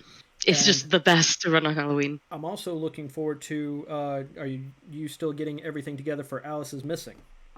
Yeah, I actually found, so there's like a bot that you kind of have to host yourself and run, and then I'm like created a whole alternate server, and it will auto-generate the whole thing for Okay. you, but then the Roll20 module came out for free, so I'm wondering where I even want to run it. That has a max number of players, unfortunately. I think that has a max number of 5. I gotta look it up.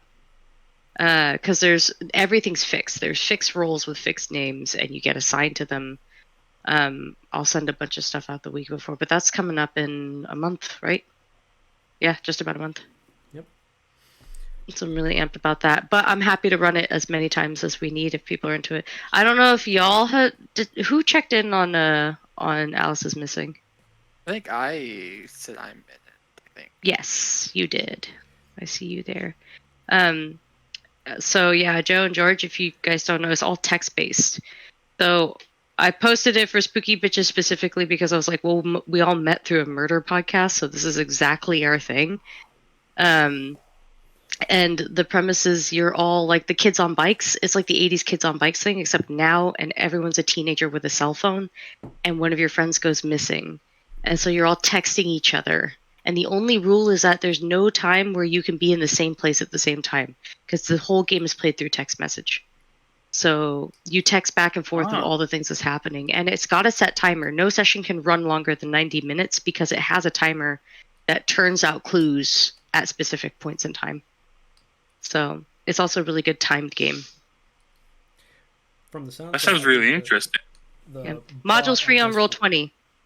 Yeah, so go grab it while you can. If you have a Roll20 account, you can get it for free. I have the physical copy, and I've been meaning to run it in person forever, and it just hasn't happened yet. But it'll be super cool. But yeah, I'm super amped for more of this. It's gonna be great. I am glad it turned out so well. I really am. Super nervous about a couple different things, and the combat was one of them. So, like, you want to shut the door on the thing and make it run away? I'm with it. Just like I was gonna ask if I totally ruined the combat for you because I was like, combat? No, fuck this thing. We can never. I was so nervous for that, and then my fucking Marine over here, Chippendale, fucking crit success, and the creature crit failed at the same time. Like, fuck yeah, you win. You fuck that thing. I'm so glad you did that with those because I had no idea what I was going to do. Like hit it with a crowbar or what. My other idea was throw my oxygen tank at it and then have one of you shoot the oxygen tank. Maybe I was going to try to tackle it. Maybe with the money we get from the salvage, everyone should get a gun for themselves. Y'all kept I'm gonna get a gun that about fires the crowbar. frag, and I kept wanting to pipe up as the ship AI and be like, throw it down the fucking hallway, cut yourself loose, blow it into fucking space, and then get to the ship. Like that was gonna be like my plan, but I was trying to remember. I'm like, DM not a PC, DM not a PC, DM not a PC. So, but kind of a PC. That must be really hard to draw the line, huh? Well, the ship AI is totally my little plot device that I'm using to string together these one shots. That way we show up at one of the other one shots, and whoever is working that shift is who wakes up. That's cool. That's smart. I like that a lot. A lot of the same thing that I did with Philip, like showing up late. It's like, fuck yeah, let's get through the character creation real quick and just be like, he was handling something else back on the ship, but y'all look like you could use a pair of hands. So, yeah, I think that worked out really well. Yeah, bye, George. We level up. Yeah, yeah, that worked out super well. Super happy with how this turned out. Everybody, yay! Thank y'all again. Yep. Yeah, thank you, man. Thank you so much. Ciao, guys. See ya. Bye-bye. Bye-bye.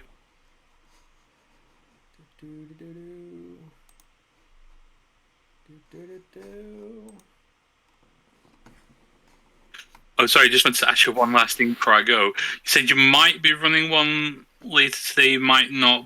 But when will you be doing the other ones? That'll be like next weekend or something. We'll do some scheduling up in the server for the next one. Like I said, this one, when I did a couple practice runs with solo people, and we were able to get through it much quicker. So having a full crew does space things out because everybody's got time to chit chat with each other. So I will, it'll be another Saturday morning like this. and we'll see who can join on what day. And my initial guess, I would say I will try to aim for like 2 weeks from now. Okay. Nice one. Thanks again, man. Thank you. Thanks for showing up, man. No problem. All right, take care, man. Later, brother.